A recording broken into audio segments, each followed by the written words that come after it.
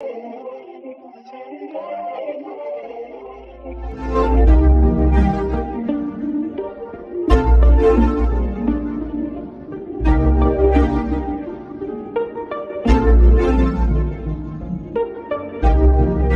been a few hours, but it felt like days. Only been days, but it felt like months. Been gone for a year, only roll like once. Life move fast when you're doing what you want. I guess I'm doing what I want. Hope you're doing what you want.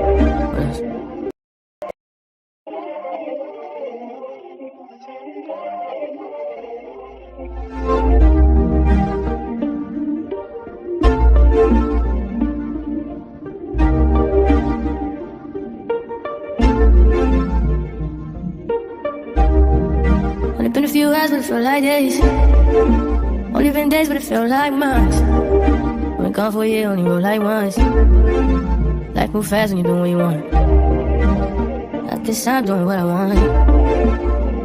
Hope you're doing what you want. But what you want? I don't know. My new bitch look like Halle Berry, but she don't love me, she too scary. My old bitch front like Jackie Brown. I wanna love her, she too down.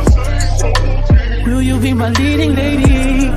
I want a contract, girl, no maybe. In the meantime, guess I'm doing what I want. get some me time. Hope you're doing what you want. Maybe I'll love myself, I don't know. Leave me here, I'll fuck myself. See me in the mirror, I duck myself. Don't need much, so fuck my wealth. Only been a few hours, but it felt like days. Only been days, but it felt like months. I've been gone for a year, only roll like once. Life move fast when you're doing what you want. I guess I'm doing what I want. Hope you're doing what you want. What you want? I don't know. You can play loud. Crib by the beach like Odell. No, my mom, my killers don't tell. Chateau, my mom got the Louis off the shelf. Now my bitch addicted to Chanel. Will you be my leading lady? I want a contract, girl, no maybe. In the meantime, I guess I'm doing what I want. get some me time. I don't know. Hope you're doing what you want. My new bitch look like Halle Berry, but she don't love me, she too scary. My old bitch front like Jackie Brown.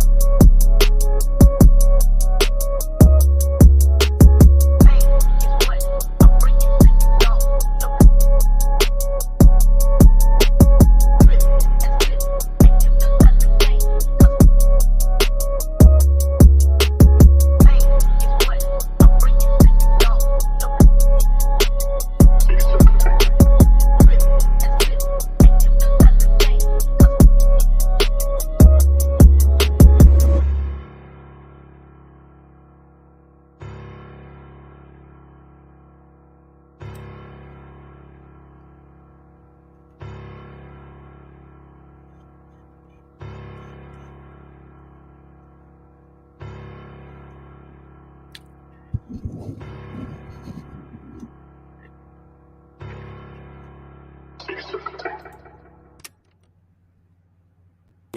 are watching a master at work. Boom, the world class. All right, welcome to the world class. I am Noble Miguel Mario Tunica Bay, Morse American Mossy, consecrated and appointed missionary, Morse Science Temple of America. And today we are talking about Memphis Grizzlies, Ja Morant, going on Instagram, showing a gun. Again, I am at a loss for fucking words. I watched Shannon Sharp a little earlier today, and I think when he explained the situation, how it came to him, I had verbatim the same shit. I'm like, yo, why are they just bringing up the surface in the video from from whatever ago? He already lost. He out of the damn playoffs. He already got suspended. Like, why are they bringing it up? That's not the case. This nigga did the same shit again. It's just fucking 14 days ago. Was it 14, 16 days ago? Maybe 16 days ago that he got suspended for the same shit. And I'm like, bro, what is wrong, kid? I just don't understand these young people. Like, I sound like one of the old heads now. I just don't get them. I don't understand what their goal is. It's just so fucking stressful. I don't understand how stressful this shit is to me. It's stressful because I'm 37 now. I'm an old man now, and I've watched so many young dudes just waste talent. They just waste their talent. I got a fucking little brother that's, how fuck old is this idiot?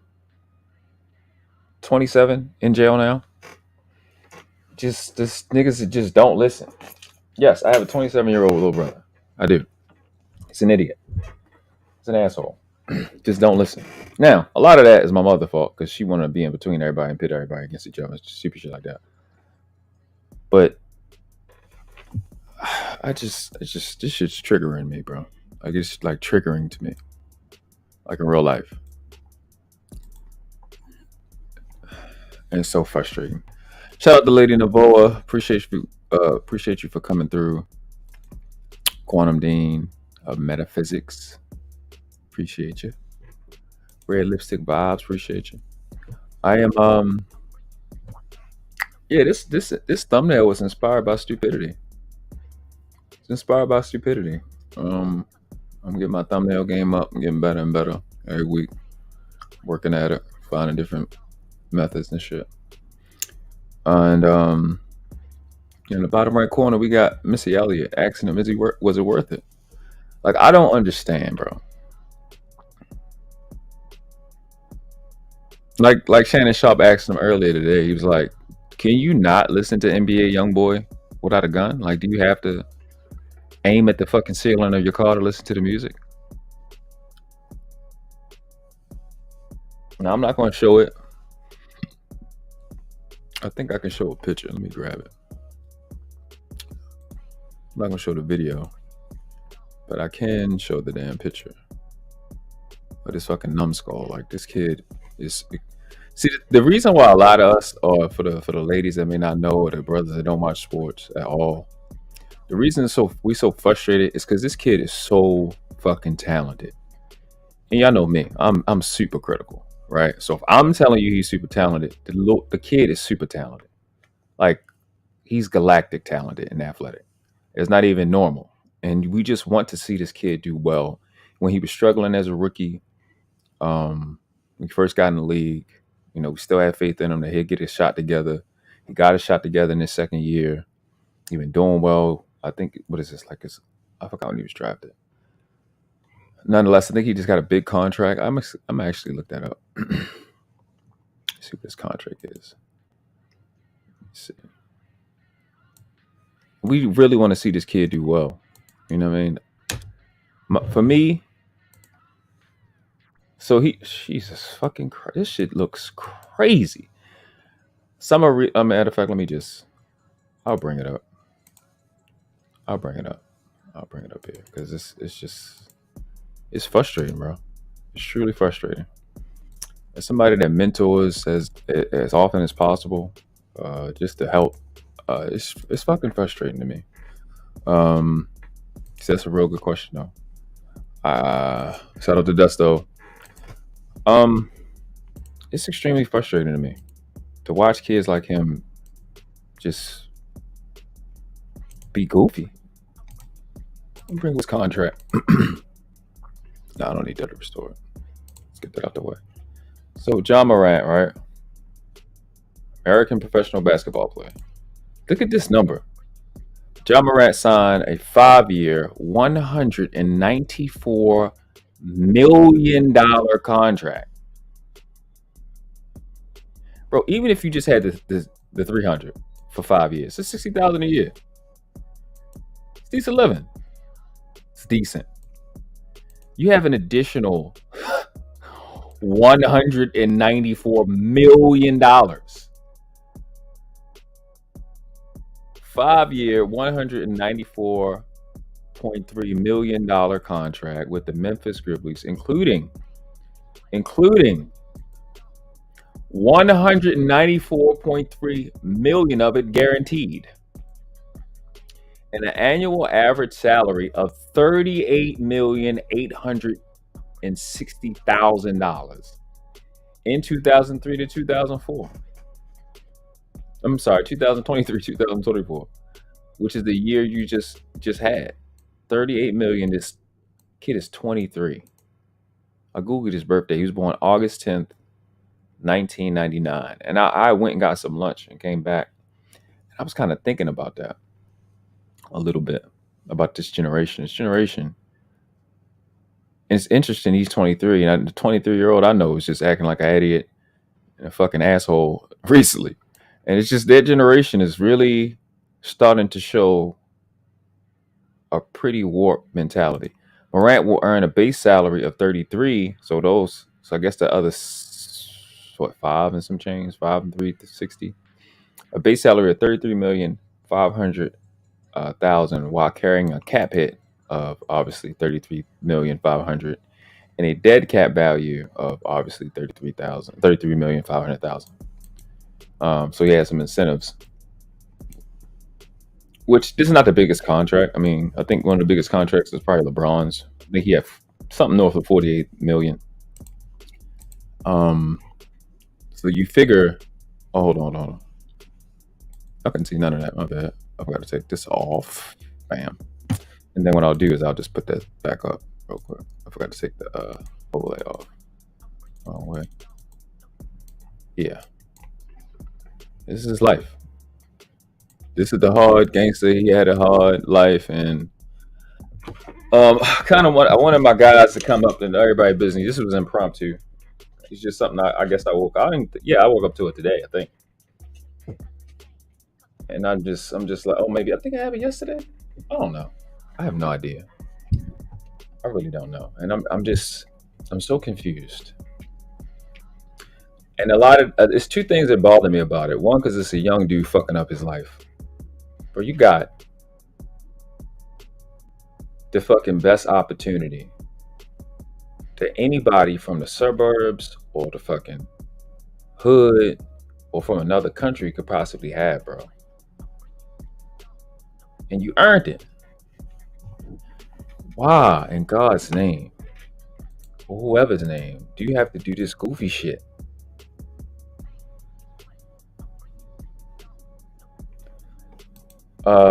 Red Lipstick Vibe says, so does he lose all that? No.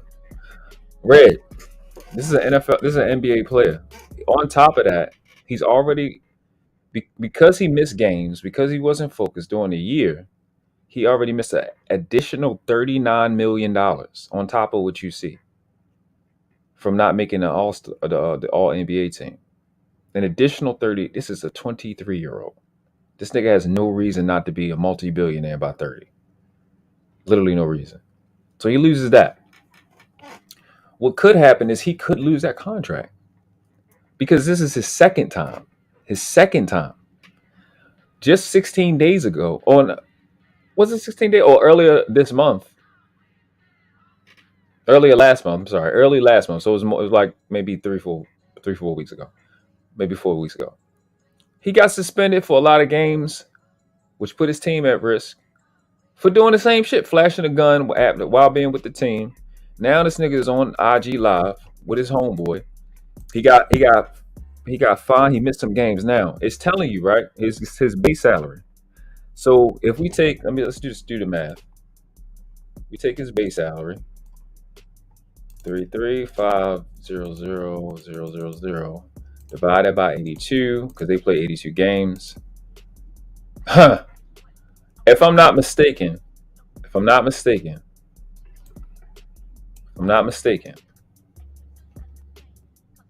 the young man, I think he was suspended for 5 games. So that comes out to 408,536. We just gonna go with that number. 408,536. He was suspended for 5 games, obviously without pay. He just cost himself earlier this year $2,042,680. Lord knows how much he about to cost himself. Now listen, I don't do the pocket watching stuff, but I do watch the success of the people coming behind me, the young ones coming behind me. And I'm not even the type of dude to tell dudes to reach back. I've never been that type of person. I always tell a dude to get himself together and take care of his team and his circle. And you blowing it for your own circle. Like where you are right now, Ja, it's rare air. You may be around millionaires all the time because where you at, but you are in rare air ever in life, not just in your timeline, not just in this time frame, not just in this millennium. Where the amount of resources you have, you are in the top 1% of the 1% ever in life.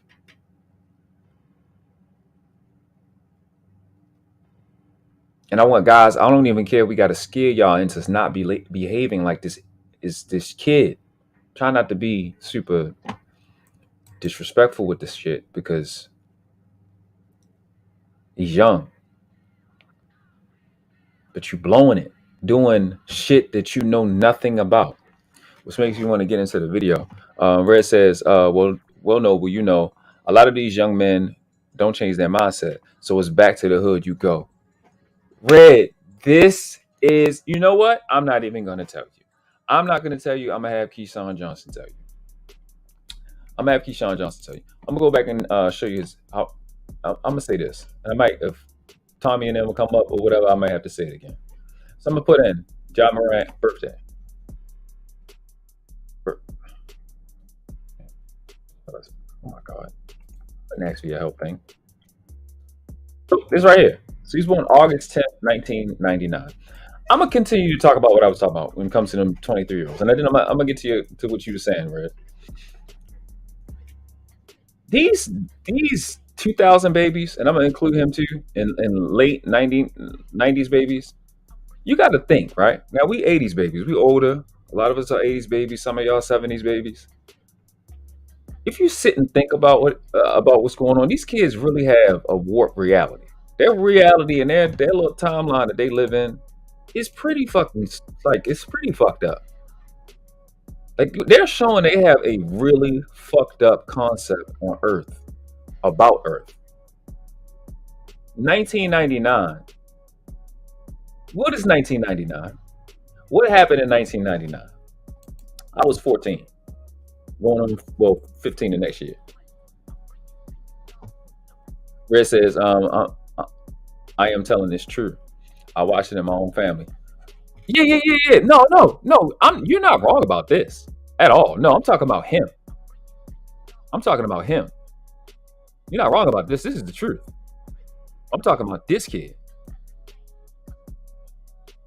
Scam said I was in the army in 1999. You ain't that much older than me.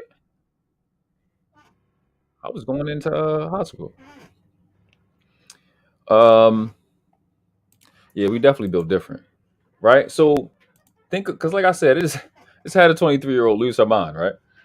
So something about this generation is just,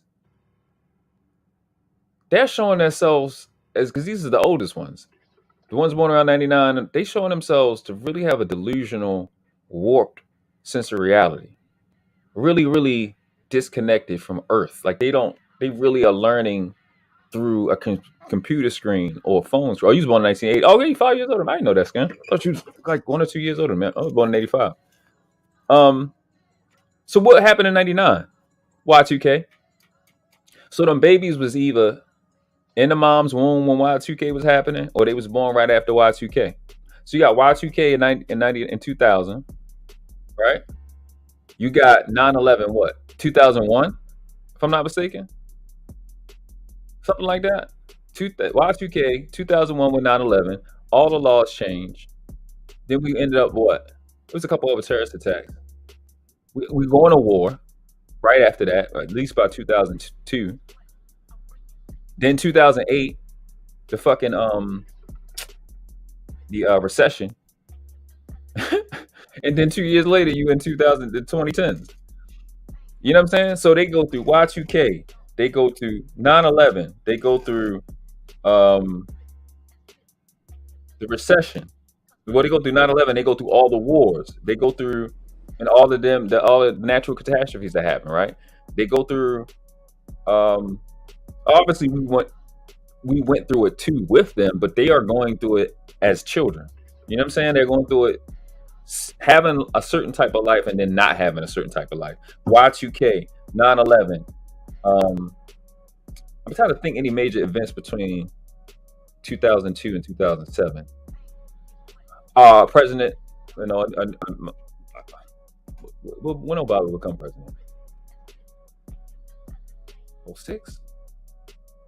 Maybe in 08. Well, 08, new, president, recession, all of that shit at one time. They're fucking reality. And then obviously what? And as preteens and teenagers and new adults, they going through COVID. They went through a lot of shit. They didn't have no regular childhood, and we starting to see these motherfuckers on. I don't mean to say it like that, but we starting to see their reality is fucking warped. I have a 22-year-old goddaughter. It's stress. It's stressful. It's stressful. It's like they know you love them, but they have so much. It's like him. Like I don't even have no pictures to show the kid. He don't make any sense. He just do shit. He just be doing shit that just don't make any sense, and it blows my mind, man. So these kids have been through stuff, and I think we really need to start paying attention and helping this generation a little bit more. They are used to synthetic interactions. They are very entitled. They're very entitled, extremely entitled. I think they're the most entitled, to be honest. Because my son is a 2010 baby. The baby's way different than them 90s, them 2000 babies. Way different. Completely different. And I think they need our help, and I don't know what to do, to be honest. Like, you try to help them. I've tried to mentor a few of them, and they're super sensitive. Their flight response is super quick, and you can't tell them nothing. And then you got shit like this, where these niggas is about to fucking blow everything. It's like they can't have enough. It's like it's never enough for them. Hence the entitlement part that you talk about. Like, you can't give these kids, these children in these late 90s, early 2000s. It's like they can't have enough. They don't know enough, no matter what. It's just mind-boggling. Mind-boggling. It's a good question. You know what's crazy? His dad used to play in the league, if I'm not mistaken. So his dad is there. His dad be around him. His dad goes to the game. His dad was in his life. And I'm going to have Keyshawn Johnson let you know what's going on with the kid. But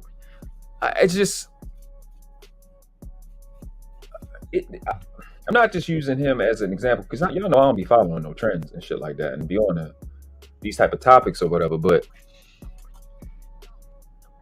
I'm seeing a bigger problem, and I'm the type of person, I'm gonna call it out as soon as I see it and as early as possible. I think that's what you're supposed to do.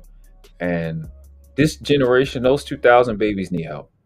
They are talented. They are very talented, extremely talented. They're very, very talented. They have tremendous upside. But they got this little demon in them, like this little neglectful sensitivity about them that is harmful, and it's going to cost them a legacy. They got an opportunity to do something great, but I think we as an older generation have to put our eyes on them and go, okay, what have they been missing? And let's see if we can address some things and help them. so they're not falling by the wayside. Because these kids, man, they just like a lot of what you hear. They always talk about Chicago or whatever. It's them. Like the horrible shit that you hear in the street in the ghetto right now is them. You got to understand the 90s, the 2000 babies is all these children from 13 to 23 years old. From 13 to 23 years old. So that's a lot of across the country. That's the generation that we're talking about. He's just outside of it, born in August. Them late 90s babies. You know what I'm saying? It's just about the same culture. You know what I mean? They're not too different. Maybe 97 to I say 2012. You know what I mean? They need more assistance. They need very specific attention. Because I honestly, I think they got too much attention, to be honest. Because I watched it. I was my 80s baby. I got my little brothers came literally 3 more little brothers 5 years apart on average. One was born 4 years after me. The other one just over 5, almost 6. Another one was 15. 5. Well, 4, and then 6 years later, 10, and then 15. So I got them right in the line. I've watched basically each generation, and it's just like all 4 of us we were raised completely different. You know what I'm saying? And that shows the flaw in us as people to not have a uniform way of raising children, so you can get the best product, because the food you eat have uniform standards, the country you live in, the state you live in have uniform, so you can get the best product. Where we get food from, etc., and all that. And it's just sad to see them not get it. Like, I just want to see them get it. And some of them say good things, but their behavior don't reflect that. It hit me because a 23-year-old that was rocking with me for a year, say a lot of good shit, but then the shit don't be there. Like the rest don't show up. And it's like, yo, just get it. But I'm going to rock with you. And then the pressure gets too much and you flip out. I've watched this generation they just flake the fuck out. They just flake out. What the white side call them? Snowflakes? Scam says, how are they any different than the clowns on the desk panels? I'm telling you, they're the same people. They're the same people. And a lot of these dudes on the desk panels are their generation's version of them, because they always want to run and everything. What's going on, Brownie Ellie? Red says his dad may be there, but is he present in his life? There's a difference. That's a fact. That's a good question. That we don't know. I don't know that answer. I just know that he's definitely was the guy that pushed him, to help him, get as good as he is and to get him to the league. I think he was a top 10 pick in the draft. I mean, the kid is amazing. He's absolutely amazing. There's no way to get around that. Very talented, but it's his mindset. It's just not where it's supposed to be, especially at his level. He said, "This nigga said maybe his dad loaded the clip." No, his dad wasn't in the car. He was in the car with a little homeboy that ain't in the league, ain't at his level, and don't have his risk. What you filming and shit? That's shit you got to think about. All right, so I'm gonna play this video. This is what made me hearing Keyshawn Johnson explain this. This is what made me say, yeah, I got to go live, because I'm gonna get into the bigger part of it, which he's going to talk about. But I had to get that little bit out the way. So drop this music and let's go. Grew up around gangs and gun violence. I've been shot before. My sisters have been shot before. Okay, I grew up around gangs and gun violence. I've been shot before. My sisters have been shot before. That's not it. It just really isn't. You, and I'm not even talking about the money, but you put yourself in a position, because first of all, you're not from the streets. So let's stop that. So that's the part, Red, I wanted you to hear. The dude is not even from the streets. For him to want to go back to it, he's not from the hood at all. He's not from it. He don't know nothing about that world. He don't understand it. Like I said, his dad was in the league. His family he about middle class, upper middle class that he grew up as. This kid has no connection to it. And it's just super galactic stupid to me. Like, I just don't understand it. It's irritating. And to be honest with you, it's insulting. It's insulting. Like y'all think the way that those of us that grew up in the hood, you like y'all think it's some type of cosplay shit. Shout out to Reaper. What's up, bro? Red says, I say a lot of parents push for the bag or the best at whatever, but not pushing the mental and emotional needs to be great or the best. Yeah, I see that with those sports parents or whatever.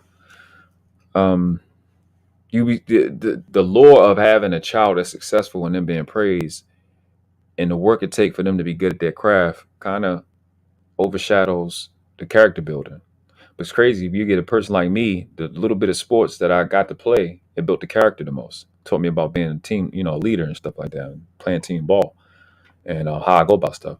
Shout out to Dallas D. Yeah, stuff. Please hit the like button, share, subscribe. The link to hop on the panel is there if y'all wanna say your 2-3 cents, 4-5 cents, 50 cents. Because yeah, this shit irritated me. So I'm I'm gonna let him rock. Red says, so it's his association he is trying to fit in. Yes, exactly. So who is he trying to impress? I don't know. Who are his friends? Clowns, obviously. They can't be friends if they letting this nigga risk $194 million. Now people might want to say this. Keyshawn saying the same shit. He from Los Angeles in the hood. I'm from Baltimore in the hood. We fucking damn near 4,000 miles apart from each other. Been in the hood. I ain't never been shot or stabbed, but nigga, nah, get the bag, G. It ain't it. Like that ain't it. It's not where it's at. Like that shit ain't even, none of that shit matter, bro. Niggas don't care. Nigga is none of these niggas, bro. Got on that tombstone, this the illest nigga ever. If he did, who cares? Ain't nobody going to the graveyard to see that shit. Nobody give a fuck. This the illest nigga in the world. So what? He can die just like a dog can from the same bullet. Who gives a fuck? Nobody cares. The only niggas that care about you being that lit nigga is the niggas that's envious of you. Niggas that want to kill you and take your shit. That's the only niggas that care. And them females that want to take your shit and rob you. That's it. They the only people that care that you lit in the hood. Nobody else gives a fuck. They got to go to work tomorrow. They still got to pay their bills. They don't care. You something to look at right now, then they going in the house. That shit ain't it. Let's just stop it.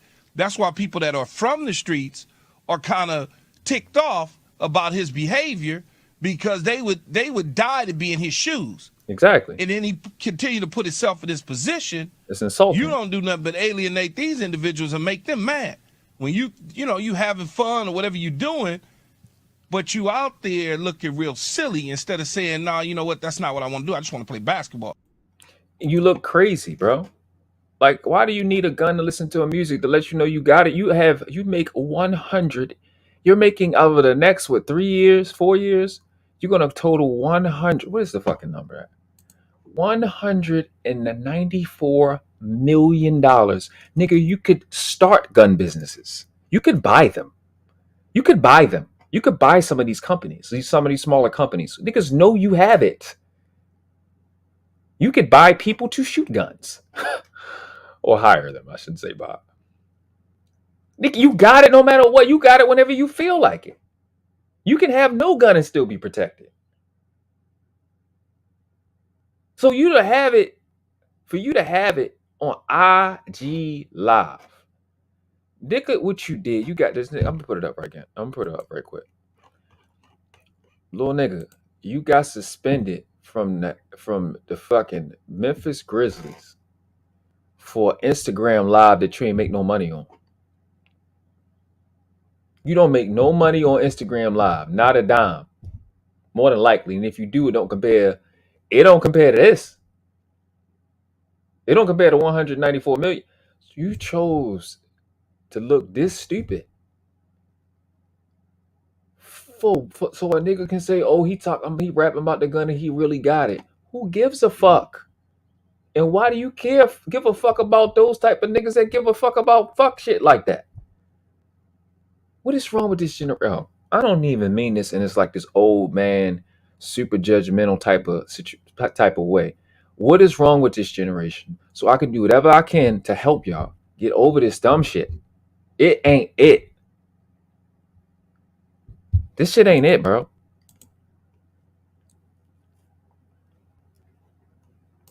Where it says some feel they are untouchable. Everybody feel like that to that bullet traveling 4,000 miles per hour go through your fucking face. Everybody feel like that. It's harmless. It's not. It's everything is harmless and okay until it's not. That's hood shit. Niggas is ops till they not. I heard podcasts say that over and over again. You a threat till you not a threat. That's how you know you're not a hood nigga. It's not funny, bro. It's not cool and it's not cute. I'm 37.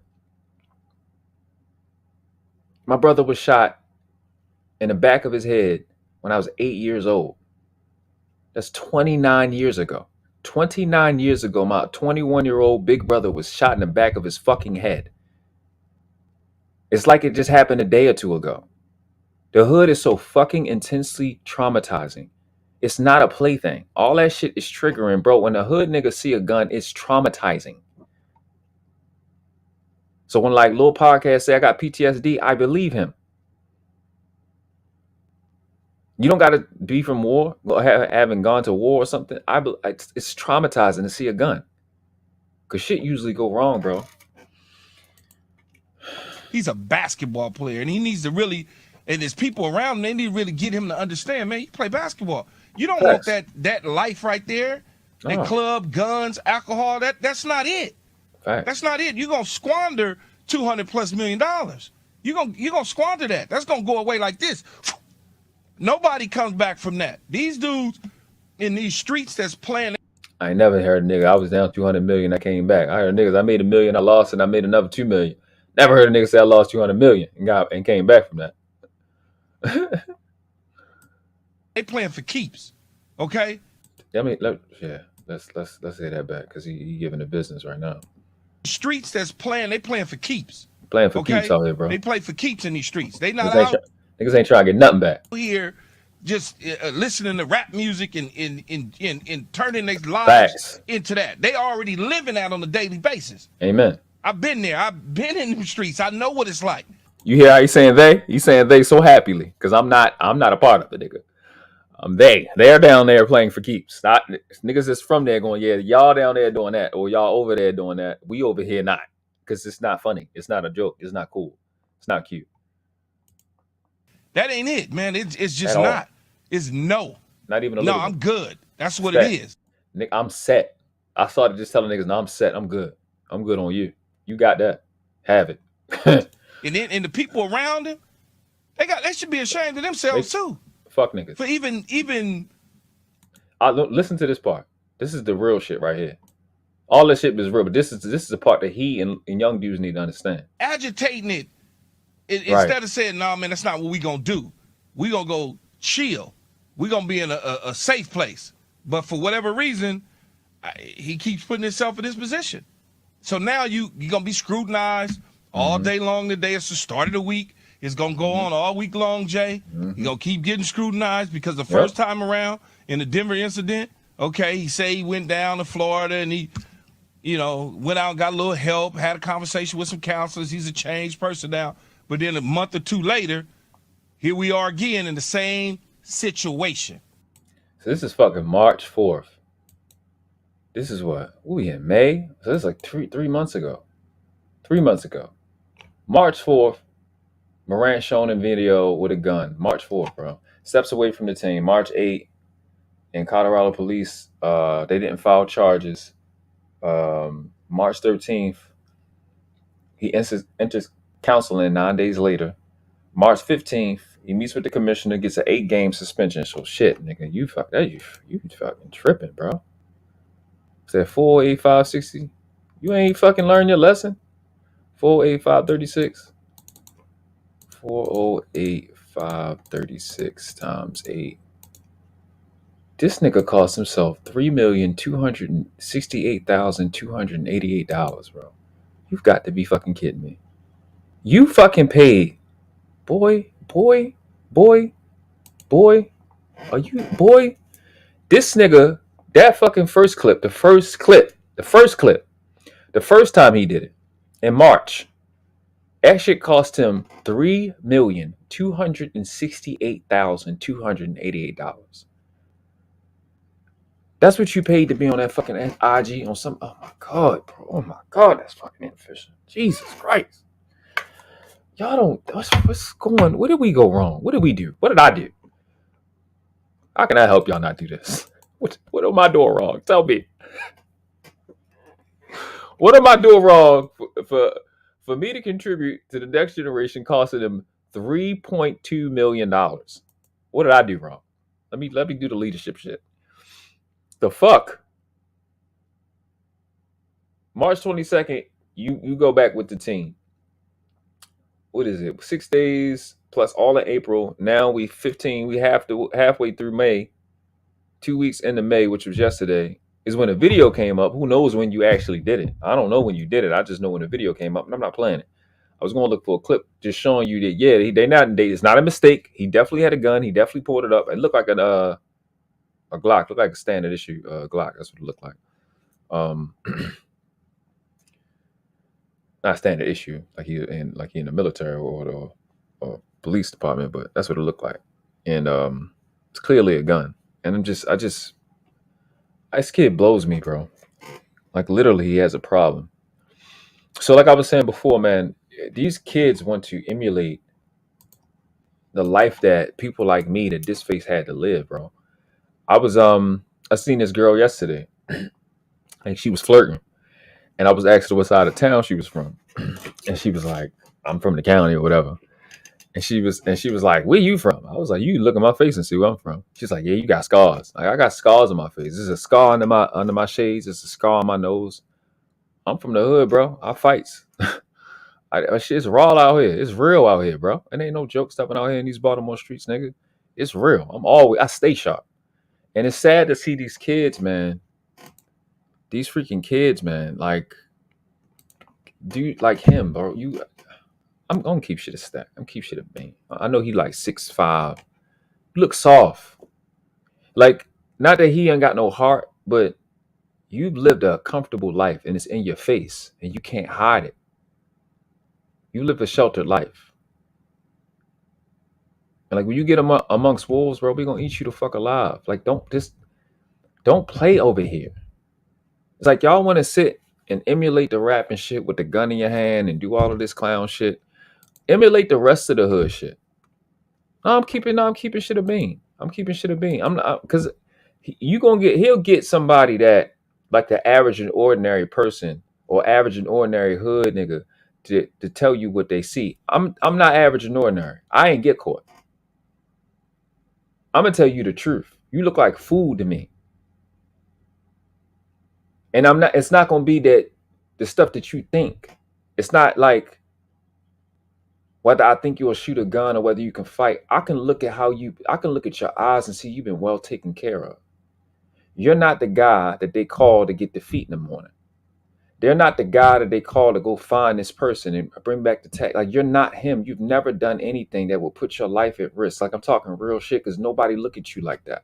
You look like a cakewalk. There is nothing. No, it's no matter people that you can. It ain't no gun you can get that would make somebody like you not look like food to somebody like me. It ain't nothing you can do in life. You are a dog walker. I mean, a dog walk victim. It's so easy to find you and take your shit from you. It's in your face. We don't need no more tough guys. Like, I was just I was watching Sexy Red live, and she was talking about Angry Man and Angry Man exposing his son. I was like, at the same time, I'm super proud of my son. Super proud of my son. I said in my live stream, he told me he wanted to be a scientist. I'm so fucking excited. It's enough tough guys. We don't need no more tough guys. We need guys that can think. We need geniuses. We need inventors, and we need guys that have compassion. We need guys that can care. We don't need no more guys like me. It's enough tough guys.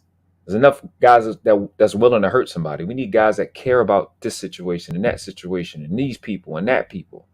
It's enough tough guys. There's not enough men that care.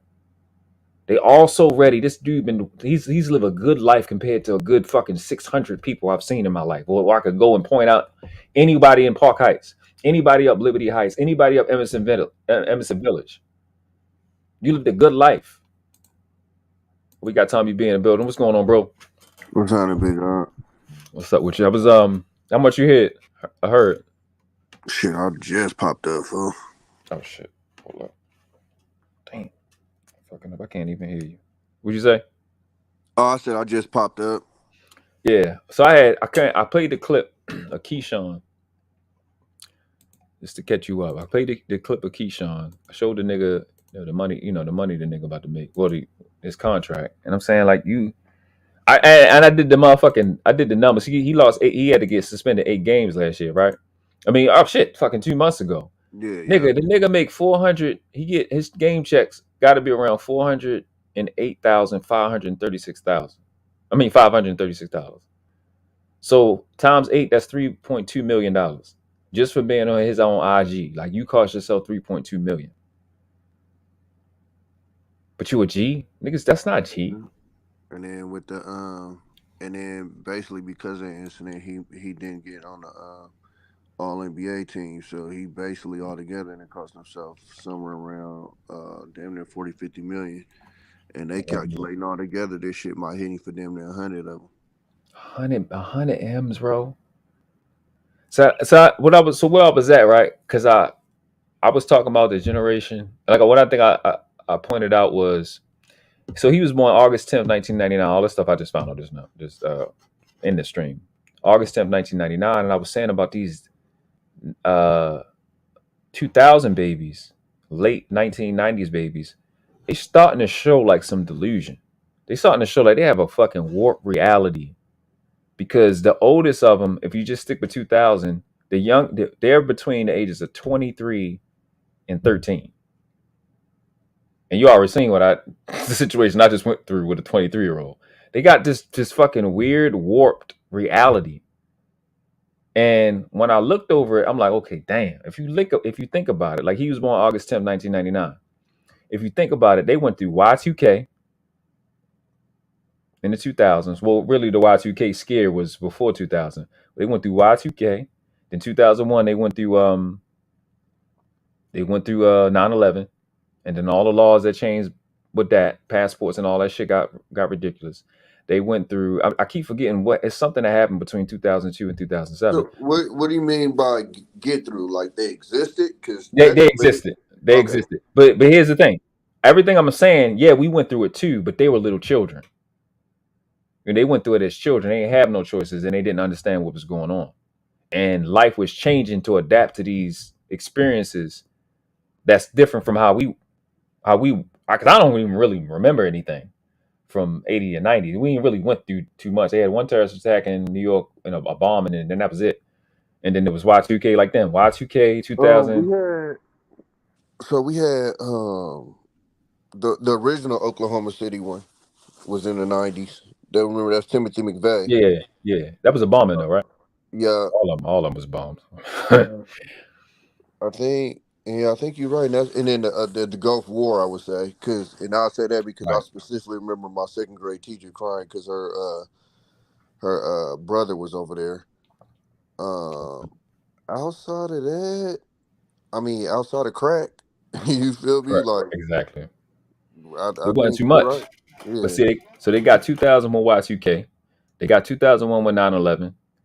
Between 2002 2007, it's I guess presidential change. I guess I keep forgetting when Obama came in office. Nonetheless, 2008, you definitely got Obama there, and you definitely got a recession. And then 2 years later, you in 2010s.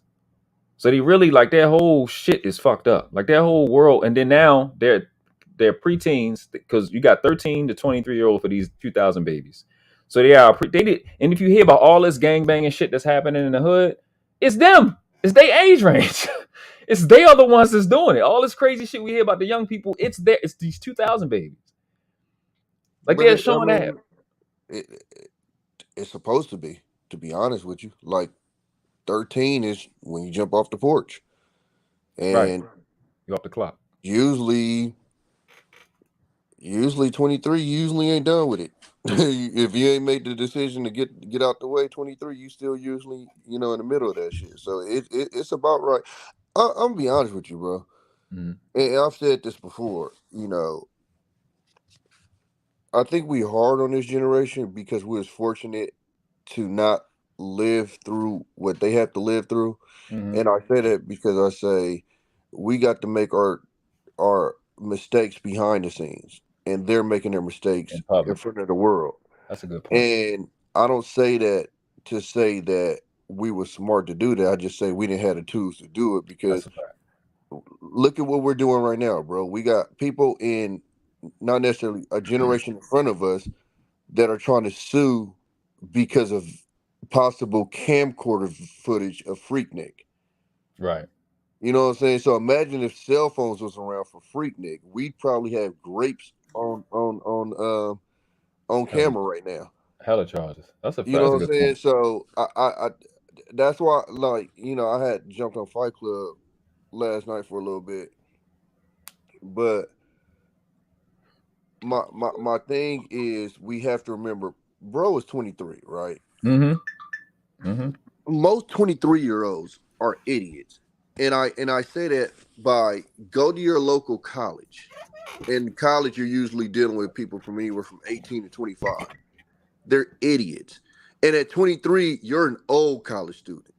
You're an idiot. I was in the military at 23.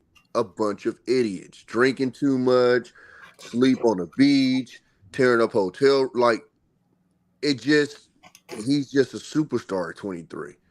All right. So as much as I want to be like you're a dummy, you're this, that, and the other, you always and I think this is the problem that we have with these athletes, bro, is we always forget their age.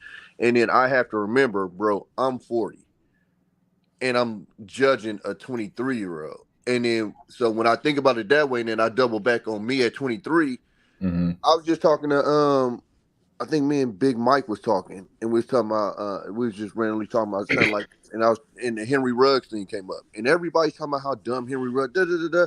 Oh, bro, I have specific memories of me in the military around 23, 24, having a drinking contest and winning 12 shots. Was so drunk I slept through. We had went over to my homeboy's house to watch a fight. Was so drunk I fell asleep at the opening bell and literally woke up when it was announcing the winner and had went all rounds. Shit. Hopped up from that, jumped into my Ford Explorer and raced my partner in his Impala doing 127 miles an hour going down the freeway in Virginia. I just luckily didn't hit anybody, or I would be Henry Ruggs right now. So I think we judge these dudes because one, they have money, Mm-hmm. and two, um, we never interpret the fact that they have age. You have to remember the mistakes that we made. You can damn near amplify that shit if we had the money that they had, but we didn't.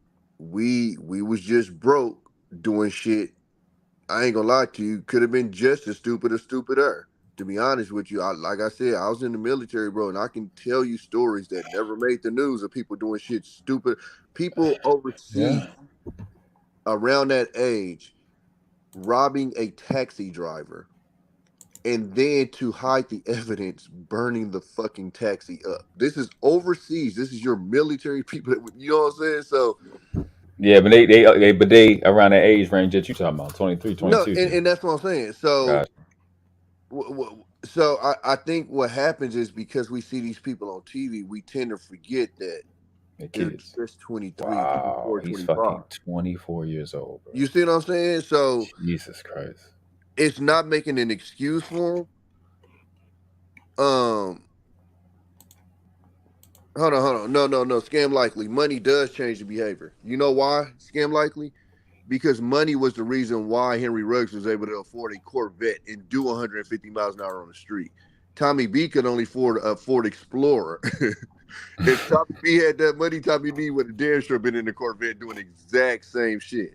So it does change your behavior. I don't know if you guys know this, but Queen Latifah, the reason why she wears that key around her neck is because she bought her young ass brother a fast motorcycle when she first got on, because they was into motorcycles. He crashed it and killed himself, Damn. and it messes her to this day because she bought that for him. I don't know if she still wears the key, but she wore that key for years. Being young and dumb is a real thing, bro. And Yeah. I don't think people yeah, but scam likely doing 95 is a lot different than doing 156 miles an hour in a Corvette. 95, you have a whole different reaction time. Am I not saying that the exact same thing couldn't have happened? Absolutely, but I guarantee you the force would have been it's a lot Yeah. of things that would have been different than if you're in a brand spanking new Corvette, bro. I'm telling you right now, bro. I wouldn't be here if I'd been able to afford sports cars like that. When I first got my driver's license, I did not drive anywhere less than 100 miles an hour. Shit. If a freeway was involved, we were touching 100 every fucking time. And that was my first car was a fucking Chrysler Fifth Avenue, bro. Ford Probe, Nissan Maxima. That's what I was driving, bro. And I was touching 100 every single time I touched the freeway. Toyota Celica and Ford Explorer. That was my first couple of cars, bro. So Shout out to Hank. Shout out to B Sammy. So yeah, Mr. She said, "What's up?" How you doing, Miss? She said, "How you doing, Miss Ty?" No, Mr. that's He said, "What's exactly my up?" point. What's up, Mister? He said. That's exactly my point. Scam likely money is a steroid, and to everything. It gives you the overinflated ego. It gives you access. Yeah. Like 23-year-olds can't usually afford a brand new Corvette, or you would be seeing what Henry Ruggs did a whole lot more often.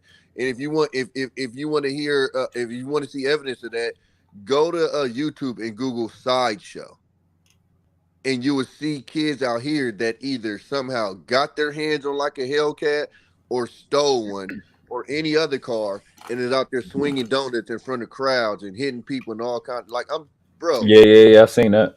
I remember you had like, that shit on your OBS. Exactly. That's what we grew up doing. So this is what I'm telling people is, again, it's not excusing the behavior. Yeah, right.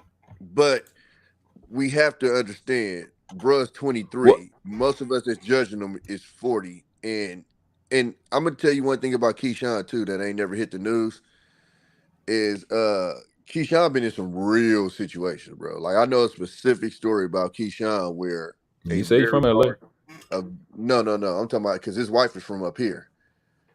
Mm. And he had a very specific situation where a very large gun was stuck in his face. So understand, and yeah, he is from the trenches of LA. I mean, he ain't like that, but he's definitely from the he's definitely from the trenches out there. But yeah, so he coming from a real place. He didn't experience some shit.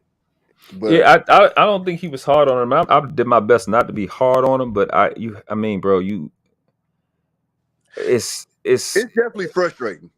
It's just that's it. It's just frustrating. I've been dealing with this generation for a while. My goddaughter is a 2000 baby. It's frustrating, but because they are so like him. That kid is so fucking amazingly talented, bro. He's so athletic and talented. It's crazy how talented that kid is. Shout out to Hank. What's up, Hank? Big Hank. What's up, fellas? What's up, Nado? What's up, Tom? What's going on? I'm gonna tell you this though, Noble. Imagine what the generation before us was saying about us. I know every time I say it, I be thinking about it, and I can hear this shit in the back of my head, bro. I ain't gonna sit there and lie to you. We literally, so when I was really like, wow, was like between like 2000, 2003, because that's when I was 18. It was able to really like get up out the house, yada yada yada. You know what our saying was back then? We still ain't listening. Free Tweez Gotti. That's a fact. We still ain't listening. Niggas definitely said that. No, nigga, that was like a motto for us. Nigga, my nigga, when he went to the pen, that's what he told the judge. Nigga, we still ain't listening. Wow. You know what I'm saying? Like, and he went for the L. He ain't going for like some years. Nigga. He has a letter. Fuck numbers. Okay. And he told the judge straight to his face, nigga, we still ain't listening. That's what we was on when we was coming up. That's why I try to explain to people like, bruh. I get you. Our generation not wrong. is out there. You feel me? So you're not wrong at all, because we definitely was wild. And try to have some compassion with it. But like I said earlier, like what the fuck am I doing to cause y'all to risk $194 million? What's your take, Hank? Appreciate you coming to the panel. Oh, no doubt, no doubt. Well, we talking about rugs? Or we No. talking I about just Ja? brought it up because Tommy brought up Oh, rugs. I had okay. not Yeah, looked into the story, but we so I'm on. gonna connect it for you, Hank. Which So what I was saying was, I think a lot of times what we don't take into account when we talk about these situations is the age. And I said, at 23, most of us was idiots. And I said, my point, my example would be, I was in the military, and at 23, you would see a gang of idiotic 23-year-olds. If you go to your local college where 23, you're the OG at that college. They're still idiots. And so what my point was, Hank, was even in the Henry Ruggs situation, I gave an example of me in the military being drunk out of my mind doing 126 miles an hour on the freeway in Virginia. I said the difference between most of us and somebody like a Henry Ruggs is he had access to buy a brand new Corvette and I didn't. So I was doing my 120s in a Ford Explorer. He was doing his in the Corvette, which is a whole different experience. And so even like, and I didn't even say this part though, no, but even with the Ja Morant situation, bro, I literally have specific memories of riding down the street in Corpus Christi, letting the thing off out the window. So what I'll tell you, like, we just wasn't on camera, bro. We was fucking idiots. No, you got your point hit. You're right on that. Go ahead, Hank. My bad. But now what I was saying, what Tommy, you just said you're not doing it on camera, dude. They are self-reporting themselves, and That's it's a good point. foolish. You know, they post everything and they provide everything for the law just to get them if they was to try to. But because we didn't have that access. You said what? We didn't have that access. Let me give you thank goodness. I'm glad.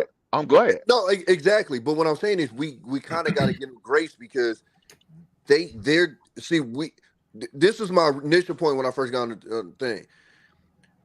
We were able to make our mistakes behind the scenes.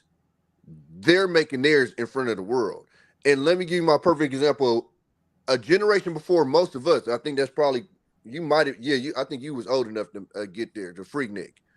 We have grown people right now trying to stop camcorder footage of Freaknik, Hank. Well, yeah, when you sit there and say we didn't have, that was our access. It just was going to be played later. It wasn't going to be instant. But later play. My point is, Hank, if we did have access, because you know what though, Hank, I appreciate your point, but you know what? It's just like sports. We talking about sports. A second or two late, a second or two early make the biggest difference. And now the fact that we took the camcorder and we record shit and we got to take it home and then put it out there make a big difference for them because they got to hit the button. Tommy got a good point. I thought about it, but he really selling it right now, and I understand what he's saying. Because just really think about it. If at Freaknik the phones was like it was now, this is what I told Noble. I said we have grapes all on Instagram Live. Oh shit. Yeah. Like just think about, like, matter of fact, they just played. I can't remember who sent it to me, but they got some shit in Houston right now. That the video was Lil Duval. He had it on his thing. Well, they basically got a damn near freak with, bro. I'm sitting there watching it like, they putting this on camera? Dudes is out there deep sea fishing out in public. Girls sitting on the car, going to work. But here go my pushback though. We can't keep doing the same thing and expecting a different result. So we expecting them. They, when you still mentoring these kids, these younger dudes, they still, I got it. If you got it, why are you self snitching? Well, you ain't learn from us. Well, you didn't learn from what we doing because niggas talk about the rappers now. Niggas was snitching on themselves in the 90s with Jay and them. Nah, you ain't learn from us. Not to this extent, bro. Like. Oh yeah, it's not the same, but it's like, why y'all? We can't keep letting them not learn. But it's one thing to say. It's one thing to say something, but then when it's the footage behind it, that's the thing about it. No, but you got to understand, bro. Like you're saying, learn, bro. We never had a live button. That didn't exist in the 90s. The 2000s. That's what I'm saying. You got actual footage. You got actual footage. Yeah, the live button is what, 5 years old? You're right. This is new. Brand new. So there's nothing to learn from because this is brand new technology. Well, the things they say out their mouth and the things they do, like you still got control. Like what's not new is the body. That technology is pretty old, and you know what you say out your mouth and what not to say out your mouth, right? But I'm trying to think because I'm trying to think of what you just said as far as like us self snitching because I honestly I can't. I don't know if we went through that. Like you would hear the story. Like, okay, perfect example. Like, because I think our major thing with this isn't really the athletes, it's more like the rappers that do this type of shit. So I'm trying to think of rap stories. Like most rap stories, bro, you heard through the streets, but it wasn't like every once in a while it hit the source. Like it's still stories right now that's coming out about the source that niggas never heard about. You had to either be there or you had to have like a partner that was there. Like most of y'all didn't know about motherfuckers getting robbed like a motherfucker at the source unless you had a partner that went there or you was tapped in. Us in California, we knew because we probably knew the people that was out there doing it. But people outside of Cali, you didn't really hear that a bunch of your favorite rappers was giving it up.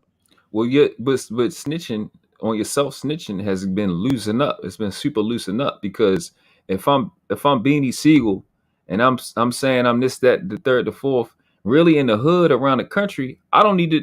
You snitching on yourself, even let niggas know you that nigga to knock somebody out or banging them. So back in the day, you not even supposed to know who the hitter is. So now you letting everybody know when you rapping. But you also got to remember back in it, like. See, that's why I say they can't learn because this generation, and I've said that before, these rappers are way more active than our rappers was. Most of our rappers was rapping about their brother, cousin, homeboy, this, that, and the other. Perfect example, NWA, you only had one person in there that was really active. All the rest of them was just they was non-factors. And that's how. That's usually how it is, though. Well, yeah, but see, that's what I'm saying. But the difference is now, Lil Durk is a superstar, and people be like, "Look, well, it's documented that Lil Durk, the police stopped him in the middle of him trying to knock down an op. That's documented. That's not something he said on wax. That's something the police have written down in their report. One of his first cases, they caught him running down the street with a thing trying to knock down an op. You got King Von, who." After he passed, they put out there that he was really knocking shit down. That's not what we had in the past. We had motherfuckers telling quote unquote stories and representing it as if they was really doing the shit. I get that. That's true. Jump that back to Ja then. Because those two examples you got is what the problem is. That's my biggest problem. You get that. I give you that whole deal on the youth aspect, but the other aspect is what you're trying to emulate shit in the hood because rap now is like the only people that can rap now is the shooters. That's why these niggas can't rap because it causes a Ja to have to go. If I'm rapping this on Instagram, I gotta have a gun, causing him to think that you emulating a life you don't know nothing about. You ain't grow up like that. And let me fire back. Okay. You have Damian Lillard, who's an actual rapper who actually comes from the trenches, but does not act in that fashion. So he's actually active in the art that you're talking about. And he don't have to act that way. John not even a rapper. That's what I'm saying. So I don't understand what is his mindset. So it's this dude named Brick Baby. He from 60s in LA. Bro, we're just watching B-Rad in dark skinned B-Rad. A dark skinned Malibu's Most Wanted. That's all we're watching. A dark skinned Malibu's Most Wanted. And that's what and it's crazy because it's like MTV predicted this shit. Oh shit. It's the dark skinned Malibu's Most Wanted. I forgot about that. Yeah. Wow. Like when he said that, I'm like, damn, bro. He hit that right on the head. He said, yeah, bro, it's B-Rad. He's just a black B-Rad. He wants to be down so much that he looks like a fucking goofy. And see, that's what Keyshawn was saying. He said that's why real people that's from the hood is insulted by that shit because it's like, yo, this shit not a cosplay thing, bro. Like you like I said before you came up, I was talking to this girl yesterday. I was joking with her. I was asking what side of the town she was from. And she was like, she said the county. I'm like, oh, you from the county? The same type of shit with this. Like, y'all from the county. Y'all act a certain way out in the county. Y'all not from the city. And she asked me what side of town I'm from. I said, you can look at my face and see. I got scars on my face. Shit ain't get there by accident. I didn't walk into it like a leaf or a snowflake. It's real out this. It hurt. All like the whole shit that we lived through, it hurt, bro. So when a nigga see a gun, it's traumatizing. Like those of us that got platforms like you, we got to kind of speak up for other people because that's why I love like slowly but surely I started to love what podcast what he do because I'm like, you know what, I need to do that because my ass is fucking traumatized. I do got PTSD, nigga. When the nigga is in his pocket, bro, that shit unnerves me, bro. When the nigga go into his little hoodie, I'm like, oh shit. That shit, I didn't start thinking about it. I heard podcast talk over and over. Like, that shit really bothered me, bro. So this hood shit that niggas be niggas that's from safe places, from the suburbs, it's insulting to a lot of us, bro. Especially somebody like me. Like I said, my brother got killed when I was a little boy, bro. He was 21, I was 8 years old. I got to see what I would look like dead in the casket. Because I knew the story growing up. One of his friends, one of the niggas that rock with him, rolled up on him and shot him in the back of his head. So I've always been worried about being betrayed. I've always worried about who the fuck behind me. I've always watched niggas' hands since I was 8. I grew up like this. It's not a cute game and fun to me. Like when niggas is rapping the songs and saying, yeah, I'll shoot you. These niggas is trying to reclaim their power. Like a lot of what the chicks be doing. They saw, nigga, fuck that. They just trying to reclaim their power. And they running their mouth and loud and shit. They trying to reclaim their power because it's fucking traumatizing being in the hood. This shit hurt. It's stressful. You be sad. It's not a fucking cosplay. You know what I'm saying? Like it's insulting. That's what I was trying to explain to him last night when I was talking to him because I ended up going to a back and forth with JB, and and I hope he see this conversation, but he sees the thing when we have these conversations, we're glorifying some shit. So like what you saying, you know, I got scars on it, like as if you're saying that's a badge of honor. It's like, no, bro, that's what we go through. Like. You remember the video that you be talking about that I put up on my birthday that day? Like, that's the real side of this shit. I literally, bro, I'm 40. Swear to God, 2 or 3 days ago, I just had a conversation with my dad, and my dad talking to me about the way that I move because he's like, bro, you're not in the shit, and you still moving like you this gangster some shit. He's like, you got to chill out, and I'm telling him like, one of my motherfucking fears that I walk around with. Is the day that I relax, it's my last day on earth. Yep. Same shit. Like that shit is fucked up to think. But it's like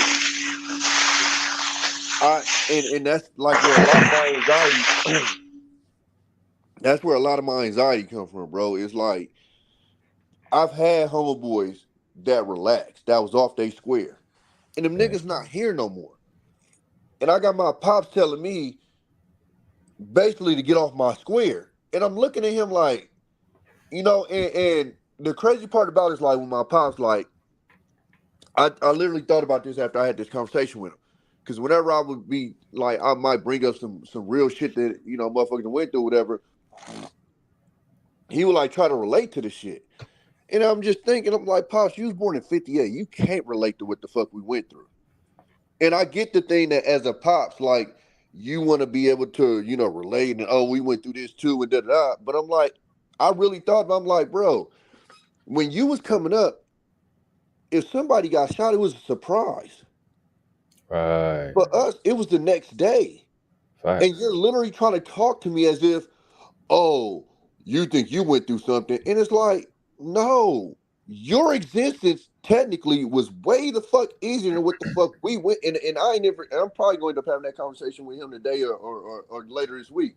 But I'm like, bro, your existence just because of when you was born is different. When I listen to interviews from the original, you know, gangbangers and stuff, they all tell you it didn't, like, the biggest thing that they was carrying was like a fucking 22. Right. When I grew up, niggas was shooting Uzis. Nigga, you know what's rare now? Is I heard niggas fought with their fists. I very, very rarely do I hit, damn, this person got shot now here. Niggas don't even fight no more. When I was coming up, 90% of the altercations, maybe 80, at the worst was fighting. Most of you here now niggas are shooting or stabbing or tasing or macing or something crazy. I'm gonna keep it a buck with you because I think this generation get a bad rap of that. No, they definitely do scrap. They shoot a lot more. But they don't even talk about it. They talk about would you because they get their ass whipped. I will say that I've seen a couple of rappers. King Von said it, and he was a shooter, but King Von said straight up like I hit hard, and we saw him. When he saw Quando Rondo the day that he died, we saw he hopped out. He ain't hop out with no thing. He hopped out and beat the shit out of Quando Rondo. And in his home, and so that's my point. Is and that's how you gotta look at this generation.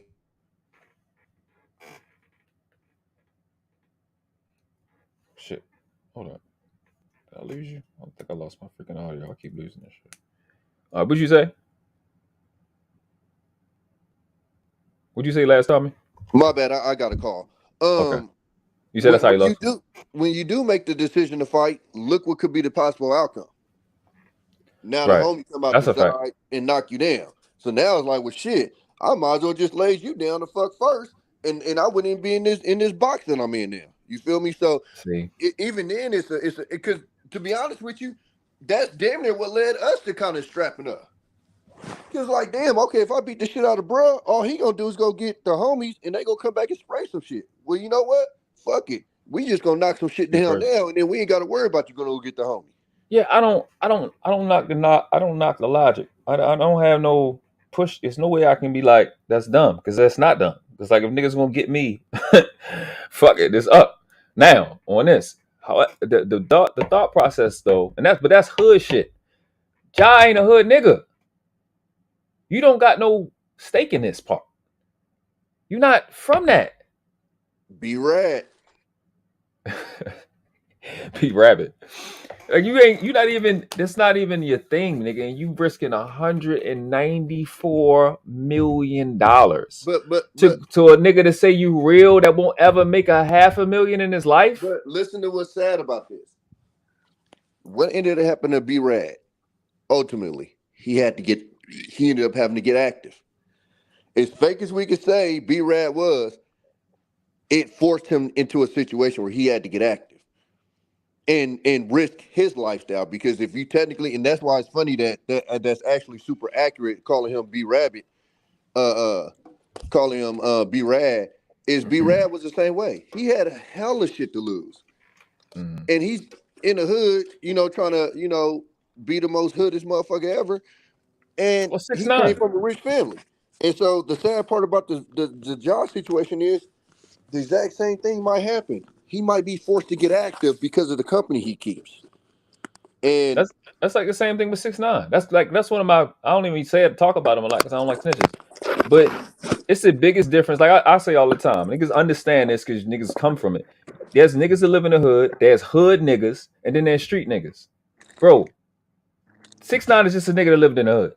Little Mexican kid. You not a hood nigga and you not a street nigga. Then you rap about the shit now. You with street niggas. You just skipped a step. You ain't pick up them skills, nigga. Now niggas is beating you up in the bathroom at LA Fitness or whatever the fuck you was at. Because you don't understand how real street. Yo, I was thinking about this. Yo, I'm a hood nigga, bro. That's what I grew up around. That's what I learned those skills. Street niggas live in a world that you don't, them niggas, I can't live like them niggas. Them niggas live, wow. They don't got no foundation. They don't got no schedule. It's always I can't live like them niggas, bro. They know it. I'm like, yo, how do y'all live like this? Yo, they live 72 hours. They live 72-hour days. Because you can't sleep because you know a nigga after you. The cops after you. The ops after you. I can't live like them, bro. You got to know your limits. I can't live like them street niggas. Their life they live is wow. Yeah, fuck that, man. I'm gonna keep my country ass where I'm at. Then fuck this shit. That street life, yo, them street niggas, bro. They live a life that just don't make any. They don't even make no logical sense, bro. They don't have no sense of time. They don't have no sense of structure. Everything is up. They got dope everywhere. Like so, when you I see them stories of them college, not college. I ain't gonna say the word, but you see them situations where these active shooters, run into schools. I seen street niggas do that shit all the time. You know this nigga chasing you. You go in the house with the kids, with the baby, and the girl with the baby. Like I watch these niggas live wild. So I know my limits. But you got somebody that never lived in that life at all. Granted, 6ix9ine lived in the hood. Granted, Ja probably got cousins in them that's from the hood or live in the hood. Everybody do. But like even me, I know I'm not even all niggas in the hood now. I know I'm not even in the top 50 percentile on the worst shit that can ever happen. Yo, the shit I've watched in my life blows my fucking mind. It's stuff that I watch niggas go through and stories I ever heard, bro. I don't even know how you stand it, my nigga. It's stuff going on in the hood that y'all don't even have no clue about, bro. Y'all don't understand. I know I'm not in the top 50%. I know my story ain't in the top 200 in terms of how bad it was. It's real out there, bitch. You got to know who you are. But when you faking just because this shit is on TV, like I'm not responsible. We're not responsible for what these white people put on TV and what they show about in Africa and to you white people. That's not our problem. But you don't know this world, bro. Like you emulating having a gun and saying a rap lyrics. Emulate hugging your friend's mom because he got shot. Emulate that part too. Emulate going and cutting your homeboy's grandmother grass because he used to do it and he gone now. Emulate getting up and making the breakfast for these babies two stores down or two houses down because the mama's on dope. Like emulate that part too. Yeah, when you gonna do the JPays, the GTL Houston calls, I get them every motherfucking week. GTL Houston, if you know, you know. You the skits for that. I ain't seen my brother in over 20 years from behind the wall. You feel me? Like it's real out here. You feel me? And that's the side that, you know, again, coming from the see, I think because I was trying to have this conversation last night and they jumped on me because somehow I glorified and yada yada yada. But what I tried to explain to JB last night is like, bruh, it's not that I glorify it. I try to give you guys the mindset of a motherfucking that and just I don't want to make this whole thing about him. It just happened last night, but some people are triggered because of experiences that they had in the hood and they don't even want to listen, which is fine. But all I try to do is give you the perspective of what motherfuckers is thinking because I've been around the motherfuckers. You know what I'm saying? Like I've had conversations with these cats. I've literally seen my homeboy when the shit was when the gun was still hot. You understand what I'm saying? Like motherfuckers that pulled up, we outside smoking weed, and they opened the door, and the chopper is still smoking from what they just did. Like this is facts. This ain't no bullshit. 2:00 in the morning. You understand what I'm saying? 55th Avenue, East Oakland. You feel me? Like so. I just try to give the perspective of because to give a lot of these rappers credits, bro. A lot of them even talk about that side of it. The problem is these niggas skip that song. Exactly. Yeah, that's a fact. You know I give you that. That's a fact. Talks about that side of it a lot.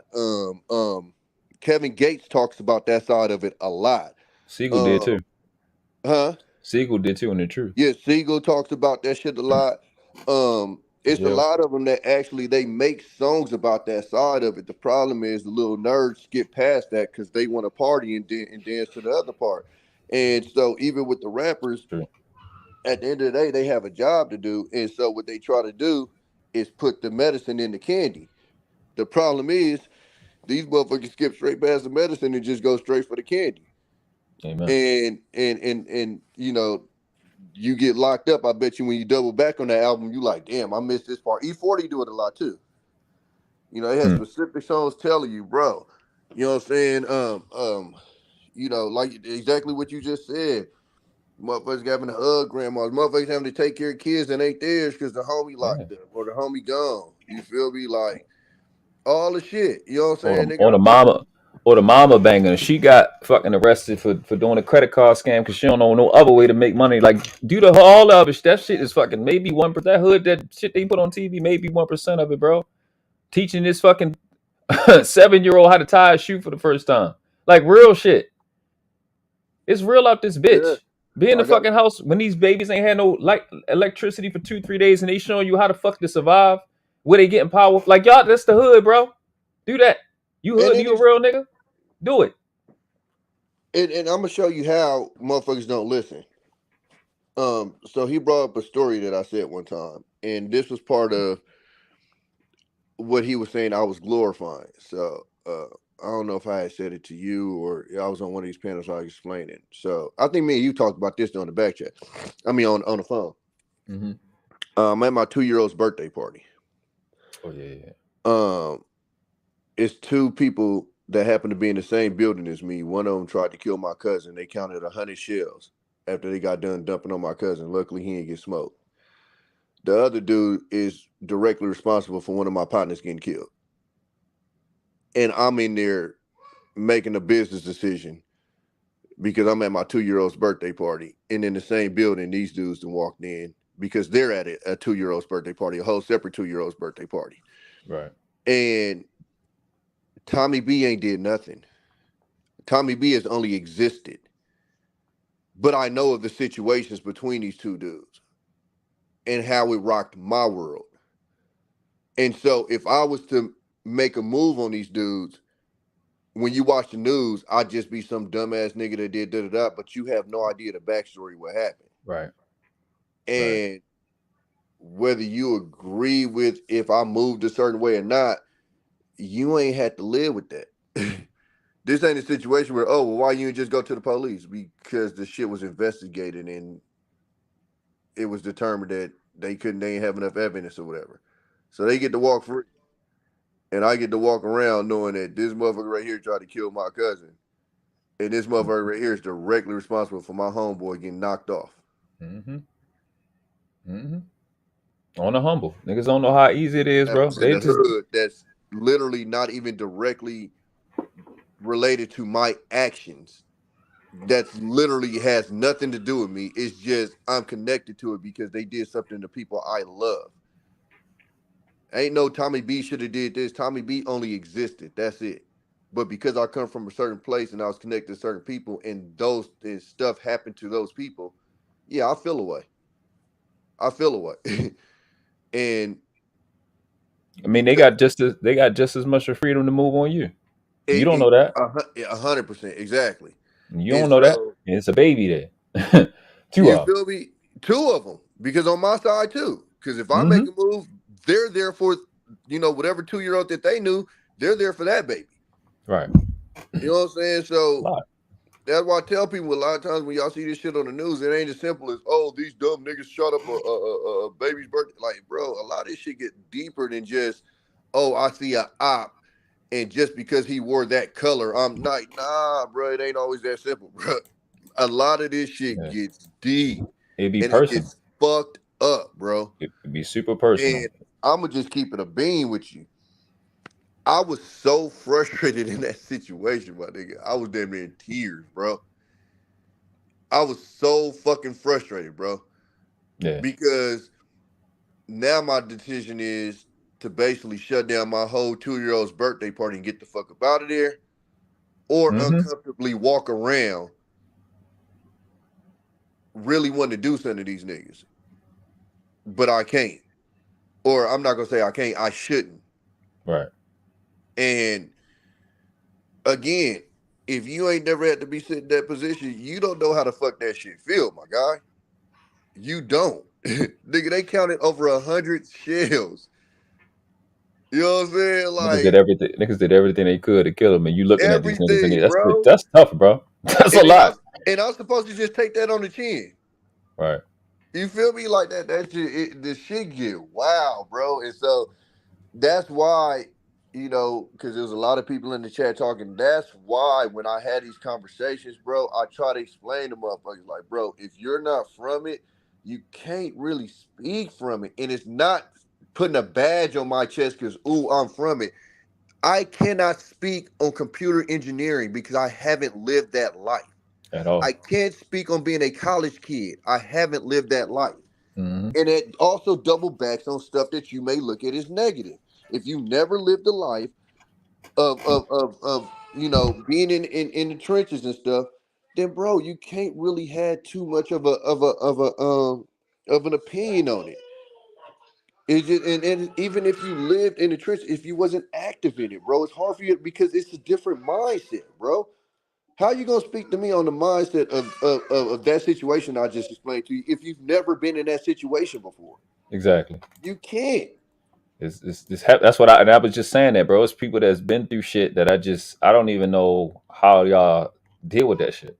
I don't know how you still walking around. You know, it's just like you said I'd have earlier. fucked my life up. And the shit that I'm talking about is the mild shit that you go through in the hood. I got partners that shit gets deeper than that.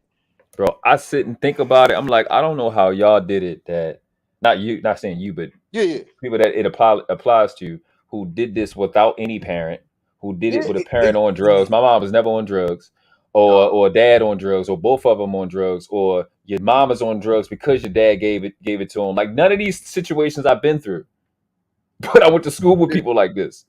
I hoop with people like who had lives like this.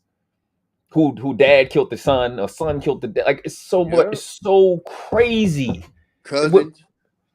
Crazy shit. The mom, the grandmother stole all the life insurance money from the daughter and then kicked her out and shit like that, and like all this type of weird shit. And I'm like, how the fuck are you still standing?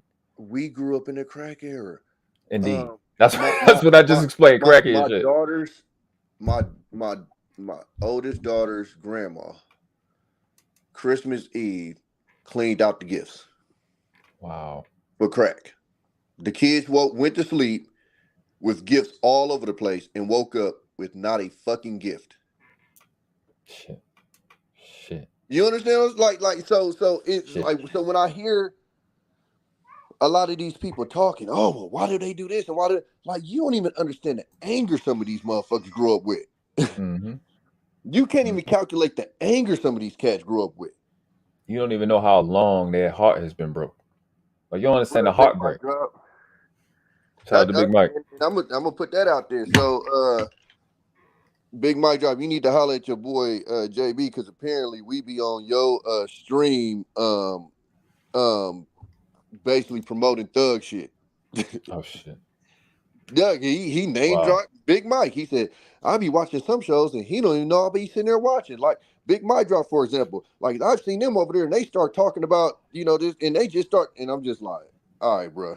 I'm gonna tell you one thing we ain't gonna be doing on Big Mike Drop is promoting some thug shit. So I don't know what you're talking about. But I proved to him that he don't even listen anyway, because when I told him that, when I explained that story to him, I'm like, this shows that you don't fucking listen, because this is where this was the reason why I told this story.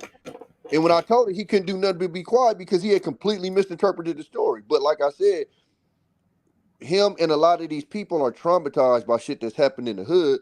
And so they're triggered. And so as soon as they hear people that might possibly have been on the other side of that situation, he gets triggered and he just, the listening goes out the window and it's just, I'm react. Because for whatever happened in his life, we're the enemy. Mm-hmm. And he can say what he wants to, but it's like, bro, you're not triggered that much by this shit if that's not the way that you look at it, and he's super triggered by this shit, like super triggered by it. Man, I've seen, multiple panels where whenever some shit like the easiest way to get JB triggered is to get a street nigga to just poke at him. I swear to God, like, and I'm not even saying that like on some like I'm being real because everybody has their triggers. I've done this with this kid on I think like over a year ago on Lapeef.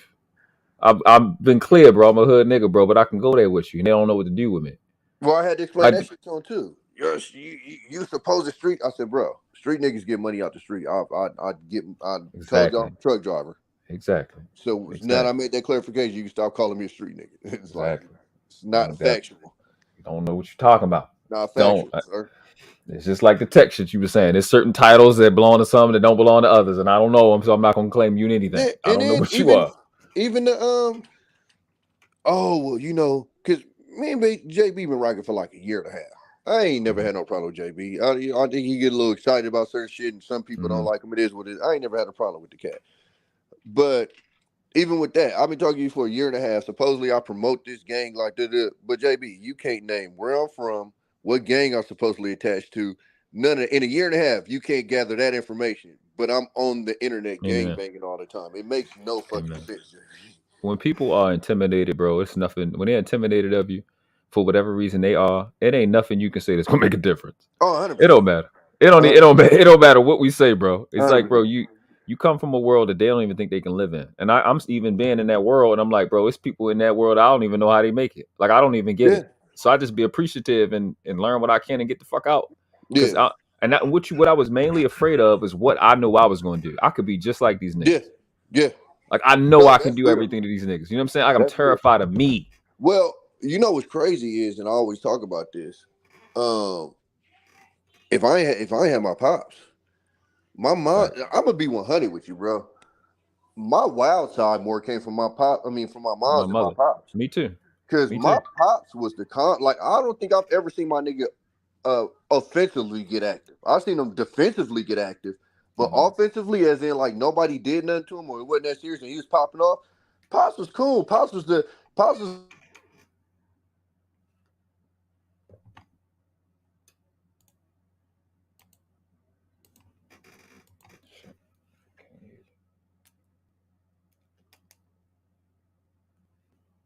I think that happened again. We lose him? Yeah, he get a call.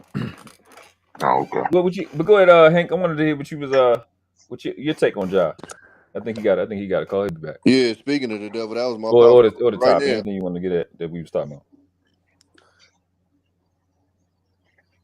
I'm sorry. But you asked me, or was you talking to Tommy? My bad. No, I was talking to you, Hank. I said, I just wanted to get your take on, your position on it. I know this is your field. You do the sports. I don't do sports that often. I just hop up on you when I can, when I'm live.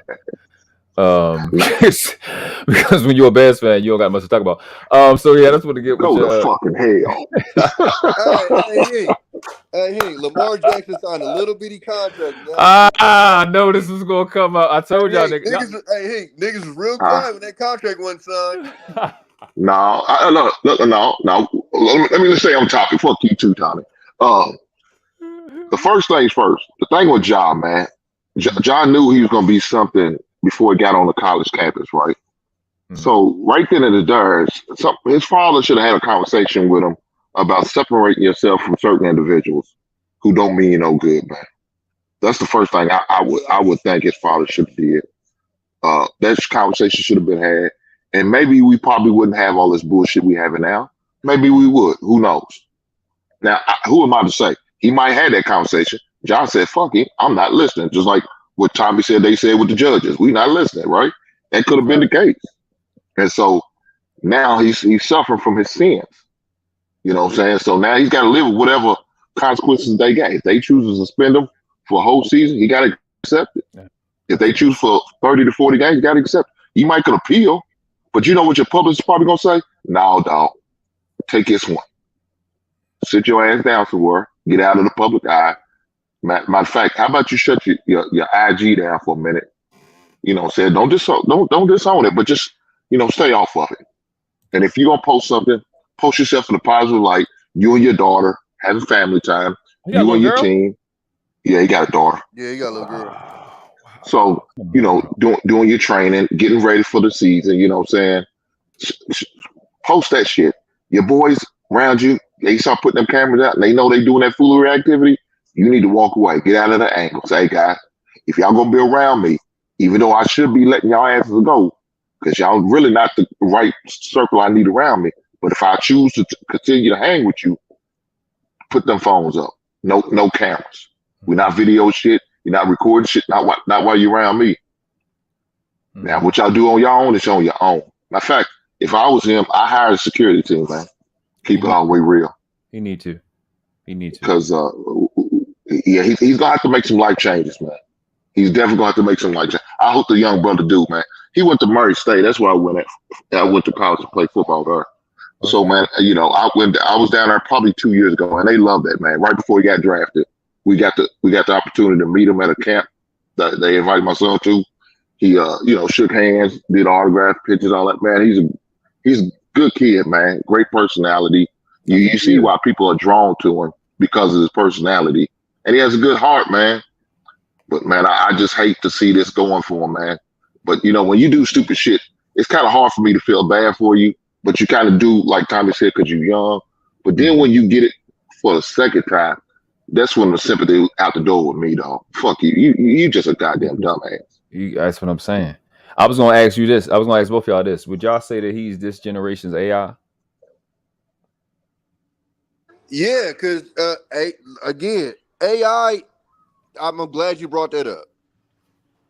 If we had cameras, AI would have been our first Ja Morant. 100%. Because AI wasn't even smart enough to keep his bullshit under wraps. I want to say, yeah, I was on the coast and I heard about shit that AI was getting into. I heard about it a little bit more when I ended up moving to Virginia.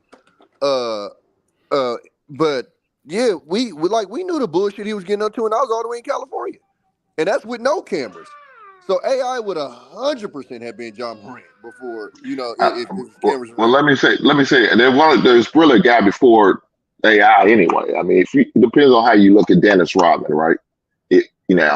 Was he way far out there like AI and what's Ja Morant doing? No, but he was doing some sketchy shit, man. You know what I'm saying?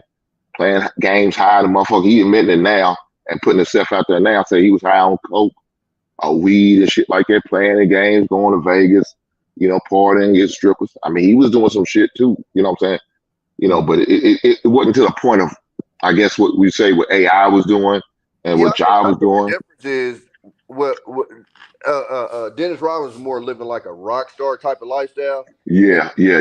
Follow Dennis Rodman, you would AI need on a some certain amount of money. Whereas what AI and them doing is they're dumbing themselves down to people who don't have money and trying to live their life instead of living the life of That's true. multi-millionaire. That's true. Yeah. That's true.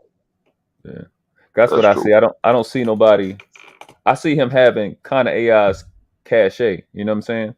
Like he has his type of his vibe, especially with this generation and this rebellious. I'm gonna do what I want, but AI's like y'all saying, it was off court, but AI was changing the game at the same time. He was changing his sport, and he was even though he said, "Nigga, I wasn't lifting weights, I wasn't doing this," but he like that rebel right now, and I think that's what's feeding him. Like niggas still supporting him. His generation, the young dudes, is still supporting him, so he really don't got no incentive to stop, other than the OGs kind of getting to him. And I think at the same time, I think the one aspect in this generation is Shannon Sharp. I think Shannon Sharp. I like Shannon Sharp, to be honest with you. Like his take on sports and stuff. But there's nobody that they didn't have nobody back in the day that had credibility that you have to listen to what they say. They had nobody AI shit like there was nobody like that. Like Shannon Sharp. And I think Shannon Sharp says some stuff that it truly irritates a lot of these guys and these ball players, and especially these young guys, because he's coming from an older man perspective. And that generation is like, man, just do your job, get it done, get the money, and get out. Just play the rules. And this more just our generation, to be honest with you, was super rebellious compared to Shannon Sharp generation, let alone this generation. And I think when Shannon Sharp is talking and vouching some of the things that Skip and some of the media say, I think it's really bothering these dudes, especially his age range. Well, I think Shannon Sharp them they had a different type of rebellion. You know what I'm saying? Their rebellion is more for a civil rights thing compared to what ours is. Ours is just like, fuck, man, I'm fighting against the police and some of our parents' beliefs and how they think and shit like that. You know what I'm saying? But I don't know, man. Yeah, no, I agree with that. I agree that the fight was different, but I think when we hear Shannon Sharp generation, we hear this institution. Like we hear them niggas that just listen to what they said, and we like, listen, that shit don't work for us. These niggas their whole goal is to control us. But you can't go Shannon Sharp don't know what he's talking about. Nigga got 3 rings. He was the best tight end in the world till Gronk. I mean, in the history of the game, so Gronk, like what he say matters, and I think this shit really irritate this generation. Like I know, a lot of them don't like him. A lot of not so much football, basketball more than football, and I bring him up solely because they had a problem. They had a specific problem, and it's like every time something happened, I think he getting re-triggered. I think he really getting re-triggered and trying to give an FU to that generation, but at the same time, you putting yourself at risk because the nigga that's going live with you, bro. Can that nigga make 200,000 on his own? Like, who is he? Well, why are you? But my shit is deeper than that, though, bro. If this dude get it, and that's why I said about the B-Rad situation where shit get real. And I don't know how active these dudes is that he moving around with, but if they active, what if bruh get into some shit with some motherfuckers and don't tell you? Exactly. And you live and he giving his location up and you right there. The part of it that I didn't even know that was a piece of it. So I guess he's supposed to be down with NBA Dumb Boy. So this is what, you know, the bro from LA has said. He from 60s. He said, okay, you claiming that, right? So what's gonna happen if you see them OTF boys? You gonna slide? When you see Dirk and them, you gonna slide? What if them OTF boys see you and they know that you riding with Young Boy and they decide to, you feel me, test your gangster? He said, what's gonna happen if they shoot you in them legs? You can't slam dunk no more. What, you gonna snitch now? Exactly. All that. Every bit of that. Bro, I'm just when I see what this kid is, bro. Like I said before you came on, bro. I'm like, bro, I'm gonna tell you as a nigga that's been around them niggas that do that, bro. And I'm gonna just talk about them.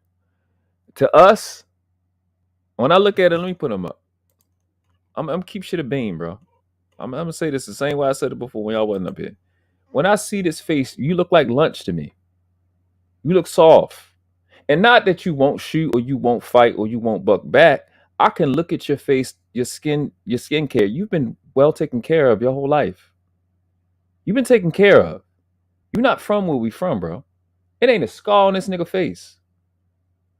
You lived a good life. It's in your face. It's people that are talented in the hood like that. It's people, and listen, that's just North America. It's hoods all over the planet that have men that are talented, bro, that know how to hunt men and look at people and find shit that you're not looking for, bro. I was getting taught different shit when I was fucking 10, 12 years old, bro. They was teaching me compounds of how to get blood out of the carpet. I'm not playing. I'm telling you niggas real shit. It's a creek off of Forest Park in Baltimore. Forest Park. It's a bridge. That's where they told me they used to hide niggas at. It's probably bodies over there. You look like lunch. You 6'5", bro. Everybody the same height when you get hit in your face, bro, and you get put on your back. Everybody the same height. You look like lunch. Stop playing them games, bro. You didn't grow up hard. It's in your face. You look like, bro, that's a cakewalk right there. That's a lick. I look at him, I see a lick. If you playing the next, what'd you say? That's breakfast, lunch, and dinner right there. That's what I'm saying. I'm not at all trying to be disrespectful, bro. I see a J. I'm not even trying to be disrespectful to JB. I look at JB, that's lunch. That's lunch. I said that last night and they got mad at me, but I'm like, it's not a knock to you, bro. It's not. It's to show you the ignorant side of the hood. It's to show you that, and I'm gonna keep it a beam with you. And a nigga is open to being wrong. Indeed. A motherfucker might interpret you as being lunch, and they might get 8. But you know exactly. What? That's the risk. Could you chill? That's the risk that you decide to take in the hood sometimes. And sometimes the street nigga loses. I'm not gonna sit here and try and tell the story that the street nigga wins every single time. But if I'm telling you, like, bro, I've been talking to you for a year and a half. Tell you right now, if you come to the hood, motherfuckers licking their chops. It's not to say that there's anything wrong with you. It's something wrong with the hood. That's a fact. Nigga, that's on some real shit. That's the realest shit niggas can tell y'all right now. Y'all need to make sure you fucking replay that. I didn't even have my shit ready. Bang, bang, bang, bang, bang, bang, bang. You know something wrong with us, because why was you fucking with us in the first place? That's lunch, nigga. Niggas looking at you like food. Like if you, we all know this. Tom, everybody that grew up around, we know this. When a girl, niggas is going, people that know this is you gonna automatically go to your story. When a girl from the hood bring a boyfriend or her friend or fiance that's not from around there, everybody get protective, especially the women. They be trying to make sure, you know, when they bring them to the cookout, or don't go over there near them, or they always come in checking on them. They always making sure, because they know what you look like to us because you're not from around here. And then the dude like me, I'd be like, yeah, yo, go up here, let's play the game or something like that. When a girl, whatever she find, when she trying to do something different, and she go find a dude in the county or wherever she worked at, and she bring a boyfriend home from work, and he not from around there, you know how protective people be. You be looking at him like, yeah, you trying to give him the nigga pointers because you look like lunch to us. Yeah, that's another part that kind of irked me last night. They made this assertion that, oh, you know, when we in the hood, what's the first thing we do when we see somebody that ain't from around it? Well, let's rewind. That's not a we do. It's certain people that do that, and there's a reason why they do that. And again, see, whenever I try to explain shit to people that I see that they clearly don't understand, they take it as I'm belittling them. And I'm like, no, bro, I'm just trying to explain to you what y'all are missing in this conversation. So what I was explaining to them is, no, the squares in the hood, which I don't use square as a negative term, the regular civilians in the hood are not looking at strangers in the hood going, who is that? No, it's the dudes on the corner that has ops. Why? And this is the part that a lot of the civilian people don't understand. We know who our ops are. We went to school with most of them. That's why the shit is so fucked up. When you look at most neighborhoods, who do they feud with? The fucking neighborhood next door. And what happens in school districts when your neighborhoods are right next to each other? You go to school together. Most of these motherfuckers know each other. That is a fact. That's a fact. Period. Absolutely. I wasn't asking y'all that last night. I was fucking telling you. That's a fact. Look at the Chicago shit. Them LTF niggas knew who the fuck Duck was. They knew who Brick was. They know these motherfuckers because they lived right across King Drive. That's how our ops was across the railroad tracks, bro. One of my homeboys lived right on the border of the shit. Could have threw a rock to their neighborhood. That's how close. So again, when you hear people that don't come from it try to talk about it, you start to sound foolish, and then I look like the bad guy. I'm going, nah, y'all got that wrong. And now I'm trying to be super gangster. No, I'm just telling you got it wrong, because even if you live in the hood, if you don't participate in that shit, which let me make this point, the majority of the hood does not. Facts. We got this understanding that we think that the majority of the hood is in the bullshit. No, it's the opposite. Majority of the hood is out the bullshit. I think what they confuse that with, what they confuse that with is that the majority of the hood is probably doing dysfunctional shit, but it don't be illegal shit. It don't be exactly, yeah, like stealing cable or some stupid shit like that. But as far as actively banging and shit like that, majority of the hood ain't doing that. No. Majority of the hood are scared of the same niggas you scared of. Exactly. That's a fucking bang bang. Even bang, you know, bang, even though bro want to be on the internet talking about, I'm not scared of you niggas. Look, I hope he watched this episode, because let me explain something to you, JB.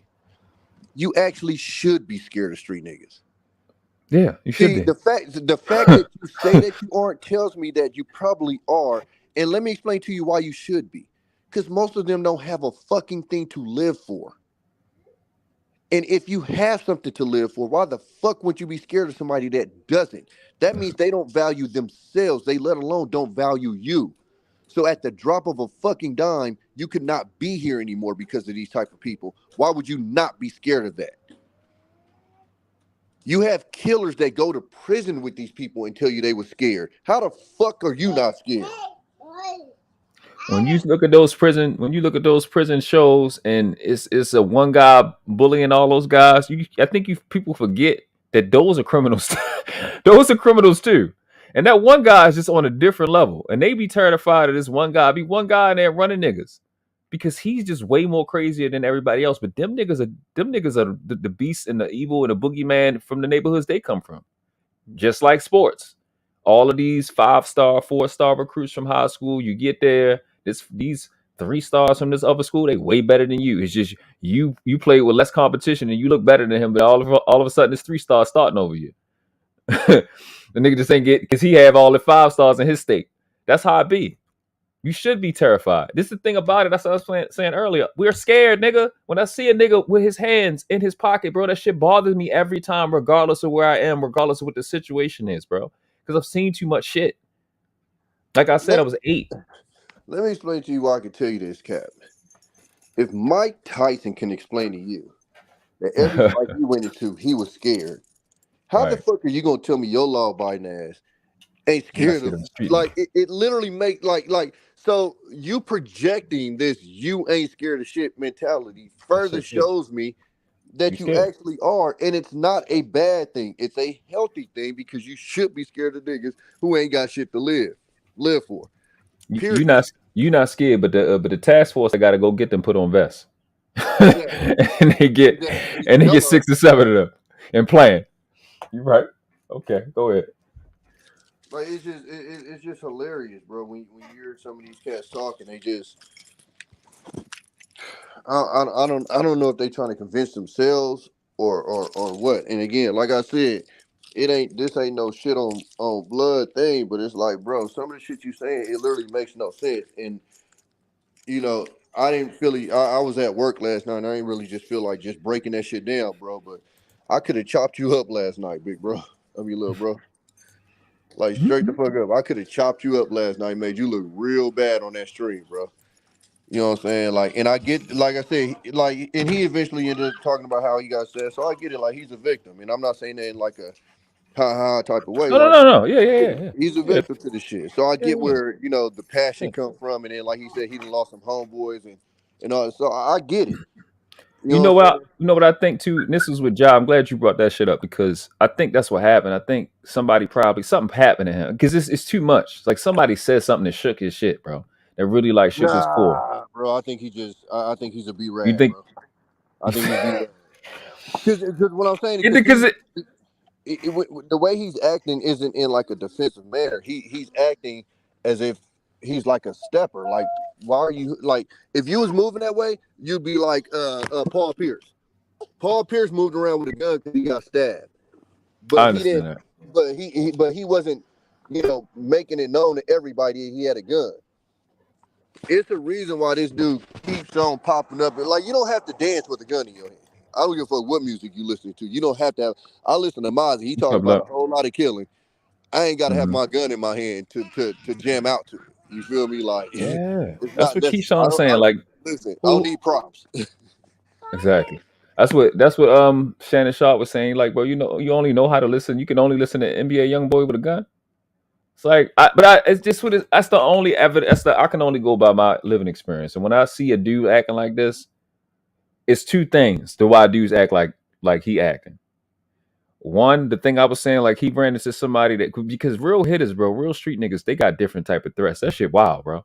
They be threatening you different ways, and that shit will shake your core. The other thing is something I doubt that's going on with him, but it'd be some girl broke his heart, his mama broke his heart or something like that. Because like this is just me completely speculating. It's like if you have a problem with a girl and she hurt her feelings, they'll come out of nowhere talking about my sister, my brother do this to you and you ain't like that and all that type of shit, and you get in your body because now this is a girl that she was in love with. Now she's threatening you. You hurt, you know what I'm saying? Like that's the only two things I can see, because there's no reason for a person that grew up with having a good life for you to act like you acting, bro. You just got suspended. You just got suspended, though. It cost. Let me tell you what you're missing. He's overcompensating. That's literally what I'm talking about. Him overcompensating. Like you're not winning. But what I'm saying is, it's not even that something happened to him. It's the fact that you know that you're closer to Urkel than you are to a gangster. So you want to overcompensate to make sure people know that, oh, no. I'm more closer to O-Dog than Steve Urkel. You get what I'm saying? Yeah. So because he might be. Let's just be 100. And look, you gonna laugh at this one.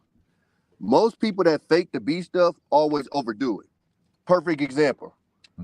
You ain't never seen a nerd ass stud. Every time you see a nerd, they talk. I've never seen a stud. I've never to this day seen a stud that was just a regular law-abiding citizen that just looked like, a nerd dude. They always look like they gangsters. Bang. That shit was hilarious. When you look at the dudes that dress like women, they always overdo it, extra makeup. So when people are fake, you got that. I get that. That's a good point. When people are fake, they always be extra out with it. And they even go to the street stuff. Most of the street, perfect example on the military. Military, same thing. The dudes that ain't actually do the shit be the most extra out about the shit. Oh, we did. Nigga, you ain't do nothing. You was in the kitchen. Shit. You know what I'm saying? In the street. Bang. The niggas need to eat. The soldiers need to eat, though. They need to eat, though. Is that you breaking up? I think you might be breaking up because you're on the road. Trinidad T says, Mr. Tommy, you canceled Christmas last night. Everything you said last night was right. And Red Lipstick says she saw you on Fight Club last night. Oh yeah, I appreciate that, Trinidad T. God damn. That wasn't a gunshot. This nigga just backfired in front of me. Yeah, man. I was gonna say it don't sound good though. Yeah, no, that was it's a old school. What's happening, Lucky? In front of me. He backfired. Hey, but you know something, man? I'm gonna give you equivalent to Ja is Aaron Hernandez, man. He's the football equivalent to what Ja Morant's doing. You way off, Hank. Aaron Hernandez was with the shits from high school. He just hit. Well, yeah, that's true. That's true. And he was actually from the hood. See, I think the key thing that we have to remember. But let Ja tell it. But let Ja tell it. That's where he's from too, though. No, but we know that's not the case. So I have a friend that's from South Carolina that literally knows the neighborhood that he's from. Hold on, could you relax? So my boy that's from South Carolina literally every day be on Facebook shaking his head and said, if only y'all knew the neighborhood that this nigga came from, this shit makes no sense. So I'm telling you as a fact, this nigga is no hood bone in his body, bro. I know that. That's what I'm saying. That's what I'm saying. No, but listen, this is how crazy it is. Because when we was at that camp, he was speaking against the shit. But you live in this shit. So you speaking against it to these young 13 to 18-year-old kids, but yet you sat there living it. So now, man, hey, how are they looking at you like a goddamn hypocrite? He's not living, he's portraying it. Well, yeah. Yeah. I want to jump in right here because I want to ask y'all this question then. So do you think he really just doesn't understand that what he's doing is associated to hood and thug shit versus he thinks that's a part of his entertainment? Do you think he really he knows thinks exactly what he's doing? And I would say, if we were just talking about like him listening to the type of music he was, then I would think, okay, yeah, that's just entertainment. Once you start introducing guns, you're making and this is the part that I hate because then they start bringing up like the white people Christmas card with all the guns. You know what the white people with the guns on the Christmas card not doing? Rapping to lyrics talking about blowing a nigga head off. Right. That's what they're not doing. Yeah, that's a bullshit ass. I know what you're talking about with that. Yeah, but I hate that's still reflecting gun safety. That's still reflecting gun safety. They're not showing it in the Instagram, which I think you're not even allowed to do on Instagram. Show guns. I know it's like that on YouTube. You can't point it. When you're rapping to lyrics, and we all know what NBA Young Boy raps about, and then in the middle of those lyrics, you're holding up a gun. We know what you're trying to portray. Indeed. And if you listen to the lyrics of what they were saying in that thing, we gonna woo woo. Right. And then he holds the gun up. So and listen, again, I've been young. I've done that before. I've listened to rap lyrics, had my shit in my lap, and so that's why I keep on going back to, bro, I've been that idiot.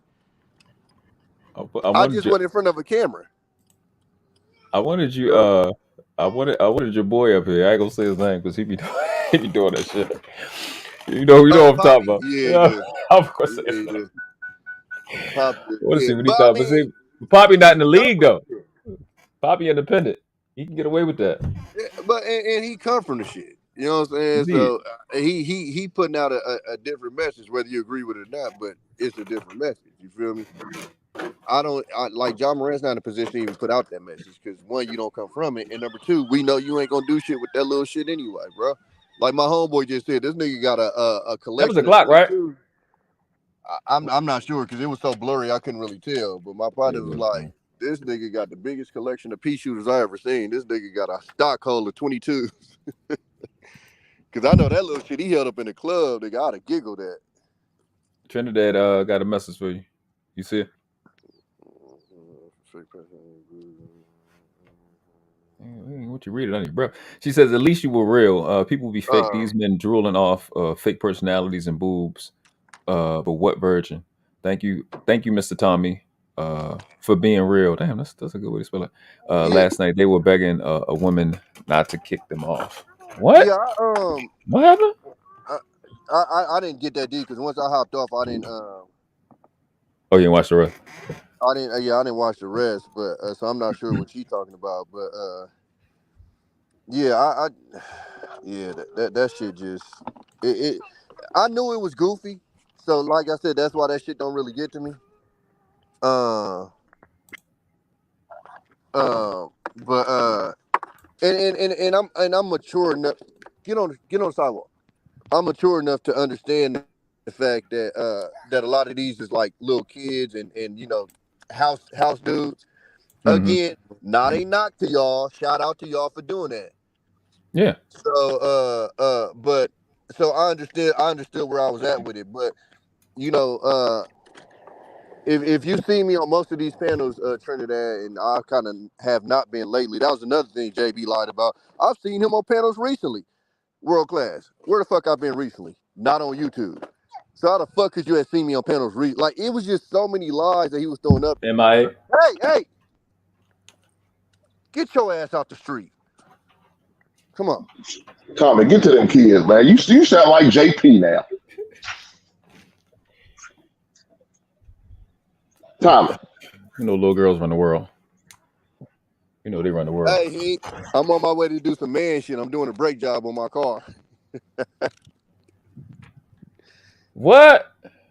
No, everybody rich on the internet. You supposed to get the company to do it. I know he could get a kick out of that because he can't stand these niggas that won't even get their hands dirty. Bro, the only thing I don't want to do is some damn drum breaks. I'll do anything else. Just about anything else. I hate drum breaks. That shit stresses me out. With that fucking spring and shit. I can't fuck with it. I ain't got no goddamn drum breaks. She said, but yeah, Trinidad. So most people that see me on a panel, that's what they always pretty much say is, you real and this, that, and the other. And I appreciate it. That's all I can be. And to be honest with you, that's one of the biggest reasons why it's hard for me to even do this YouTube shit is because like Trinidad said, most of these motherfuckers up here be fake as fuck. They trying to put on personalities and fake this and fake that. Not one time up there did I speak about how much money I make. I make a decent amount. But that's what all of these motherfuckers sit on when it come down to it is they finally made some money and they finally feel like they could be respected. And so they get on these cameras and stuff and come on, they think motherfuckers respect that. And what motherfuckers respect, bro, is just you being you. Whether you broke, whether you rich, it don't matter. Just you being you. And I think the problem with a lot of these cats is they put on these acts and they think that everybody's supposed to believe that shit. And the problem with this shit is, bro, once you talk so long, you're going to give yourself up. Eventually. Like the real you going to come out. And then once the real you come out, then we know you lying. Like she said, real recognize real. She said the men were begging Boob Girl not to kick them off. Who's Boob Girl? Never mind. It's Fight Club. That's none of my business. I'm going to let that rock. But you ain't. I mean, that's all you got to do is like that. Whoa. Was that you or me? Was that him, Hank? That's me. I'm come out and come back in.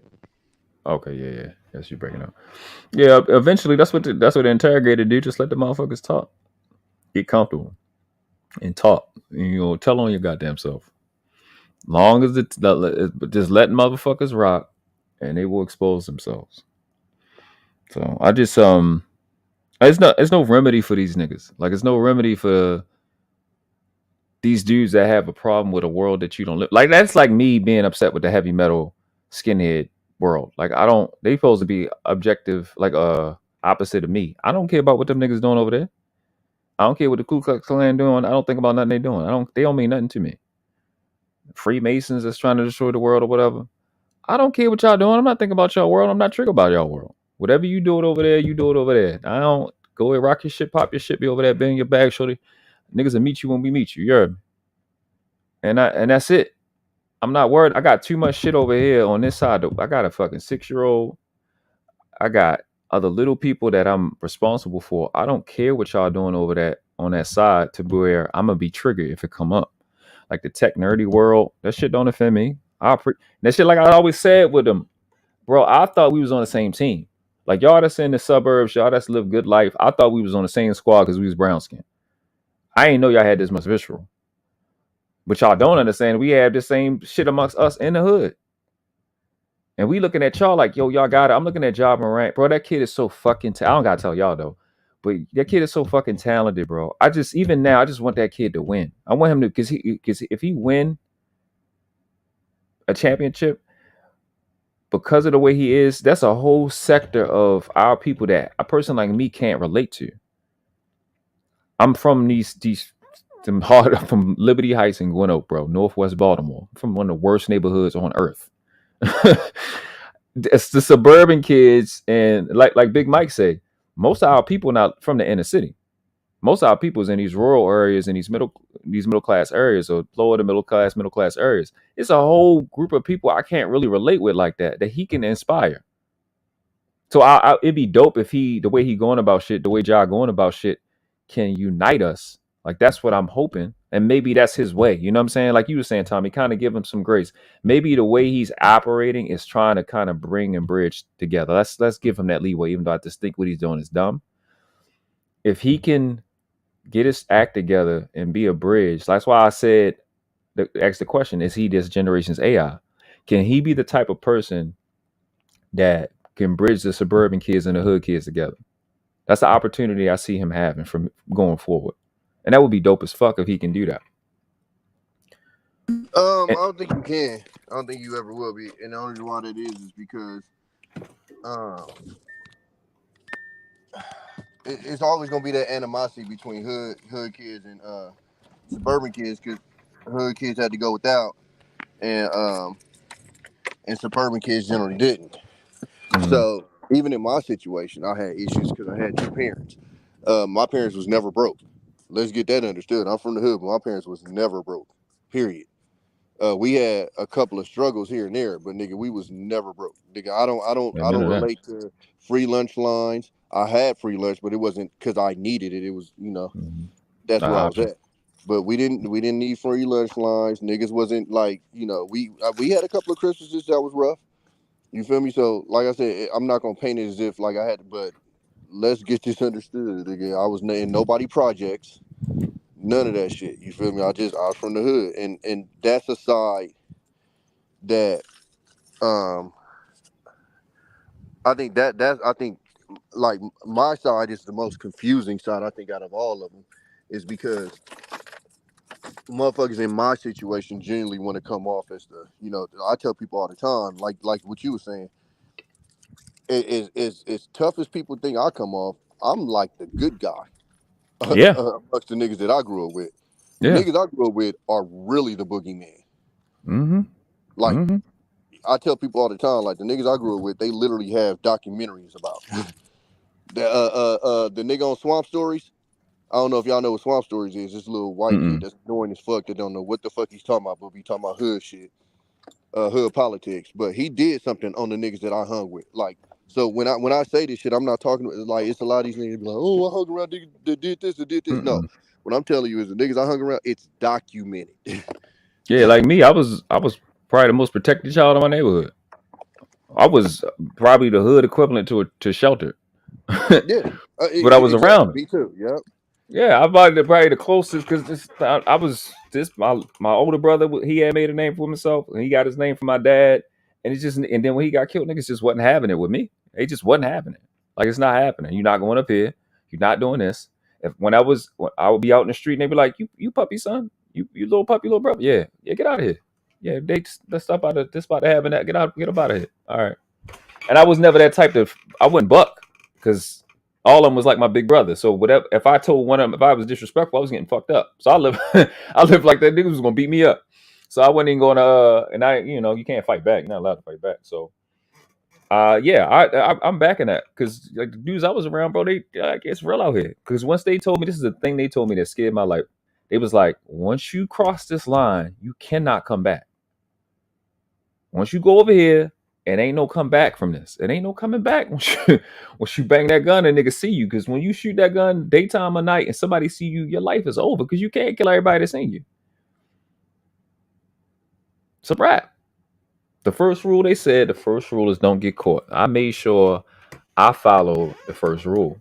Don't get caught. Anything I did, which mainly was beating people to fuck up, it mainly was just fucking niggas up, fighting. We fought around my way. We fought all the time. That was it.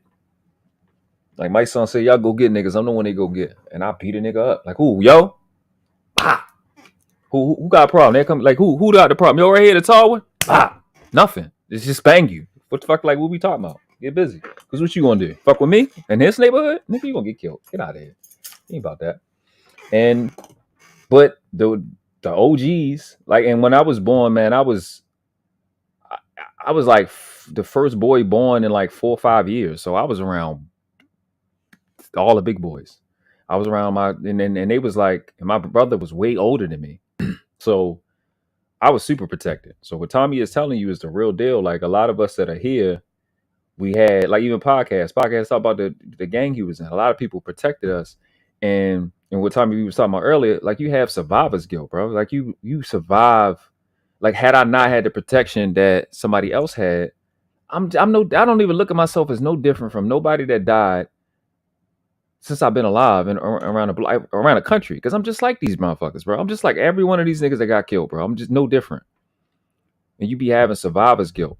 And it's a world that if you, especially, and it's two different worlds. It's the world being a male and it's a world being in the hood. It's a world being a male and then it's a world being a female. Y'all, we live two totally different lives. It's real as fuck being a male in the hood, bro. Like you're challenged every day, all day. Everything is a threat. Niggas' hands, bro. Niggas' hands bother the shit out of me. Niggas putting their hands in their pocket because it's just that simple. You don't know what size gun the nigga got. You don't know what this nigga on. You don't know who lied. It's so many times a nigga get banged up, beat up, jumped because somebody lied.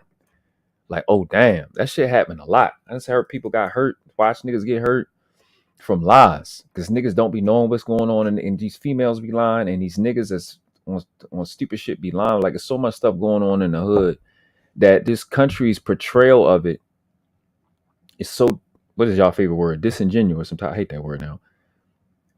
And it's causing kids that's living around it that take it as being modern day warriors. Y'all don't understand, bro. It's a lot of fucking espionage and counterintelligent and counterintelligent agent shit going on that you don't know nothing about. Like I said, man, the hood shit, the money and the niggas broke in the hood, first of all. Or flashing the money and the drugs and the guns, and I run up and I shoot this nigga with this, that. Like, that's not what the hood is. What the hood is getting up in the morning and catching a ride to the store and bringing back the Fruit Loops or whatever and the motherfucking milk so these babies can eat in the morning because the fucking mom or the aunt that stole the food out the night before or the uncle, like that's hood shit. Making sure the babies get to school on time, somebody walking with them to the bus stop so the little girl don't get snatched. Like that's hood shit. Hood shit is not some music beat that some corny nigga made up. Hood shit is, do these babies got clothes that's washed to be able to, are their school clothes washed and ironed so they look like they come from something? But then they can't look too good because they're gonna look like they got money and niggas will run into your house. Like that's hood shit.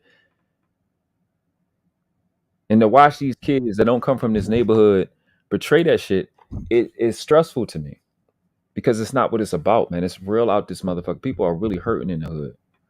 So at the same time, I gotta have a high level of compassion, but I gotta have my guard up. And it's such a stressful way to live when you really got it. I'm gonna be completely vulnerable and honest right now. It's so traumatizing and stressful to me to be around hood motherfuckers. When I hear my own accent in the hood, that shit traumatizes me. Or it triggers me, I should say. That's a better word. From trauma. Because when I hear my accent, I automatically think of all the shit that come with it, but I automatically have compassion. And these are the people that I love more than anybody on the world because these are the people I know the most. I know y'all pain. I know what you're going through. So I automatically be traumatized by the shit, but I automatically be in love at the same time. It's stressful. Like a nigga go, fuck it is, dummy. Fuck niggas on tonight. What's going on? What's Shorty? What's up with Shorty? What's Shorty trying to do? You hit Shorty, yo from up top hit you. When you hear the accent, you hear the language, it's like, yeah, they from round way. But at the same time, it's like, damn, they from round way. They don't know what type shit they on. It's stressful, bro. The whole shit is stressful. And like I work so fucking hard. I have no idea, bro. Like when I watch Antonio Brown work out, it brings tears in my eyes because like that's the type of effort I made to work on myself to be human, bro. They're human from you being in the hood. Trinidad said real men are attractive. Do they make them anymore? We doing the best. I got a 6-year-old. We working on him. We're trying to produce a dad. I'm doing the best I can. You know what I'm saying? I'm doing the best I can and inspire my brothers to raise men. You know what I mean? Raise fathers. Trinidad says, Mr. Class, you're right. It's a different world for men and women. Why are men acting like women? That's a $1 million question. That's $1 million question. Environment. I'm a point to environment. I think we need to change the environment, and obviously we got to take care. And that's the one thing I do. Not the one thing. It's a lot of things he said that I like. It's one thing I do credit Kevin Samuels for. Is he said we need to take control of our image. I think he's 100% right when it comes to that. A lot of stuff that he said I didn't like, but I'm kind of like, if I was to weigh it, I agree with him like 72% of the stuff he said. That's about the range. So people think I don't like him, I do like him. I'm honest. I like certain things he said, and I don't like other things he said. But we do definitely have to take control of our image. We need to take ownership of our talents, especially our artistic talents, and because we're portraying the wrong things. And so I got some couple lives that I'm gonna do where I'm gonna do the best I can to bring solutions. Because I think we can be just as talented as we are with rap and sports in the areas like genetics, neuroscience, neurolinguistics, language arts, etc., education, and stuff like that. I think we just as talented in those areas as we are with the physical things, the dancing and the artistic shit that we do. I think we can. So we do need to take control of our images. And because, man, what I learned from studying neuroscience is something called heterosuggestion. Shout out to, I guess, Napoleon Hill. Heterosuggestion is when you have influence from outside, and when you look at it as a 37-year-old who stopped watching TV in 2007 and listening to the radio, I think dramatically different from the average person because I don't have that influence of somebody else's literal programs. The shows that we watch on those TV shows is called programs. I don't need to have your program because I don't know if we have the same interests. In fact, I do know that we don't, because them niggas don't ever ask you what you want to see. I may be missing the surveys and the send feedbacks, but I don't remember watching TV and they asked me what I wanted to see. I think they put in front of me what they wanted me to see. And I don't think we really paid attention on how dangerous television is because it's really young when you think about it. Television is really, it ain't been around that long. It's people older than television that's still alive right now. And it's had such a negative effect on us. And we live vicariously through a screen and not people. It's a lot of people that don't understand people and people that are terrified of people. Trinidad says, it's life. Remember The Wire? Yeah, I never watched The Wire. She said when he didn't know the song, he got murdered. What? Yeah, I hated The Wire. Like I told you, I was just saying that shit triggered me. When I heard, what's the girl, Snoop? I'm like, nah, I'm good. I don't need to watch that on TV. I got to go outside. I gotta go outside, hear that same accent, see that same hood shit. I'm good, G. You niggas got it. I'm set on that. So it's not fun. I don't know why somebody would say Tommy is glorifying. He gives I think because Tommy is so objective when he speaks. I think people don't understand that. Like when he's speaking, he's very objective, and when he's like giving his honest position, he's giving his honest position. Nobody is glorifying this. Podcast don't glorify it. Poppy don't glorify it. I don't glorify it. Mr. He said don't glorify it. He from New York. He from the hood. Freezy, Lucky. Y'all wouldn't even know. When nobody's glorifying, that shit is fucking traumatizing, bro. It's just stressful. It's just stressful, bro. But when you in it, and there ain't nothing you can do. When you kind of get away, there's certain things you can do. I mean, there's certain ways you can talk about it. But again, shout out to podcasts. A lot of us need therapy, and a lot of us have PTSD from being on these blocks and just catching the bus. It's up when you leave out the house.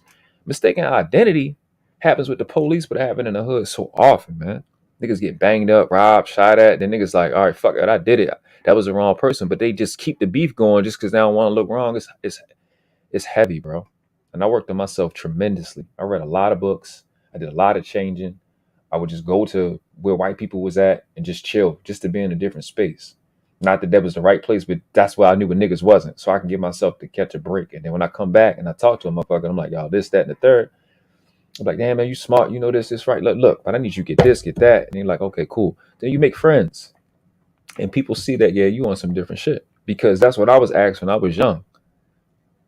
I was told, like my grandmother, my great grandmother, my mom's grandmother, and my father's mom, because my dad was like 10 years older than my mom, they both told me I was the one, and I got to make the difference. That's the thing they told me in secret. They said, you are the one. You're the strongest. You got to make the difference. You got to take this family. Both my grandmothers told me that. My great grandmother and my father's mother. So they was like the matriarchs. Both of them told me that.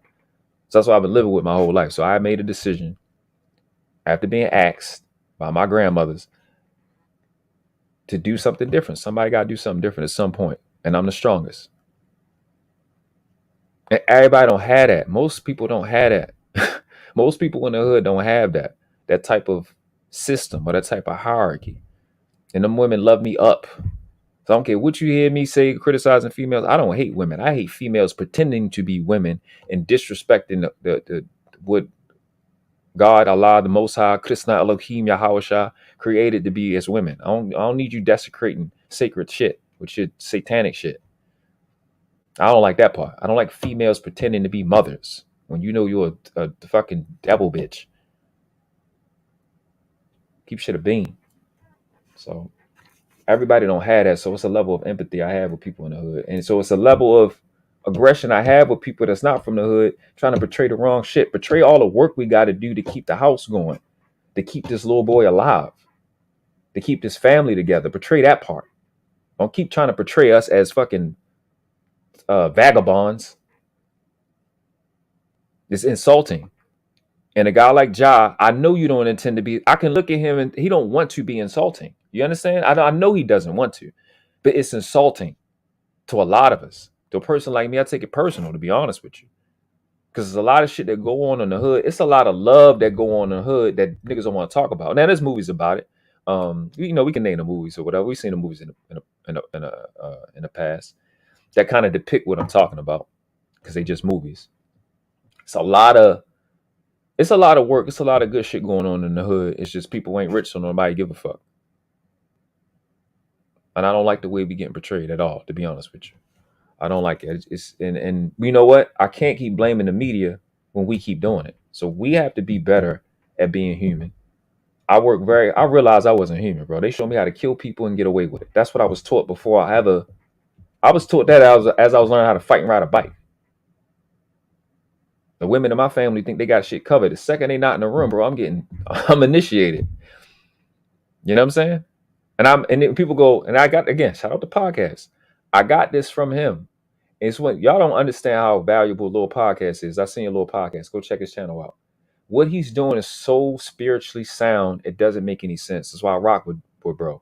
When you know you have a demon or a devil, the worst thing you can do is keep it to yourself. The worst thing you can do is fight that thing privately because it's gonna kick your ass.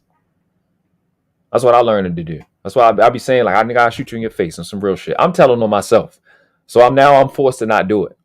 Because I would. If I tell you, nigga, I hurt you, I mean that shit. Because now I got to keep myself. But now I expose me and the devil.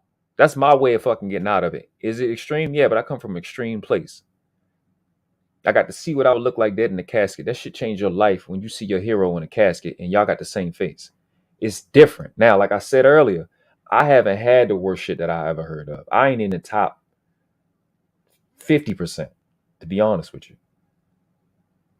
But I know, like I said earlier when Tommy was up, I am mostly afraid. When I was in the hood, I was mostly afraid of what I would do because there ain't no going back. I want to have children. I want to see my children have children. I want to be free. I want to break the generational curses. I want to contribute. I want to live a life worth remembering. I want immortality. I want all the men and women that I come from, specifically that I come from, that I get these genes from, I want them to be respected. I want to live a life to where they know somebody great came from these people, and it's going to force y'all to find out who they are. Force me to find out who they are, to say thank you, because the world class was here and he made a difference. This is the greatest generation in the history of the planet because he was here. That's the life I'm trying to live. So I had to fight that my whole life to not fuck my life up and steal that from them, and steal that from my grandma, and steal that from my granddad, who my granddad, how he treated me is how I treat my son today. That's how I learned how to be a dad. It's from my granddad, the limited time, my mom's dad, the limited time I got to be around him and give him the credit. That's how I learned how to be a dad, from my granddad, because my dad was in jail.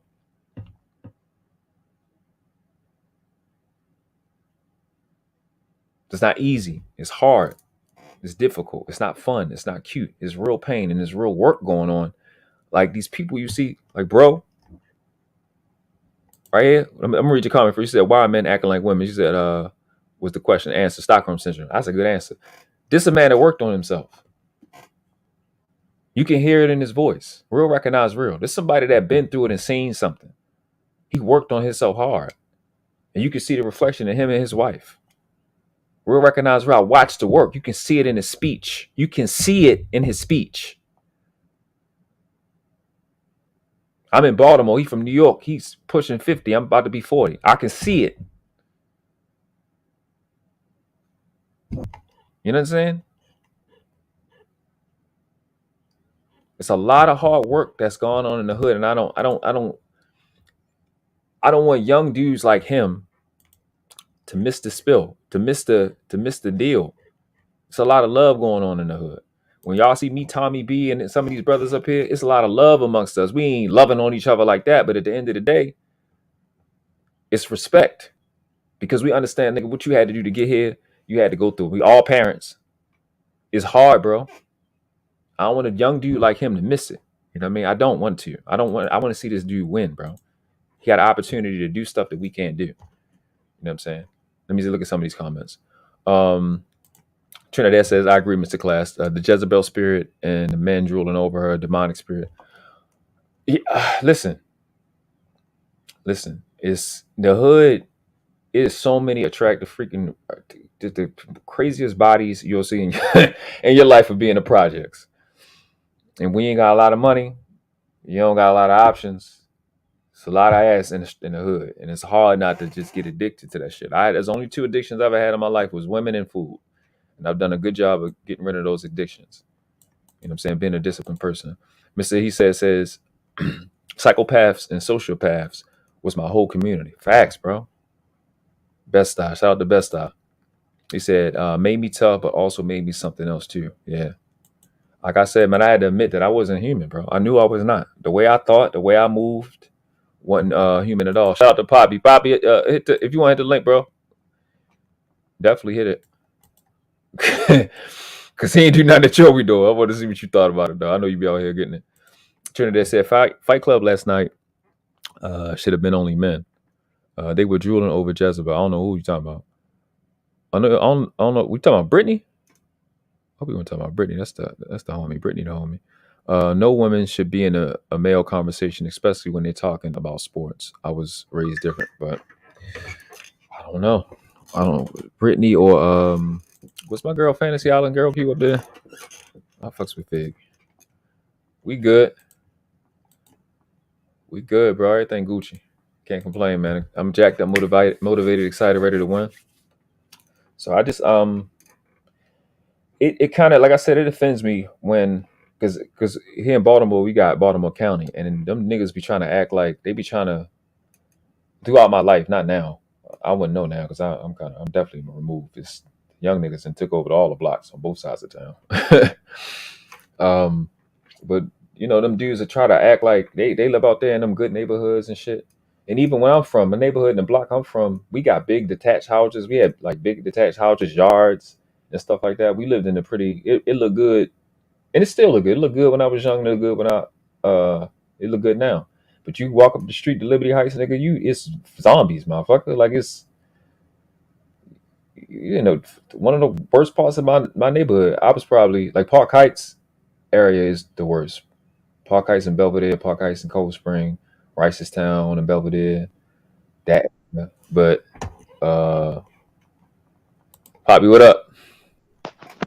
Yo, what's good, man? I'm Gucci. How's I'm everybody Gucci. doing? We awesome. Pink, you there?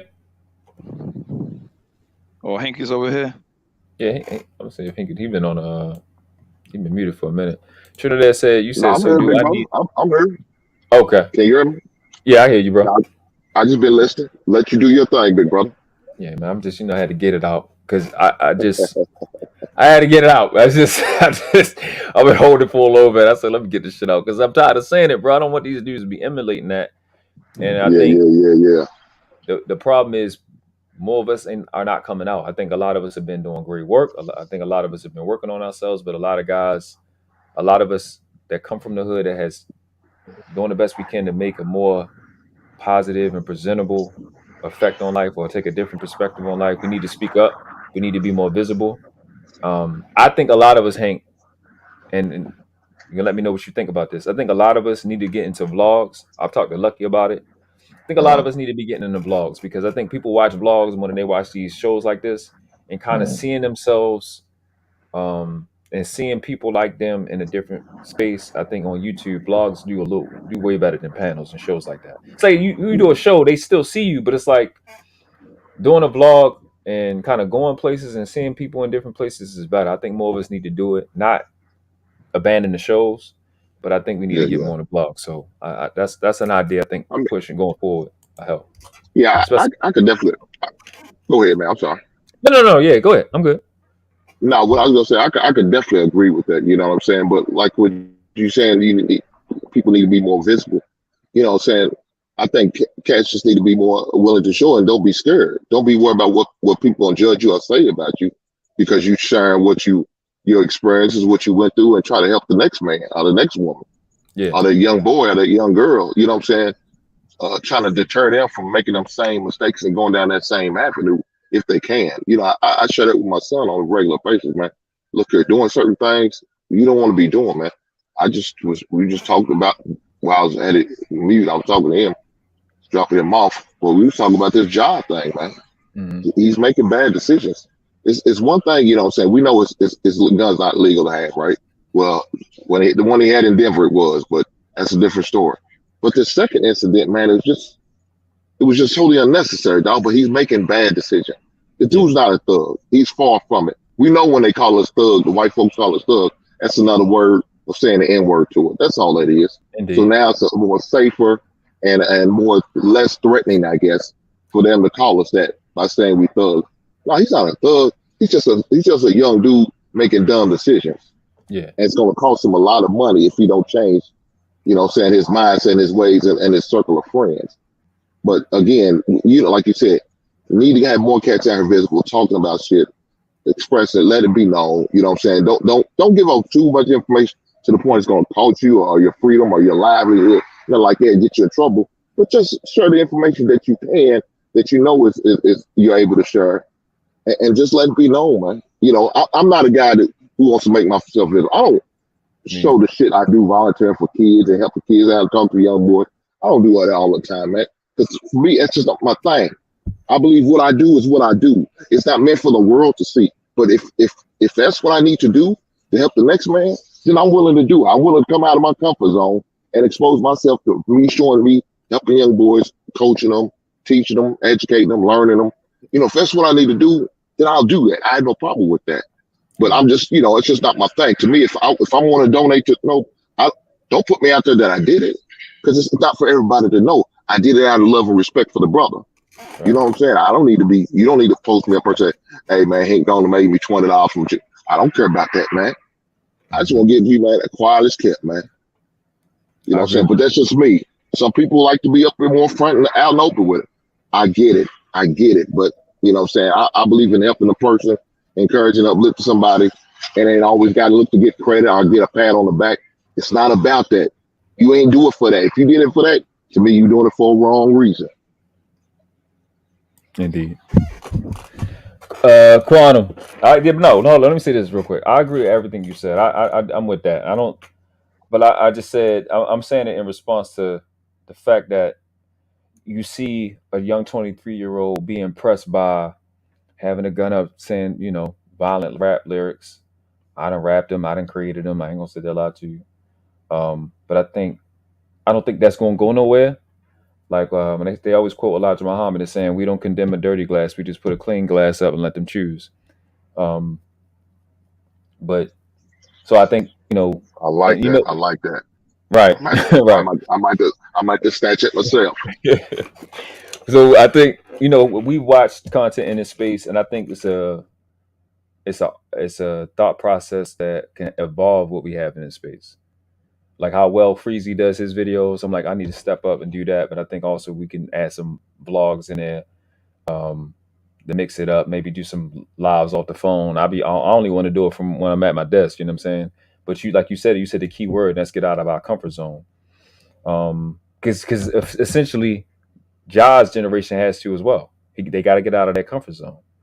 And if we don't do it first, we can't keep expecting them to do it if we're not doing it, because we are the leaders. We were born before them. Exactly. Lead by example. And like even me coming up, I don't like to be seen. Like I've been transparent, I think honest about the life I come from. I come from a very specific set of criminals that don't want to be seen and want to blend in. So that's the habit I got. Not being seen, not making a lot of noise, being invisible as much as I possibly can. So I had to break out of my comfort zone. I hop on here. That's why it took me so long. People was telling me do YouTube 10 years ago. I'm like, I don't want to be seen. But if I got to look at it like if I was told 10 years ago, and then and let's say I be on YouTube for 10 years now and it makes a difference, then it's everything that happened in that 10 years is my fault. I know it's probably hard for people to accept, but I like what Spider-Man said. Peter Parker, like the last movie he had, he was like, when something bad happens and you have the power, it's because of you. That's how I think of it. That's just my own. That's the personal thing I take. Like if I had the ability to do something and something bad happened, it's because I didn't do my job. So I'm not gonna let another 10 years go by without me adjusting, without me coming out of my comfort zone and doing what I can to help this generation. And obviously, the difference between 10 years ago and now is that I got a 6-year-old. You know what I'm saying? So I'm keeping transparent on why I'm out here, because I want to do everything I know I need to do to be able to look my son in the eye and go, I did everything I could, son. So when it's his time to take over the world and his generation's time to take over the world, we have something, we got to give them a leg to stand on. If not, give them the world that they deserve. And I want to play in that space. And I think we got the opportunity to do that. Trinidad said it was a joke. I'm old school, 37 years old. As a woman, shout out. I think you're 85, baby. That's me too. I'm noticing you guys respect women who show their body instead of conversation. I've never seen this. No, I mean, I don't know what perspective you're talking about, not in the chat or not on the like me personally, I don't watch Fight Club. I don't like I'm not over there, so it is what it is. But men love women that look good. I'm not about to sit and be fake and tell you no bullshit. But I wouldn't say respect, but attention, yeah, niggas is gonna give attention to women that are attractive. But the more mature men are gonna give attention to the women that got something to say that makes sense. It's not on no fuck shit. She said you don't see it. Said what happened to the mystery. Shout out to the Do Better podcast with Theo Coop. I'm sorry. She said that's why I asked about the men. I just want to learn. Please, appreciate it. So no, I don't think the women that show their bodies is gonna get more attention. I just think from men. I just think people are gonna give her attention because they think men want that. I don't want a woman with her titties out on the internet. I really don't. I don't want her to do that. Honestly. Like, cause then all the niggas got her. Like, you got the same shit I got. We just don't see the areola and shit. Like, I don't want you on the internet or Instagram with your titties out. That doesn't benefit me. I like privacy, but I'm an anomaly. I'm pretty awkward and different and weird, I guess, as they say. But a lot of you know what, Trinidad? I'm gonna tell you this. A lot of these men in this space, a lot of these males in this space are incels. They don't get women, and they definitely don't get attractive women, and they don't know how to act when women are around. I don't have those problems. It's one of those channels. You know what I mean? And it just is what it is. I'm gonna keep it right there. I'm not gonna take it any further. But they really don't know what to do with an attractive woman and that's why I dropped a video that says the end of COVID bonding. COVID had us bonding and linking up with people and attaching ourselves to people and being exposed to the type of people that we would have never linked with. We'd have never even hooked up with. And a lot of these dudes are having conversations with attractive women they'd have never talked to had COVID not happened.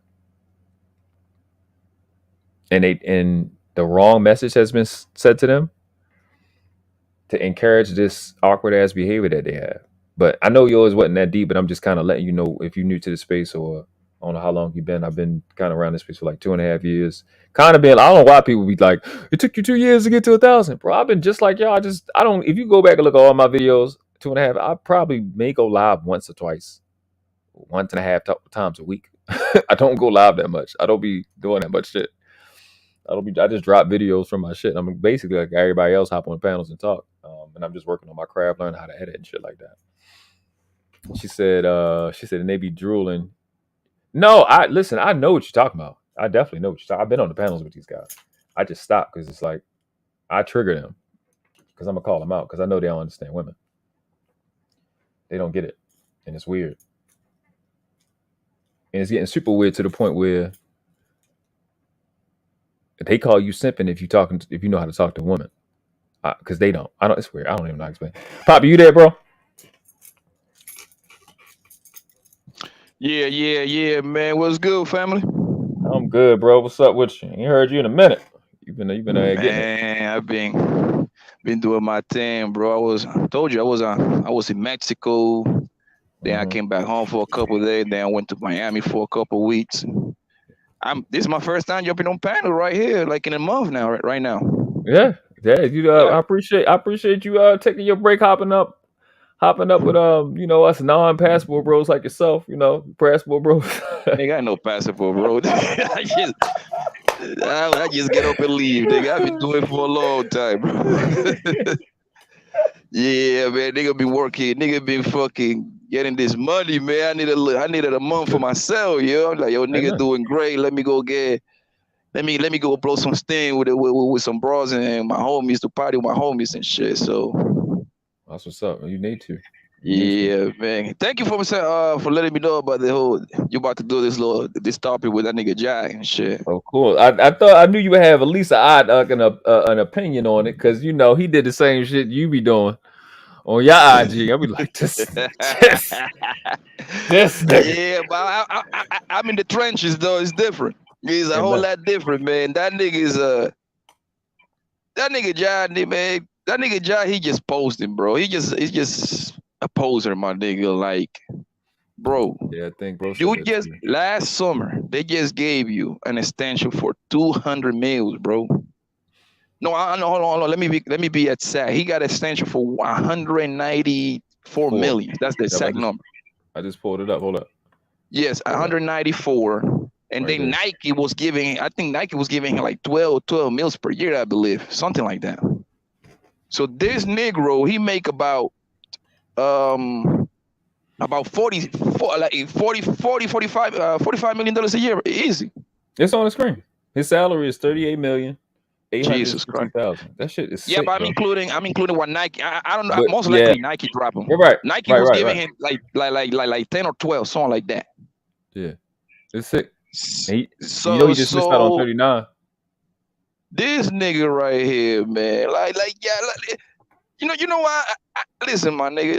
Most people don't like to be in their own skin, bro, in the skin that God gave them, bro. Like this nigga right here, he got the world at his feet, and he want to do gangster shit. But the part that pissed me off the most is he's like, why he wasn't hurting nobody, showing the gun or nothing like that. Like, but my nigga, if you're gonna do it right, my nigga. I take you to the projects in New York real quick and go get busy over there. You see what I'm saying? Like you, if you're gonna do it the right way, my nigga. Go all the way. Go all the way, homie. See, I drop you over a Bandai's project in New York, my nigga, in Brownsville, my nigga. I take it to the Polo Grounds in Harlem, New York, my nigga. Go ahead and do that over there, bro. if you tryna if you wanna live this gangster life so bad, son, listen, I hang out with a lot of athletes, my nigga. Like a lot of them is my friends, right? They're no in the same category as Ja. Ja is a superstar. He's in a whole different league, right? Right. Yeah. My homies, they made like $1 million, $2 million, $3 million, stuff like that, right? They're still millionaires. This nigga Ja is different. This nigga got different. Fuck you money. His money. You see what I'm saying? His shit different. This is that's what I'm saying. He got fuck you money. That's different. That's not the same. Exactly. So my point is this, bro. This nigga right here, fam, he can literally hire if he feels so much pressure that he needs to have a hammer. He can hire 2 bodyguards to be with him 24/7 because that's what the nigga Amari did. Amari Stoudemire. I don't know if y'all remember him. Yeah, of course. Okay, that's the homie right there. I mean, like we wasn't best friend or nothing like that, but like I was close. Like we was cool, right? Amari is from Florida. This nigga come from the line of killers. His brother is a killer. You see what I'm saying? So when Amari, the reason I met Amari because he was because I know his people. So I used to go to his house and stuff like that. I used to throw mad parties and stuff like that. But at least Amari, his whole family is a bunch of they're really about that life. You see what I'm saying? Yeah. So what the nigga Amari did was, which he was genius. That nigga went and hired a security guard. He was one of my homies. I told one of my big ass homies, like, hey, my nigga, look, go get your security license, the one that you can carry guns on the planes and all that bullshit, my nigga. I promise you will get some money. Nigga, homie, listen, my nigga, that nigga be making $200,000-$300,000 just to be around Amari. You see what I'm saying? Yeah, that's good money, right? Bro. Exactly, son. It's funny because I just gave the same advice to my other homie last night. I'm like, bro, my nigga, you wanna be a goddamn bouncer at the club, nigga? You 6'5", nigga, like 280, nigga. You supposed to be protecting these NBA niggas, bro. They're gonna give you $300,000 just to be around. All right, just to make it difficult. And to remind you, the more money they get, the less trouble they wanna get. So it's easy job, bro. Easy. And you can travel with them, man. You go to Dubai. Listen, when Amari was with the New York Nets, my homie was sitting on the floor, nigga, right next to the owners and shit like that. He was right there. Suited and booted, my nigga. Nobody even knew this nigga was the security guard. Most likely, everybody told that nigga was like, because in order for you to get them seats, nigga, you had to pay like $50,000. It's just to sit in there. Yeah, them seats heavy, bro. That nigga got so much pussy out of that. he driving the Bentley. He driving all the nigga cars and shit like that. So this whole zone, they can tell the difference. But this nigga Jab, my nigga. This nigga Jab, bro. He tripping, my nigga. Like, and I blame his friend, bro, because why are you going live? Yes. Like that was one thing when I was hanging out with my homies, bro. Like I made it. I was never the internet nigga like that, bro. I'm new to social media. So like, to me, the idea of you, when you having fun and having a camera on your hand, recording every moment, to me, that's a stupid ass idea. Yeah, I do post, but I do post just enough to have like a little presence on social media, but I'm not posting everything I'm doing. You see what I'm saying? Bro, I come from a generation where my cousin, he a 70s baby. And them niggas, was running the streets, right? We was talking earlier. Tommy B was up here. We was talking earlier about the difference between hood niggas and street niggas. Come from an era of niggas that my cousin, like, he would have a flip phone, and he would open the flip phone, close the flip phone, open it up and close it up, open it up and close it back up to let niggas know he ain't snitching, because niggas that had a phone open and be snitching. This generation want to fucking go live while you out doing shit, letting niggas know where you at. Like, if niggas in the city, you got ops in the city, when the cars driving, they can see gas station signs, they can see signs, they can see street signs, they can see corners. It's like, yo, you tripping. And the homies that they're still on that life, my nigga, that's exactly how they try to pray, they praise, my nigga. That's exactly how you got, like, my nigga, one thing about New York, bro. In New York, at some point you're gonna get got. You see what I'm saying? If you post it, my nigga, you got like a little roller, you got a little $20,000, $30,000, $40,000, $50,000 change. niggas is good at read. Oh, this nigga's in 8th Avenue right now. Here uptown. Oh shit. How far we at? 5 minutes. Oh, let's go. That's the one thing about New Yorkers, yo. Y'all know y'all city. Baltimore niggas don't be knowing about the other side of town. That should be bad. Y'all know y'all city. Y'all down on the 125th Street and this and that. And I'm like, how the fuck y'all know all these fucking streets? I got like a billion streets. And to be fair, nigga, like I know we all engaged in some, we all did some dumbass shit at some point. I did, my nigga. I ain't gonna sit over here and lie. 2%. But sometimes I do it because some niggas be talking shit and shit like that. And they all like, all right, nigga. Yeah, you thought you gonna get me, nigga. Just know I got this fucking 40, nigga, with a stendo on it. You gonna get all these 30 bullets on your ass. So but the thing with this dude, bro, is yo, you got that kind of thing. If they give me a 200 million, my nigga, I would never touch a gun, bro. That's what I'm saying. Bro, I would have the Navy SEAL looking after me. This what I was exactly. A fucking retired Navy SEAL, fucking Eisenhower Mandrell. Like you a fucking Green Beret, nigga. But look, this is what I'm saying, right? So the nigga, the money that's on the screen, 194 million, bro. You can buy a gun company, nigga. You could buy 2 or 3 of them. So you rapping a song with the gun in your hand to kind of make it look like, yeah, I'm not just saying it. I really got it, bro. You can buy companies that have guns. You got that type. You got retarded money. You in the top. This nigga's in the top 1% of the top 1% of all time, bro. You got crazy bread. Like you worth that. Like people don't understand how finances work. You could look at the income, 38 million. His contract, he could get credit off of his contract. He could put his contract up for collateral or just mention it, and you can get money off of that. You can get another 100 million in credit or 50 million in credit just off your contract, and you can make money with that, not even spend your salary. 200 million, 250 million. If you want to. You got so much. His nigga got access to probably to $1 billion. If not $500 million. With that contract alone. You got stupid return. So for you to be false, like Tommy said, he was overcompensating. It's not too much stuff in life you can't have no way. So we believe you have a gun. Nigga, if slavery was around, you would have like 50 slaves, 100 like fucking thousands of slaves. Like there's nothing you can't buy with just your salary of 38 million. This nigga get 23 years old, 38 million 800. The problem, bro. The problem is that it's like this, bro. From what I heard, I don't know how this nigga grew up and shit like that. From the reports that is coming out, he grew up like in a nice neighborhood. Yes. Mom and daddy was together. So mostly, you know, when mom and dad is together, it's like kind of like you got an advantage over everybody that grew up fucked up in the hood. So this nigga, you know what's going on right here with this dude, yo? He's trying to relieve his like his teenager days. When you're a teenager, right? Mm-hmm. And you got your mama and your dad and the motherfucking dad.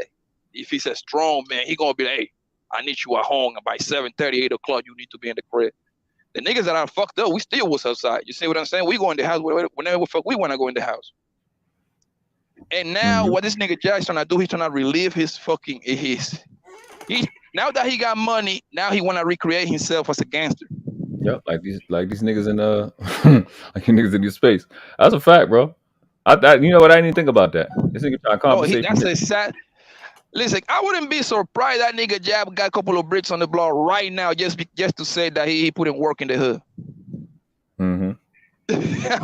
Like, yeah, man, I got a couple of bricks out there, but nigga, I'm freeway Ricky Ross up in this bitch. Yo, now, nigga. You know who that remind me of? And I listen, the guy I'm about to mention, I love this kid. Malibu Most Wanted. Nigga, Tommy said that shit earlier. You heard him? No, I just got here for real. Yes, he said that shit earlier. He said that shit like 7 times. My nigga, you give me 200 million, nigga, as hardcore as a fucked up nigga that I be. I mean, I don't be trying to hurt nobody, man. I be trying to stay out the way, bro. You know what I mean? But once you get me there, we gonna go there. But if you give me 200, nigga, I ain't breaking no law ever, fam. I'm not jaywalking.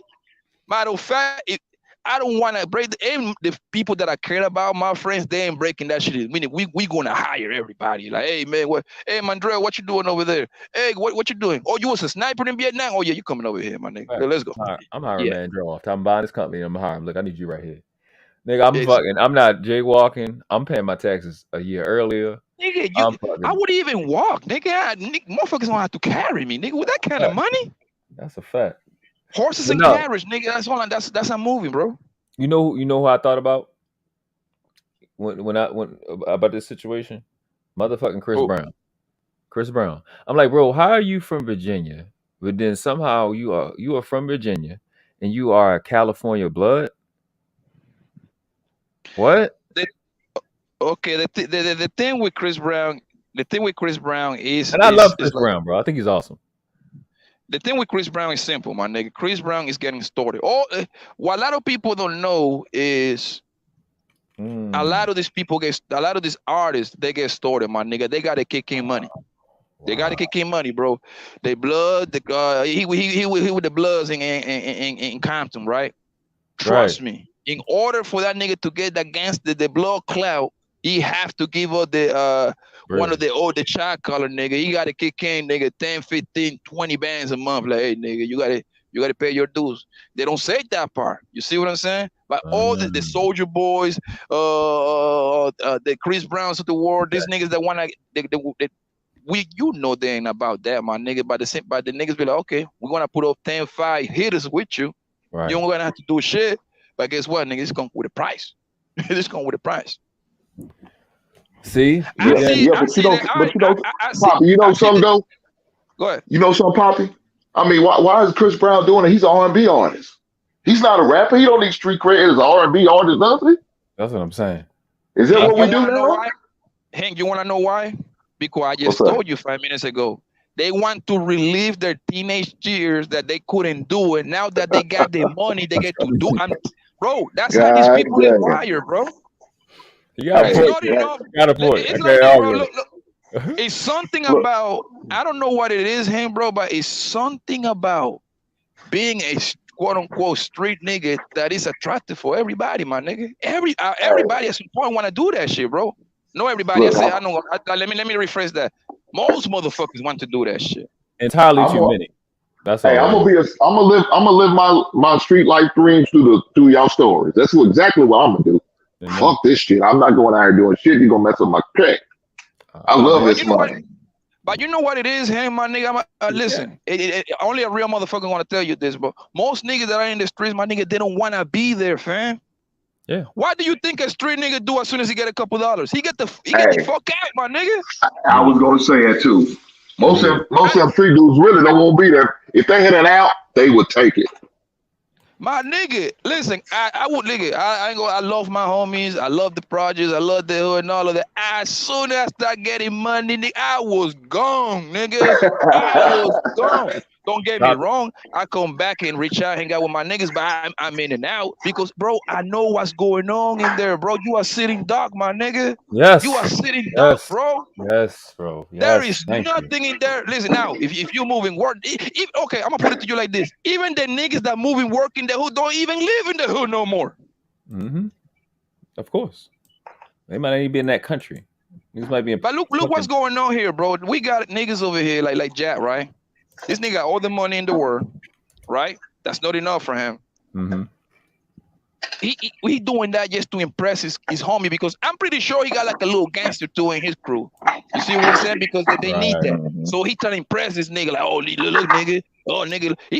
Yo, I wouldn't be surprised nigga bust that gun in the air 2-3 times after that video. You next level rich, bro. Fuck it. This is different level of money. Nigga, go buy a fucking gun range. Go buy one. Like you need to be knowing, like you need to know gun safety. Shit like that. Like this shit it's the part about gun training that a lot of people that go to the range, they talk about the safety part of it. The safety is cool. Yeah. And the accuracy and all of that stuff, they talk about that a lot because it's like so much stuff you learn about your weapon and that you didn't know before. You know, when I was little and they were showing me guns, there was so much about guns I didn't know. I was like, wow, okay, cool.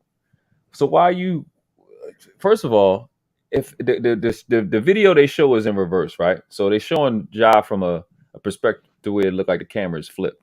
So that lets me know that you got the gun in your right hand. I know law enough to know a lot of the times you got to have the gun in one part and the clip out and the gun in another part, unless it's open carry. I mean, not no concealed carry. So you holding the gun and you aiming at the fucking ceiling, and then you point it at the fucking camera. Like you don't care about the nigga that you with. Like I don't. This kid, bro, he makes me so upset, bro, because he's fucking so amazing. He's talented. What we said earlier too, Poppy, is he like this generation's AI? You know what I mean? So his influence is pretty. He like the league's NBA Dumb Boy. That's what they look at. I'm gonna tell you, like I said earlier, bro. People don't want to be in their own skin no more. If you see that with the rappers and the athletes, have you noticed that they want to be each other? Have you noticed that? Yes. Yeah. It's been like that for a minute though. No, yes, but now I mean you're right, because right now everybody got a smartphone, so we get to see it now. Like, look, we got rappers, rappers and NBA niggas and football niggas. They hang out with each other heavy, right? Mm-hmm. You got you got James Harden trying to hang out with little baby Tough, right? Right. At the same time, little baby would like to have James Harden money, because that nigga got that fuck you money too. Yeah, he definitely do. That nigga stupid. You see what I'm saying? That's why. That's a lot of this. Like, yo, I'm gonna tell you how much. I got to experience that shit for like first class, my nigga. Like, look, we was hanging out with Iverson, my nigga. This is when Iverson was that nigga. I mean, I was like barely 18, bro. That nigga, him, because the reason I was around Iverson, because my homie, he played football. Brian McKenna, he was a first round pick. So him and Iverson, they became real cool, right? Mm-hmm. Football nigga for the bike. So it was the homie birthday. So we all went to ATL, my nigga. That nigga Iverson and the homie nigga, they rented 2 floors of their what's the Intercontinental Hotel in ATL, the most expensive hotel. They rented 2 floors for us, right? We was going from club to club. We used to go like 2-3 clubs a night, and we went to the street club. We went to Magic City, bro. That nigga Iverson used to cash out 30,000-40,000, nigga, just to give it to the homies, bro, to pass it around. You see what I'm saying? Mm-hmm. These niggas got unlimited money, son. That money is listen, nigga. This is exactly. This. Hold up. What is that? This is different. This right here is not. This is not regular. 194 million, bro. You can lose about 8 million and not even care. But you know what? I want to say one comparison though. I want to say one thing, because you said the rappers trying to be like the athletes trying to be like the rappers. But when you look at the top, Jay-Z and Floyd not trying to be like each other. They don't even hang. They're not trying to be like each other. Yeah, but hold on, time out. I gotta give you a pushback right there. At some point, Jay-Z was more, I believe he was more business. He was the business side, but Jay-Z and LeBron was hanging out with each other tough. That's why I said the niggas at the top. But I get why Hova would do, because he was trying to get onto Raw Nation. That's why.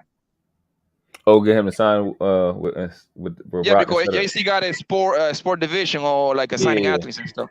Yeah, but I'm like, what are we after at this point? Because Floyd at the top, Floyd been a billionaire. LeBron just getting there. So what are we emulating at this point? Because they don't want to listen to the niggas that's winning, and they don't want to listen to their family. So what are they gonna do? They're not listening to the niggas at the top. To be fair, man. Too. Most athletes, them niggas is doing the right thing and staying out the way. You see what I'm saying? Oh yeah. That's a fact. I think a lot of the athletes and a lot of the rappers, they doing a lot of good things. That should never get highlighted. It's only when Jack do something crazy. It's only the negative that this niggas always point out. That's a fact. I heard Lil Flip is doing some great stuff. I got my homies, like my niggas. I got a couple. Most of my homies, they play football and shit like that, right? So they be doing like a lot of giving, like the school. School about to be over. Let's say when the school's about to start again, like around whatever part of the country you might be in September, whatever, right? They start doing like a giving out like 100 pairs of shoes or books and pencil to the kids and all that stuff, right? That should never get highlighted, bro. But as soon as these niggas get a DUI or showing up a gun that I bet that gun is brand new. I bet that gun never been shot before. That's just straight out of the box. Hopefully, fuck. Hopefully, ain't got a gun that's hot. And that's what make it fucked up, nigga. You faking the funk, my nigga. Right. Like you know you ain't gonna do nothing with that, bro. Like leave that to the niggas that is outside, my nigga. Why you even want to indulge in that, son? It's Why, something like, that's on it. But I didn't clip it because I was gonna clip the part like Shannon Sharp cooked the nigga. He said, bro, you was just in an interview, in an exit interview, talking about you learn from your mistakes and you gotta make better decisions. Then fucking 2 weeks later you do this. So let me ask this. You and Poppy and Hank, what do y'all think the suspension gonna be? What you think the league gonna do in terms of suspension? He getting at least. Most likely they're gonna go for the season, but he probably I said 30, 40 games, but they're gonna go for entire season. They're gonna use this nigga as an example.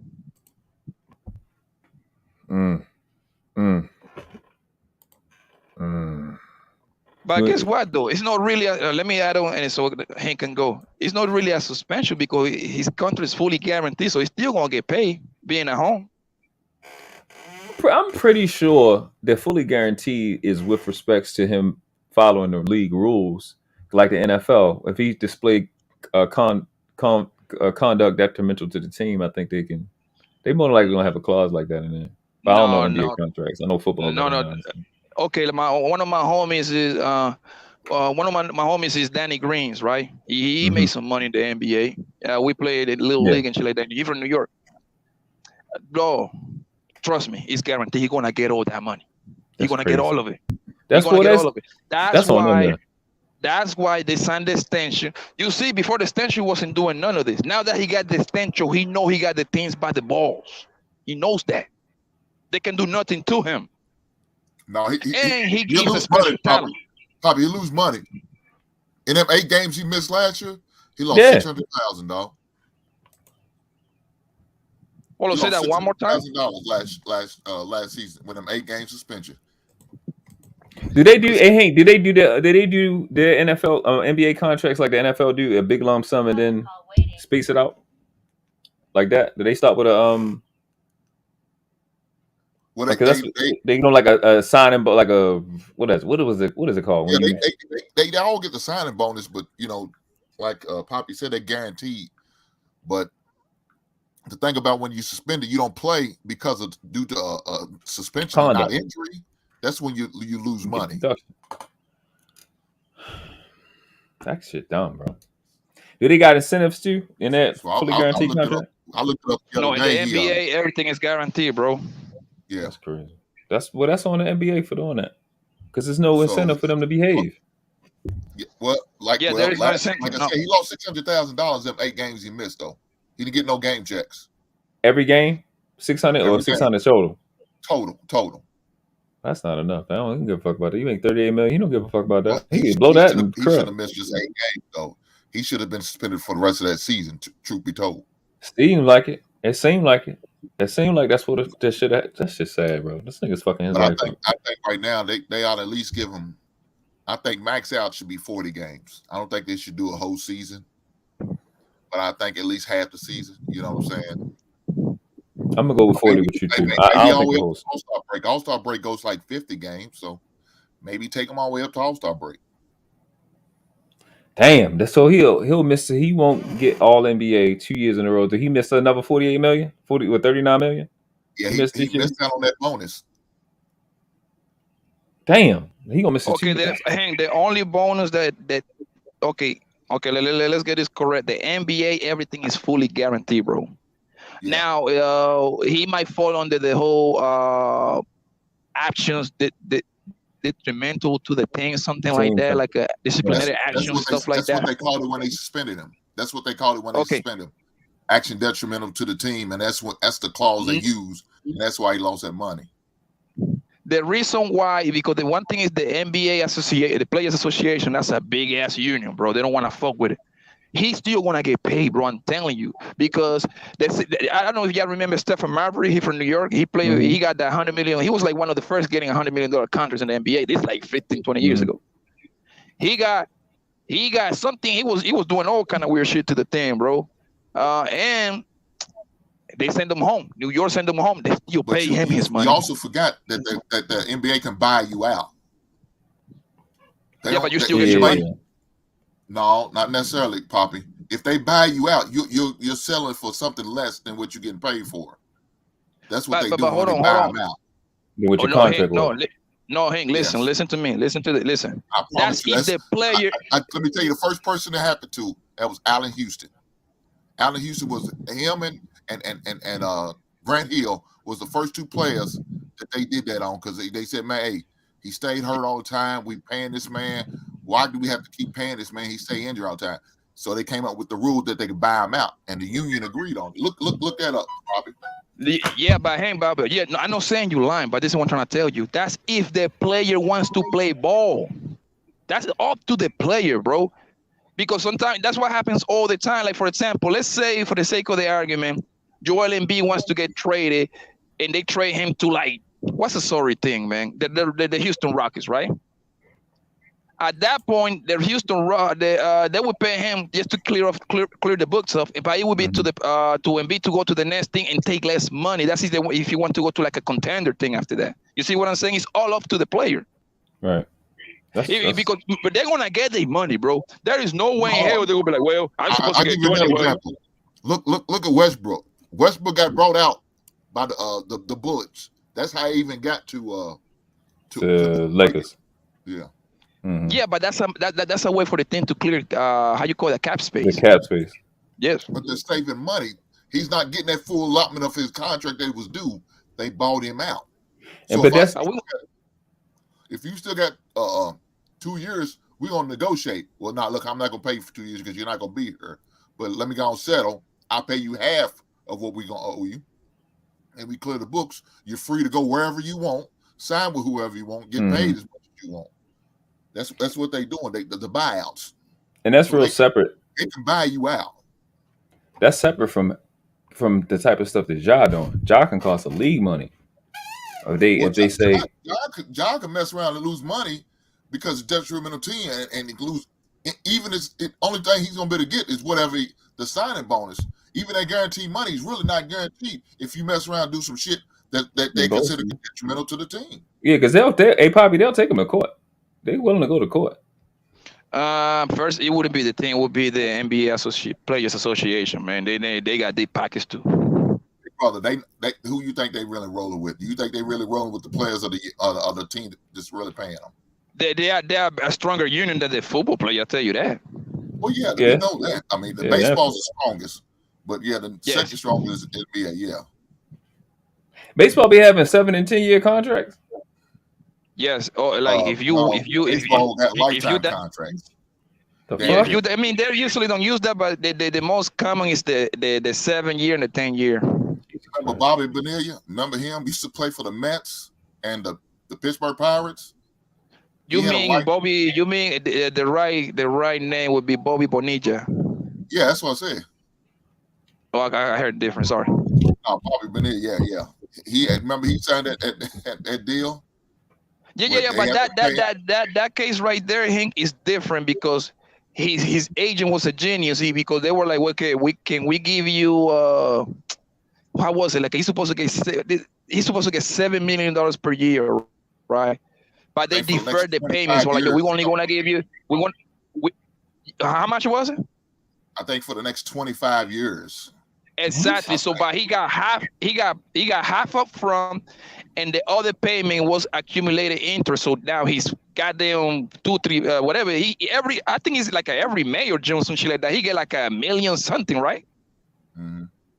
For 25 years. So instead of the New York Mets paying the man $5 million, that $5 million became like $30 million in the long run. That's crazy, man. Shit. Damn. Shit. My son told me he wanted to be a scientist. I might make him play sports now. Let me stop. I mean, sport. That's what we do. Soccer, Sport is baseball. what sport is what we do since we're little, man. So it's easier for you to get attached to that shit. Ever since you were a little nigga, man, you outside playing what is basketball, football. I mean, if you down south, that's what you're gonna play football all day long and shit like that. I remember when I moved to Florida, nigga, we was playing football in concrete, bro. That's how crazy football is in Florida. Yeah. We played it here. I mean, Maryland is first Southern State, now, but you get tackled in the street in Brandon. Exactly. If you're in the East Coast, it's more basketball based kind of places. Yeah, niggas hoop here too. It's about even here in Baltimore. About even football, basketball. Man, y'all don't got that. Y'all don't got those monster players, man. Y'all don't got shit over there, man. We got players. We got players in a different area. Sorry, players. Well, speaking of players, man, I know at one they try to brag about Baltimore. Here's what we going to do. Let's just have this conversation because when things were going down. When things were going down, it was a lot of Lamar Jackson Raven hating, but now I know you niggas are terrified. I told y'all. I actually did a clip. I said, listen, things can happen. Y'all ain't want to believe me. I know my city. I know these Ravens. Now y'all niggas in trouble. And we can just... Oh, come on now. Come on. I know who we're not worried about. Justin Fields or the Giants. The postseason, y'all won't show up though. No, you know how y'all do. Okay. All right. There is nothing to worry about. What Lamar need to do is he learn how to throw that ball, bro. He can run all he wants to, but at the end of the day, you have to throw. Yeah, you gotta be accurate. You go farther when you throw the ball than you run. and the track record tell you. It's not a little faster. You know what I'm saying? Yeah, the track record tell you like when do you have a consistent Super Bowl winning quarterback that run the ball first? The only one that I can remember would be Russell. Steve Young. Come on, bro. One, though. Those are only one apiece. He don't run first. First of all, that's exactly. not true. He don't run. Lamar doesn't run first. Let's stop that line right there. He don't run first. Steve Young. Come on, dog. Bart for real. Bart Starr, Brett Favre, Russell Wilson. These are all Patrick Mahomes. These are all scrambling quarterbacks. Just because they move side to side quickly don't mean they running. What are you talking about? Work like listen to my question. Name me a quarterback besides Russell Wilson that is a runner first and a thrower second that have won the Super Bowl consistently. The only one that fit that description is what the hell is that boy name from Denver? What's his name? John Elway? No, John, he run too. The one that came from what is it, Miami? All those people that you name, bro, they throw the ball first, bro. All of them. Okay, so did Lamar. Okay, he was the MVP. Don't do that. Scored more touchdowns than everybody else. Hold on 1 second. Look at that. That was a long time ago too. That was a lifetime ago for him. Wow. Whoa. Okay. Hey, we ain't seen MVP level play since then. Okay, see, this is the BS and the malarkey that I don't want to have to deal with right now. This is why we talking sports about Shadow because y'all make me upset. See, but you the one kept bringing it up. You and Tommy wanted to talk about it, and you try to give me shit. Look here, I'm not gonna lie. Lamar's a good player. I will not deny it. Did he good? Yes, he did. But the top 5 player money, in the league. I can't. No, but I can't say he deserved that guaranteed money, and that's why he didn't get that guaranteed money like he wanted. Nobody know how much he wanted. Don't nobody know how much he wanted. Well, rumors has it that he wanted this whole contract guarantee, like the Deshaun Watson. Wasn't nobody gonna be dumb enough to do that, like unless you started playing for the Cleveland Browns or maybe the Houston Texans. Those are the only 2 teams that are foolish enough to do some shit like that. Well, they gave him 189. Well, hey, he deserved it. And he earned it. Was it 89 or 85? I don't remember. I think it was 89. Wasn't 89? You might be right. Because I know your boy. I think like a couple weeks before. So I think there's like close. His was 85. The one from Philly, what's his name? Jalen Hurts. Hurts, yeah, he just got 185 guaranteed. At 250, Lamar got 255, 189. Okay. 5 years, both 5 years. The way that those contracts were it's not even about if you're good. It's just who's up. That's all. If you up, they're giving it to you. Well, you got to be good though. That you can't just be an average quarterback getting that big money though, Pop. Yeah, you know, yeah, because if that's the case, they'd have gave your guy, the Giants, they'd have gave him that shit. I mean, well, yeah. But, what's his name? The Giants guy got 40 a year now. That's about right. He's not that good. He's not that good. He's like a $20 million a year guy. He robbed him with Ja's gun to even use it. That nigga stealing. But I think yeah, y'all in trouble, bro. Y'all in trouble. We putting together You must be talking about the Giants. Okay, I got you. the rest of the league. Everybody that's not a Ravens fan, y'all in trouble. Oh god. And here's the thing. This is what y'all gotta understand. The 2 years. Nobody worried about the Ravens. I think next contract negotiation. I'm gonna sit in for Lamar because he didn't bring this part up. I know he did. I'm gonna help him because I'm good at this. What? Hey, y'all better hope he makes it to that next one though. That's why I don't like light skin people. You know, light skin people bring us stuff. That style of play, it's gonna be tough, man. Exactly. All he do is run with everything. All right, let me get to this. Let me say this. I've said this before. He runs about 20 times a game though. That's more than some of these running backs. He don't run 20 times a game. He run maybe 10. Yes, he does. He just don't get sacked 10 times. That's all. That's what y'all missing. That's the problem. That y'all quarterbacks get sacked because they ain't good. I got you. The 2 years outside of MVP after MVP year, last year and the year before, what people keep missing, and I don't understand why I keep missing it. It's because when Lamar won the MVP year, his left tackle was probably number 1, number 2 in the world. His left guard was he was playing all right. He was a good enough to be a starter. The center scorer was ranked number 1 by PFF. The right guard was a Hall of Famer, and our right tackle was a Pro Bowler in Orlando Brown Jr. Orlando Brown Jr. leaves the next year. Well, he plays the next year, asks for a trade. We trade him, and then the year after that, he's gone. And then our left tackle was injured, and then our Hall of Famer retired. So you went from having two Pro Bowlers and a Hall of Famer, and now you down to a left guard and a center who got injured, and we ain't have nothing. All we had was that same left guard and 3 new people. So we had that for 2 years until we got our left guard back, and we still haven't replaced that Pro Bowler. So what you watch him go through was he didn't have that same foundation, that same offensive line for 2 straight years, and that's when he's gotten injured. Patrick Mahomes went through the same shit the year before because he didn't have no Hall of Famers. He didn't have a good line until he got Orlando Brown Jr. and then they fixed in pieces. And then once the unit got together, then you started seeing him kill like he used to kill. And then he lost Tyreek, but we lost a first round draft pick at wide receiver, and we lost our Pro Bowl center. We lost our Pro Bowl right tackle. So he done gone 2 years. And that's why I'd have told him if I was at the damn table, like, listen, you can want to Nick and pick me all you want about me not being there. The 2 times Lamar got injured, it was him scrambling to the right. He scrambled to the right and got hurt twice. You know who's supposed to protect that right side? That motherfucking right tackle that was gone. Because you didn't have to trade him, just like you didn't have to pay me. You could have let that nigga contract play out and then paid him or then traded him. You had to pay him when he asked for a way out. You didn't have to trade motherfucking what the fuck is that boy name? Marquise Brown. So you take away my first round draft pick receiver and you take away my Pro Bowl right tackle, and then you're not gonna want to pay me? Oh, nigga, give me 6 years, $300 million, guaranteed. That's all I was asking. Yeah, John, he got hurt in the pocket, right inside the pocket on the right side both times. Now I'm not saying that the right tackle we have is bad, it's horrible, but he not Orlando Brown Jr. because I think he went to another pro, and then he left and got a ring. Yeah, that shit count. I know football. 2 things I know is combat sports and football. So that's why if I was sitting there, man, we probably got 350.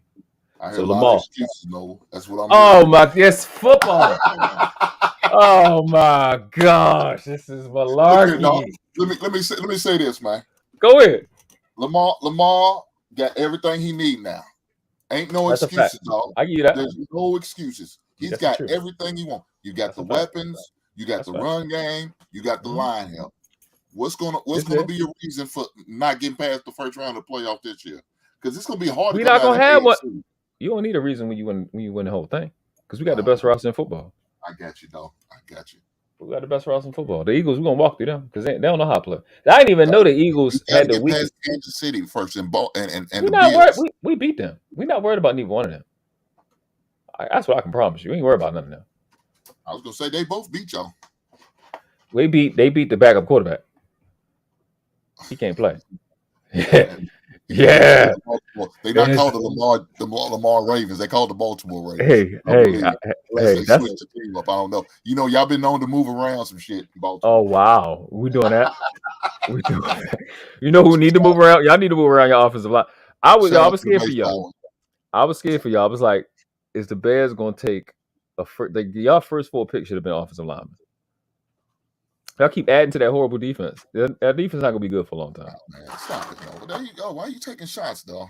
Hey, I just want the audience to know. We realize we're down. We understand that. You won't hear me sit there and say we're a Super Bowl contender. We just trying to make a brilliant effort to get over 500 this year. This is our first goal. Our next year goal. We're going to be in the playoffs. The year after that, I told you 2025, baby, 2025, 2026 season. We Super Bowl bound. Who?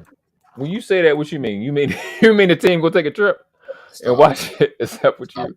53 tickets. That's not right. Who team when you gonna root for? The show, you hear that Super Bowl shuffle playing in the background. You know what's up. Oh my God!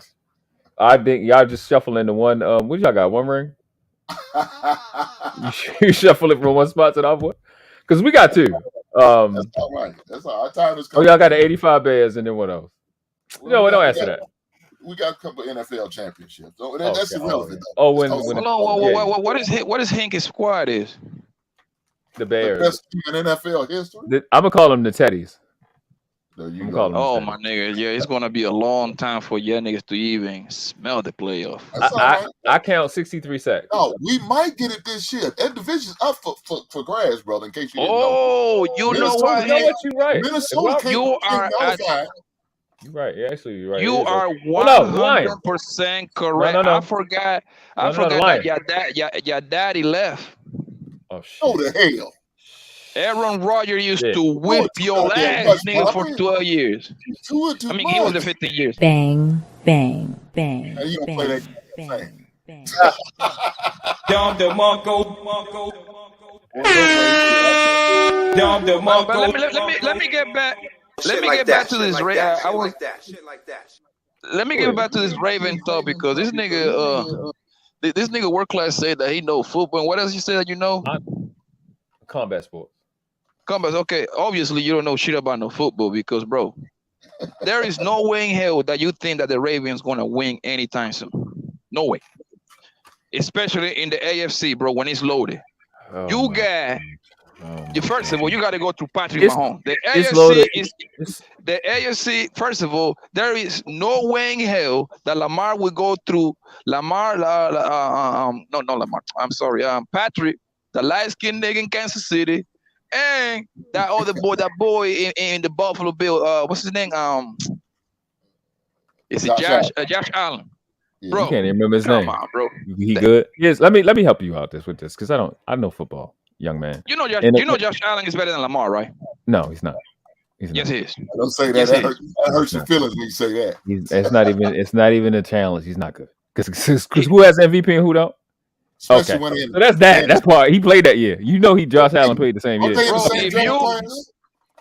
You can't be better than me and not do as much as I did. So that's that. Let's just get that part out of the way. This is why. World class. He didn't win nothing. He ain't win nothing. Let me help y'all out real quick. I just want before you go, if you put the numbers together between those two quarterbacks, my nigga, it's not even close, bro. It's you right because this nigga has only had 2 good seasons. And he was trashed the first 2 before he got the receiver that's probably about to leave. So let me help you out with this. The AFC North is the best division in the league. And the best team in the best division is the Ravens. It's the best. It's the division with we got the Steelers. They got the Cleveland Browns, bro. Right. Oh, I forgot that boy from Cincinnati, bro. You ain't going nowhere anytime soon, my nigga. We already beat that last year. We already beat that without. Okay, hold on. We beat Joe without I'm asking Lamar. one question. I'm asking one question, my nigga. I know the answer to the question, but if you want to answer this shit like a fan, I'm out of here, bro. I would unsubscribe. Who's better, Joe Burrow or Lamar Jackson? Lamar. There we go. Jesus Christ, I'm gone, bro. I'm gone. All right, let me ask you this. You're killing me. Let me ask you this: how many MVPs do Joe got compared to Lamar? Bro, forget the MVP shit, my nigga. That's an individual award, bro. Fan. You know, hey, again, Lamar Jackson is nowhere. He's not even in the same book as Joe Burrow, bro. What are you talking about? Let me tell you who else won an MVP too. You not who? Matt Ryan. All right, but that was a long time ago. He broke down for me. That was a long time ago. That was a long time ago. Here's the thing. You cannot say that with a. I wish you was Camo. You cannot say that with a straight face, bro. Yes, it's a straight face right there. I mean that. Yes. No, you don't, bro. Lamar Jackson is better. You answer it. You answer the question like a true fan. You're not being objective, bro. I am. Nobody listen. World class. I am in Baltimore. I watch these people more than y'all do. Jesus Christ. Nobody on planet Earth will say that Lamar Jackson is better than Joe Burrow, bro. Nobody would do that, bro. Lamar's better. Yes. He's much more accurate. Yes. Exactly. You gotta be kidding me. No. Yes. You gotta be kidding me, bro. Absolutely. I'm telling you the truth. You don't understand. I put his shoes in the right position. At playing football, the nigga's better than him. I watched it day in, day out. I watched it twice. I've watched these niggas play 6 times now. Lamar's a better quarterback and he's a better player. You keep forgetting. Bro, Lamar, the wide receiver. The wide receiver core. The wide receiver core that Joe is playing with is number 1 and number 2 in the league. Number 1 and number 2 in the league. Who made that possible? The fucking team. The GM. No, nigga, Joe Burrow made that possible. T. Higgins was good before he got there. The niggas, Joe Burrow played with Joe Burrow played with Chase already. Chase was already good. John Henry. He won it in 2016, though. He won MVP in 2016. Who? Matt Ryan. That was a long time ago. It doesn't matter. The fact that you say that Lamar Jackson is better than Joe Burrow, my nigga. Until the day the best receiver. You're not allowed to talk about football no more, bro. Like, come on, bro. Until this offseason, the best receiver that Lamar Jackson had was fucking, what's his name? I can't even, Bateman. Bateman has done nothing. That's the best receiver he had. Joe Burrow has fucking T. Higgins. He has this nigga got T. Higgins. Bro, he have our former first round draft pick at tight end right now. He has him. And Lamar Jackson cannot throw to save his life, bro. He threw for 36 touchdowns. No, my nigga. The only thing that Lamar got going on is athleticism, bro. Do you understand Lamar Jackson, bro? It's like a Michael Vick 2.0. To remind you, Michael Vick couldn't control it. He learned how to throw later.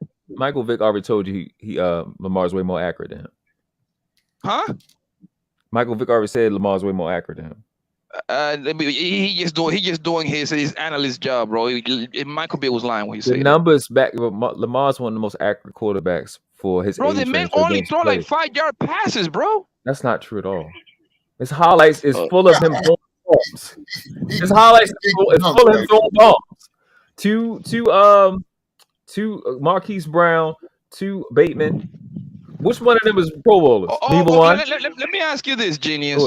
If Lamar Jackson is such a accurate, why Aaron wide receiver lining up to go to Baltimore to play with the accurate nigga? I know I would like to. You know why? Because his ass ain't. Because that coach exactly. That's not true. You know the answer. Me and you know the answer. I'm gonna tell you the answer. And I'm gonna give you the fucking example right now, so we can do this. When the coach left, when that offensive coordinator that we have left, then we got OBJ. If that wasn't the case, then why didn't OBJ come the year before when he could have came the year before? OBJ is washed up. It's over for OBJ, bro. Too many injuries. The man he's a Hollywood nigga, bro. Matter of fact, hold on. Yeah, I'm gonna tell you. Hold on. I be seeing OBJ every night in the clubs I be at. He over here in Scottsdale, Arizona now. He got a spot out here. They didn't he be come over here because like, of you know, in football niggas they be having, huh? The receivers didn't want to come because of Greg Roman. Bro, just put it in the chat, bro. That's why Marquise Brown wanted to leave. It was because of Greg Roman. Yes. The receiver. Listen, Marquise Brown asked for a trade. He want to get away from Lamar. He can throw the ball like he that, didn't. bro. No, he specifically said it wasn't because of Lamar. Matt Ryan did not win the MVP, and he did in 2016. I told you that. No, he did win rookie year when he's a rookie. Because Matt Ryan was good. He not good now though. He trash. Yeah, Matt Ryan had like a good 3 to 5 year good stretch. Like you can tell that then he was good. Is he Hall of Famer? I don't know. No, he know how to play. Yeah, but bro, you played, bro, fan. In the AFC, listen. In the AFC, it's at least. Let me see. I'm taking Deshaun Jackson over Joe Burrow. I don't know why you think he's that good. That's fine. Hey, listen. I hope you take Lamar Jackson. And don't nobody think all the time. Don't nobody think Deshaun Watson better than Lamar. So I don't know what you're talking about. What? What are you talking about? Nobody thinks that. Who thinks that? That Deshaun Watson is better than Lamar? What are you talking about? You must have lost it in Mexico. Would you drink that tequila with the worm? Are you serious, bro? Nobody thinks Deshaun Watson is better than Lamar. Who thinks that? Nobody. Deshaun Watson is way better than Lamar Jackson, bro. Oh my God! Why he ain't win That's no not MVP even close. Why he ain't win no MVP? When you had so when you had B.I. So the MVP determining everything, B.I. right? Why didn't he win the MVP with Deshaun Hopkins? Because listen, what's his name? Jabbar ain't never had nobody like that. Ever. So okay, have Joe Burrow win the MVP? Yes or no? Fuck no. He's not gonna win that shit. Okay, good. Listen, I don't care what rating, Fox Sports, ESPN, Disney rating. Joe Burrow will be in a higher position than Lamar Jackson. That's facts. That's facts, bro. He's not. That's he's not even gonna win it. That's he's not facts, even gonna win the division. He's not even gonna win the division. Bro. Your eyes, listen. What is something called your eyes will tell you that Joe Burrow is way better than Lamar Jackson. Your eyes will tell you that. Okay, tell me why. Since you want to use the MVP case, why Lamar Jackson haven't get to the Super Bowl like Joe Burrow has? Because he hasn't had the coordination. He hasn't had the offensive scheme. Until we don't even know if this guy's good enough. That's not. Lamar played in a spread system before he got here. Then when he got here, he had to play in that Greg Roman system. Let me correct myself. Joe Burrow haven't get to the Super Bowl, but he has got into the AFC Championship games 2 years. No, he got to the Super Bowl. He lost. He did get to the Super Bowl. No, Joe Burrow haven't get there. Yeah, he got there. He lost. Yeah. To who? What did he lose to? Lost to Tampa. Tampa. Yep. Brady and them, right? No. Brady beat up on. No, I take back. They lost to the Rams. They lost the Rams. Yeah, right. And Aaron Donald. You're right. Aaron Donald. Yeah, he made that play. Aaron Donald. Okay. Which made my case even stronger. If Lamar Jackson is better than Joe Burrow, like you said, because he got an MVP, how come he haven't get to the Super Bowl? He got injured 2 years. They had that 1 year. I give you that 1 year. Let me ask you this: what is the history of the running quarterbacks? Tennessee Titans, man. What's the what? They lost to the Titans. Yeah. Now I'm interested to know just on the AFC part of the since we talk about the AFC, right? Name the top 4 quarterback on the AFC right now, bro. You got in this order. In order, please. It's Patrick, it's Aaron, it's Lamar, it's Deshaun, and then Joe Burrow. Them other boys don't get enough. Yeah, your list is disqualified of the rave if you got Lamar over there, but it's Patrick. I'm gonna say it again. Joe Burrow, because the top 3 that I mentioned was the last 4, the MVPs in the last 4 years. Patrick, Aaron, and Lamar are the last 4 people, the last 4 years to win an MVP. So I'm not wrong. If Burrow was better, then he would have one, and he's not.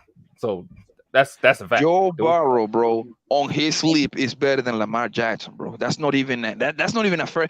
Lamar Jackson would tell you that himself. Like, yeah, he better than me, bro. Do you understand that Lamar Jackson was the main component to break history?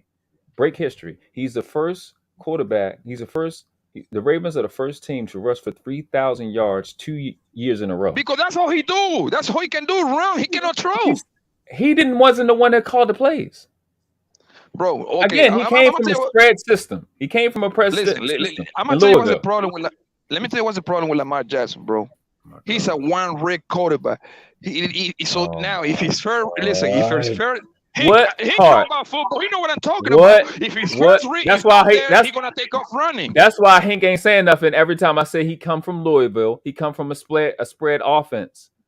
They put him in this. He know what I'm talking about. So don't say he a one-trick pony. Bro, but that doesn't mean anything. He won the Heisman. He won the Heisman throwing the ball.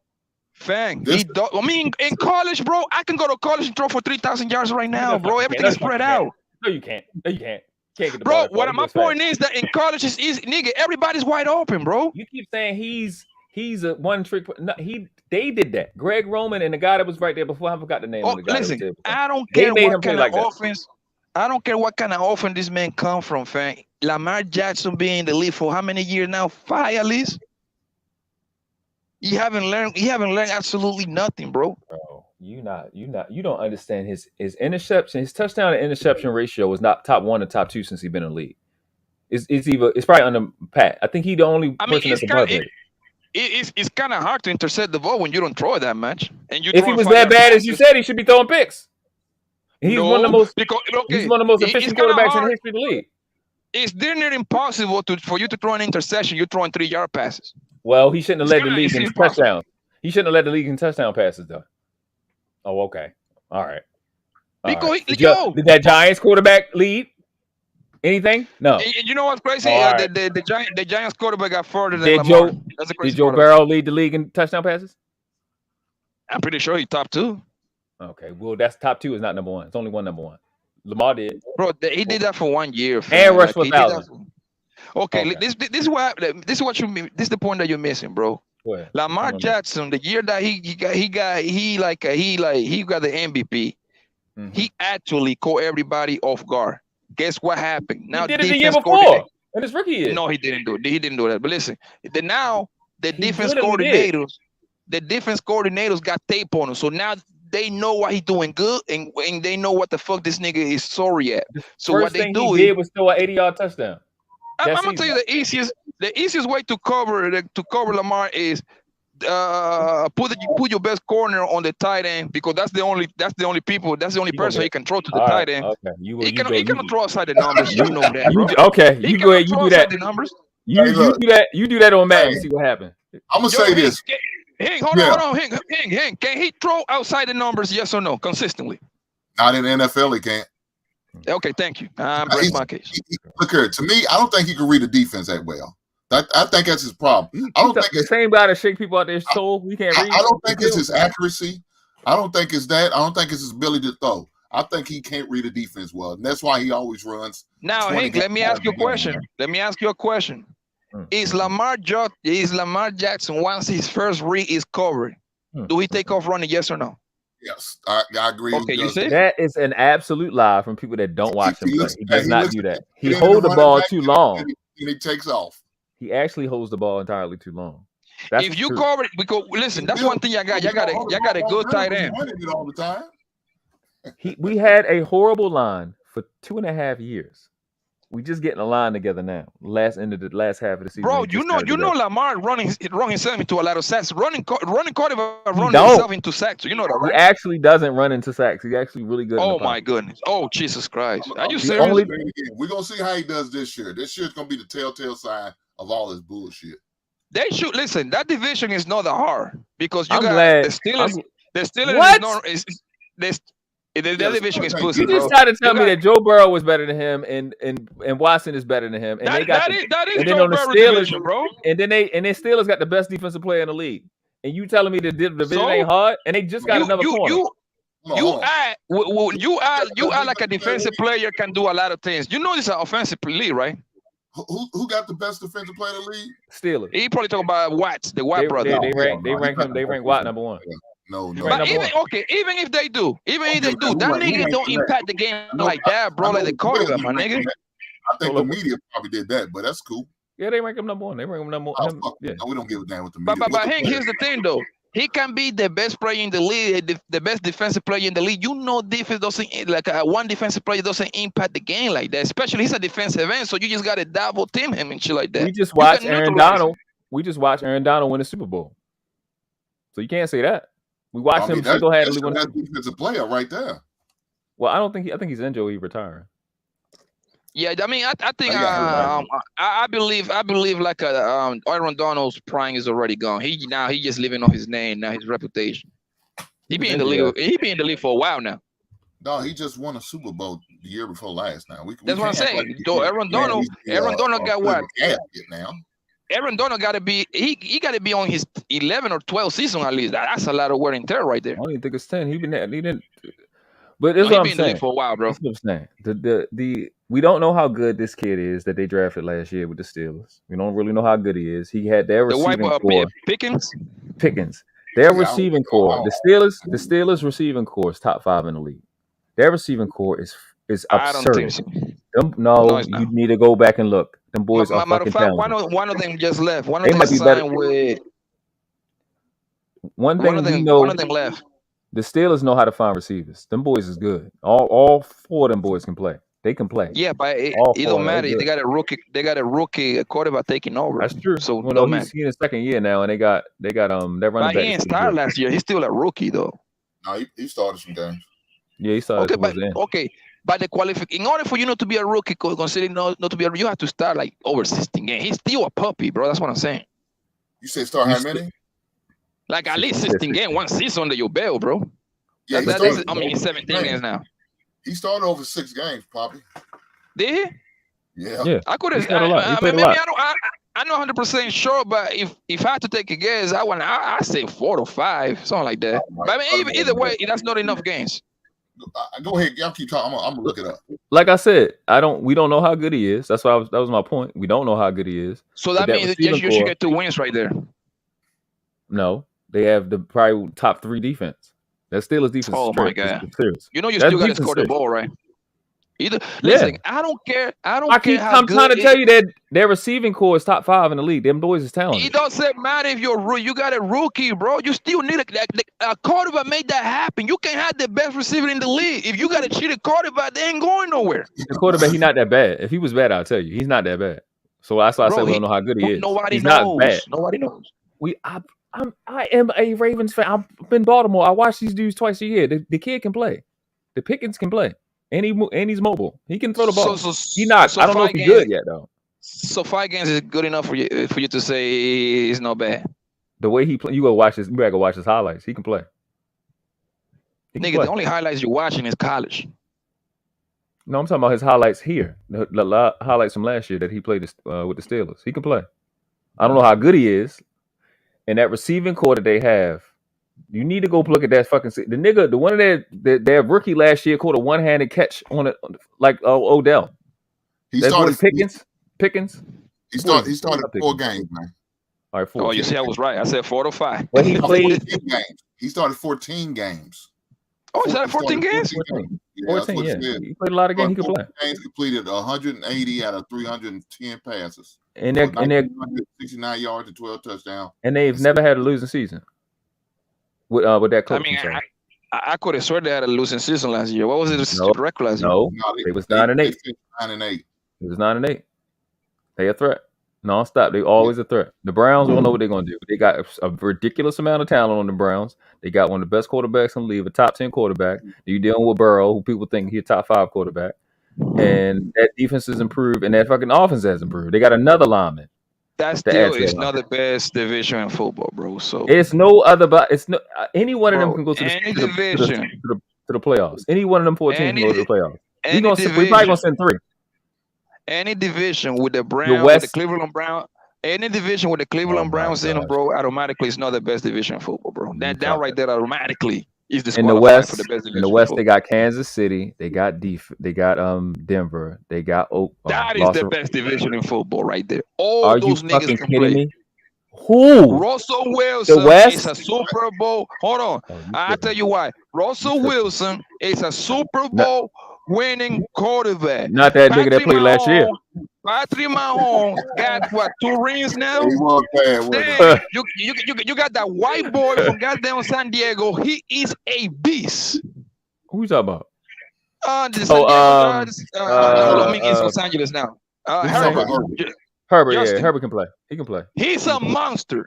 And what's the other thing? I'm missing one thing. I named the Denver. I named Kansas City. I named Los Angeles. What's the other thing? Oakland. Las Vegas. Who they got? Exactly. They're nothing. The last quarterback. Derek Carr. Derek Carr is gone. Okay, listen, but we talk about in the past. Derek Carr is a good, solid quarterback. Okay. And he was the sorry nigga in the division. He's still good enough to play anything in the league. They don't have no defense. Good enough to play for Baltimore. Oh my God. Y'all with y'all malarkey. Oh my God. I don't got. Hey, but look here, man. Let me say this again. This is gonna tell it all. He gonna have no excuses now. He got everything you need, man. You got the offensive coordinator. You helped choose him. You know what I'm saying? You got the wide receiver, Odell. You got a good tight end. You got some decent running backs. You got a decent defense. What you gonna do, Lamar? Lamar, we don't gotta take this. What is Lamar gonna do? We gonna win a Super Bowl. I keep telling y'all that. We go. We got everything we need. That's what I'm talking about. When y'all see when the Bears gonna win 2 games? When is the Giants? When the Giants going? No, we might start off the first 7 games 5-2. Y'all might start off with 10 losses. No, we ain't gonna do that now. We ain't gonna do that. Y'all gonna get y'all first win. I ain't worried about the Giants slander that you be saying, bro, because at the end of the day, we got 2 Super Bowls in the past 14 years, something like that. We actually got the best win of all times when we beat Tom Brady pussy ass 18-0 team. That should count for 2 rings right there alone. We are one of the illest franchises in the NFL. Yeah. Y'all sick, all right. Hold on. Let me finish. People cares about the Giants. Nobody cares about the Baltimore Ravens. Oh my God, we have been in the media the most, way more. Nobody even knows what the Giants. The NFL. People love us. Listen, the NFL. Okay, let me ask you a question. Purple look way better than blue. If it is 2 things, if it is 2 things that the NFL, and you got to get rid of one of them things, is between the Giants and the Ravens. Who you think they're gonna get rid of the fucking Giants? What are you talking about? Not even you believe that. Y'all don't have no real quarterback. Yes, but the simple fact we in New York. That right there alone, you untouchable. So we can the Jets are more important than y'all. So you can cut that out. The only thing good about the Giants. No, the only thing good about the Giants is Saquon. The New York Jets are just like the New York Mets. They are like the Yankees' father. The New York Giants is the Jets' daddy. Okay. Y'all shit. Then it might be the stepdaddy because you know that the Eagles own y'all. Damn. Y'all need nobody. Y'all are nobody in y'all division. The Cowboys more important. The Eagles are more important. And I think the Commanders is about to be more important than y'all. Damn, really, Lobo? Yeah, bro. All I know is y'all just trash. I mean, all I know is you talking about some slander. It's very simple, man. Listen, that's what they call those. We are the corner store of the NFL. They don't say that about the Ravens. They don't.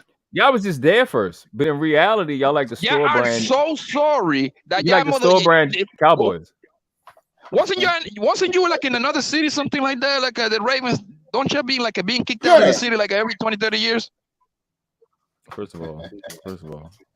Wasn't you like the old Cleveland Browns? We ain't the old none of that. We got championships. Cleveland doesn't. On some serious note, bro. On some serious note, even the uniform. Your uniform is corny as hell, bro. You got Cleveland Browns. Cursive in a while on your shit. Y'all don't even have the Ravens uniform. The Ravens uniform, it look like a Pat Warner uniforms, bro. He's like a little bird in there. You don't have no identity. Nobody cares about the Ravens in the league. I'm gonna be honest with you, bro. The NFL is about like a cornerstone franchise, like the Chicago Bears. They represent something. Green Bay Packers, they represent something. The Steelers, they represent something. New York Giants, they represent something. The New York Giants, they represent something. The New York Giants the look Ravens, like a cafeteria uniform. That just like sound like a college football thing. It don't look good. It look like an XF. The Giants look like an XFL. No, our colors is the shit. Even though I don't like blue for shit, but our colors mean something. Hey, look. Y'all got a fucking bird. I mean, y'all having a bird. I mean, y'all having a boy. You got a bird, man. He's not even the most. He's not even the most violent bird. He's a retarded bird that y'all have flying on you as a symbol, bro. First of all, y'all call it a raven. It doesn't even. Y'all even had nothing to represent the giant. Doesn't make any sense. At least the Eagles are kind of the same. Cool. Y'all shit really supposed to be. Y'all mascot supposed to be an animal. Cause how y'all got Giants on that little ass island? The Giants, it means something, nigga. The Ravens, come on, bro. They're a mythical animal. It's a mythical animal, a giant. Well, which thing worth more money, the Giants or the Ravens? Well, you mean the organization that was there since the 20s and got 2 championships? Can you do your Googles? I just want to do that again. Like which franchise worth more? The franchise that was there since like the 20s and y'all got 2 championships? You just got that? Actually, we got 4 rings, bro. Oh, 4 of them in 80 years. You guys are doing swell. You got only 2. How many y'all got? We ain't been here since the 90s. Y'all been here since forever. No. You ain't gonna keep on forgetting real history go. Yeah, since the 90s. Hall of Fame, 96. Hall of Fame linebackers was a Cleveland Brown. So technically, y'all think it's a Spanish thing. Huh? Your Hall of Fame linebackers are Cleveland Brown. Don't do that, man. Y'all was the same team that drafted Tim Couch. No, the fuck we did not. No, the fuck we did not. The Browns did not exist when we were drafting. We didn't have a name when I think was Ray drafted first. So technically, So technically, the Baltimore Ravens is a expansion thing then. Yeah, they are. Yeah, expansion. So you're in the same boat as the Jacksonville Jaguars then, right? No, because we got 2 rings. Like y'all got since we've been here. So we got 4, bro. Y'all got 2 rings since we've been. Listen to this, bro. And I know we're joking, but I'm going to tell you the cold truth right now, bro. If David Tyree ain't catch that, you wouldn't have that. All our wins was blow. Hold up. All our rings was blowouts. Oh, except for, you know what? No. We had the game wrapped up in the 4th quarter. Yeah, if Ray Lewis would have went to jail for that murder, y'all wouldn't have no rings either. I can do the if too. If was a 5th, we all be drunk. Put it like that. Then we had the game wrapped up in the 4th quarter, going into the 4th quarter. Y'all barely beat Brady. That's it. Barely. Which franchise is worth more, the Giants or the Ravens? New York City. Go ahead, do your Googles real quick, please. I'm on my phone. I cannot do it. I don't know. The team that had a 30-year head start. You don't even have to look at it. I can tell you that off the top of my hand. The Giants, I had 30, 40-year head start. We got the same amount of rings since we've been here. Who got the same amount of rings? We do. Y'all got 2. We got 4. You got 2. You got 4 before. We got 2 before we got there. We got 2 like y'all got now. You got 2 rings, bro. Yeah, I know. Y'all got the same amount since we've been here. So why we equal? No. We on the same foot now. More, bro. We got the most legendary win of all time, and I can't wait to say this. We produced the best defense in the history of the planet called the 2000 Ravens, which was way better than the 85 Bears. That's just what should we say that. Shout out to Reckless Ray. What's up? Yeah, don't do that. We know that's a lie. That's what you mean. We broke our record.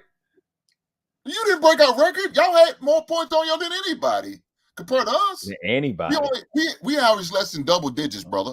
Y'all did. Y'all averaged at least 11 points a game.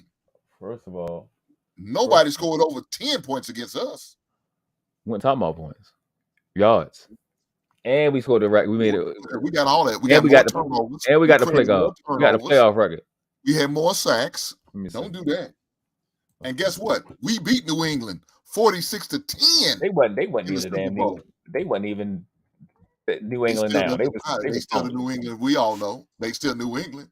They was a weak New England, but they was New England. Super weak. That was before Bledsoe. You know they tried.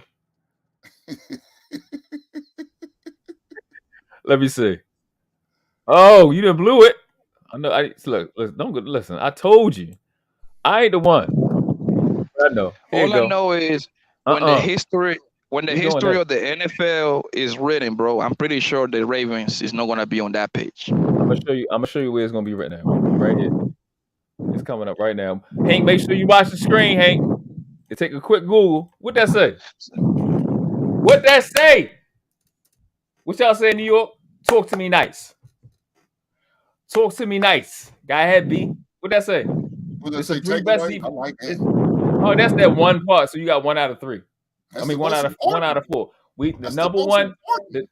the most important is points and yards. So you got 5 more takeaways, but average yards per play, we the best of all time, bro. 4.3. Stop playing with us. That is the greatest defense in the history. Look, We number one. They got more yards per game. They got what? It's 11-point difference. Yeah, I don't see nothing. I don't see nothing impressive with that, bro. You know what's impressive? I'm gonna tell you what's impressive, bro. How you don't see something impressive with that? Okay, I'm gonna tell you what's impressive. At 18-0 team going to the Super Bowl that broke every offensive record that ever existed, bro.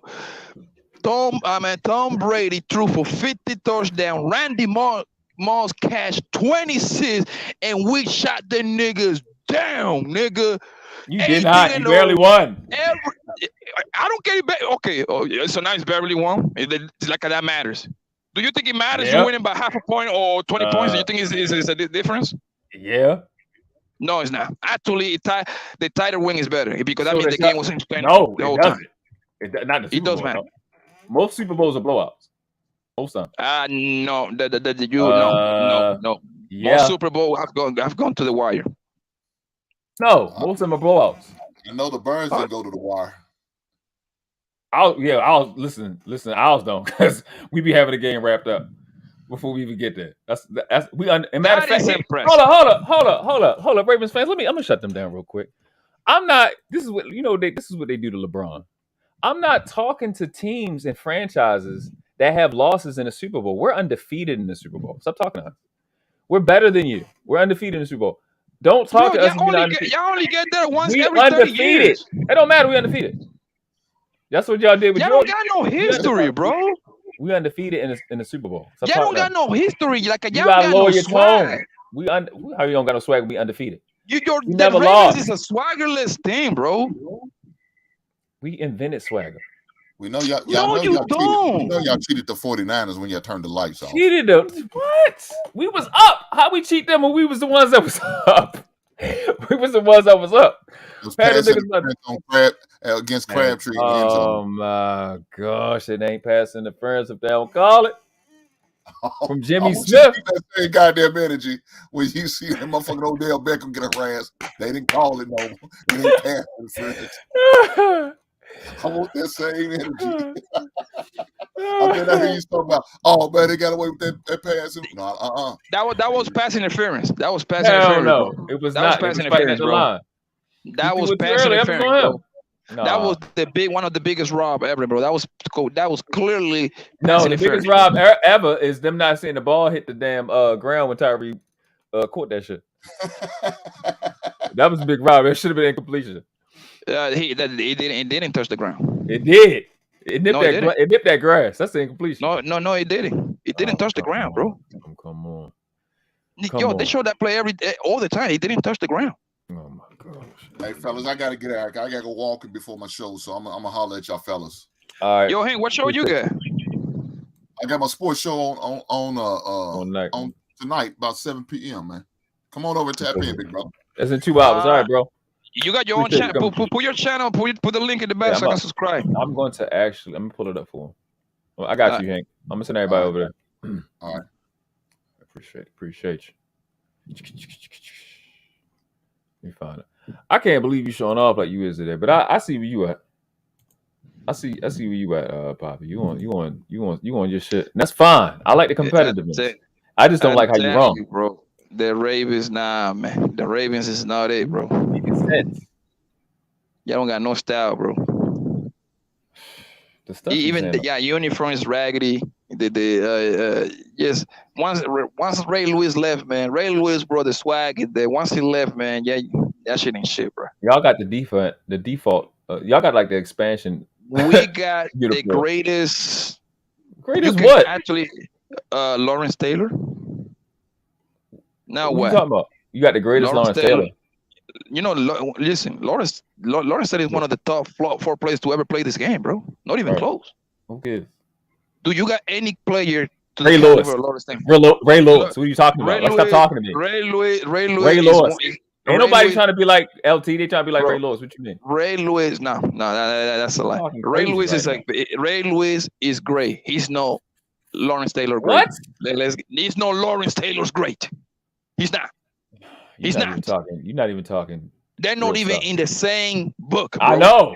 I know. One's a Super Bowl MVP and one's not. People talk about Lawrence Taylor Ray being is like a the Super GOAT. Bowl MVP, bro. That just says, oh my god, bro. Here we go with this. I said with this and a league MVP twice. What you saying? Who was a league MVP?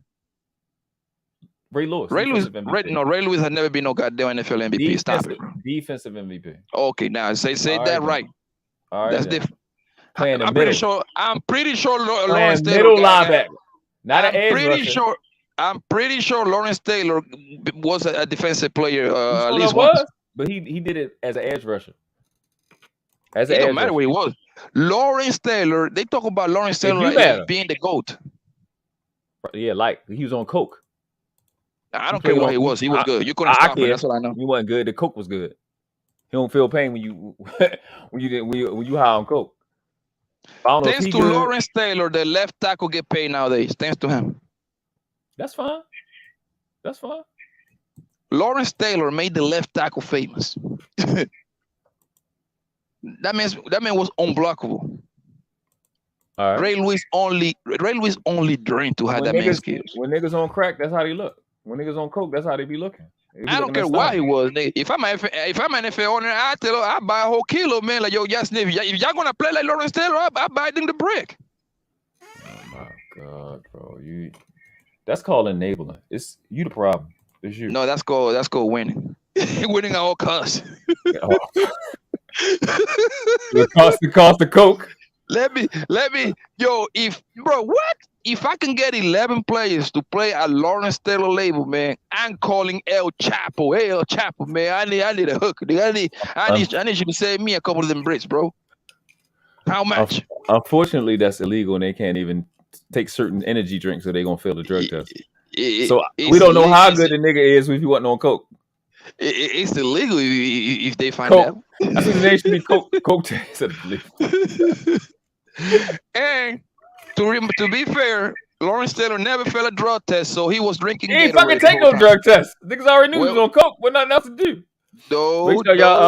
Allegedly. Ain't no fucking allegedly. He admitted it. It is alleged. You don't know that. My man Lawrence Taylor was drinking a whole lot of Powerade and the pink. I don't know the pink. They had no fucking Powerade. He was drinking the red Powerade, bro, and the blue Gatorade. So you just making stuff up that my man was on coke, man. He's on coke. That's what y'all do in New York. He is one of the greatest players ever. In the 80s in New York, coke was big. He was one of the biggest coke snorters. Get the fuck out of here. Make sure y'all tap in the hink. Go hit the notification bell. It's gonna be pinned to the top. Make sure we all migrating. About to shut this down. I ain't been live this long in a long time. Poppy is definitely a coke machine over here. He's tripping. I don't know what he's talking about. But it's gonna be great to watch his Giants get their ass whipped, and then we're gonna celebrate over here when the Ravens win the Super Bowl. We definitely gonna do a Super Bowl party when they win. I'm gonna never let you niggas live this shit down. We're gonna keep this recording. Y'all do the timestamps. Heard all the malarkey. I think I've been getting harassed for about an hour. I think I've held it down from a football standpoint. Outside of the jokes, I don't have no more of this crap. We're gonna come back to this part. Okay, we're gonna come back. Okay. I want my apologies. I want my I told you so's. The score, we're gonna predict it now. The score is going to be something like 35-21 Ravens.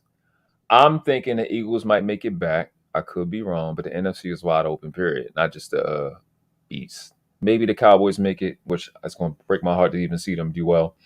But I think the Eagles will probably make it. So that's my Super Bowl predictions. 35-21 Ravens for the up-and-coming season. You heard it here first. The Giants might go winless, but we don't know yet.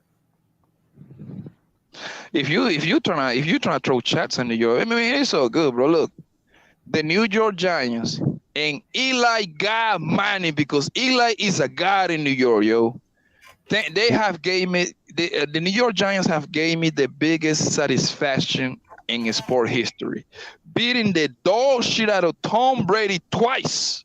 We always beat him. It's normal to us, especially No. I'm talking about beating him where it counts in the Super Bowl, bro. I ain't talking about where the fuck you beat him. I'm talking about where it counts, bro. That's what it counts. We beat him in the Super Bowl. If we wasn't for us, this bitch ass nigga Tom Brady would have like 10 rings. Thanks to the Giants, we put a stop on that nigga.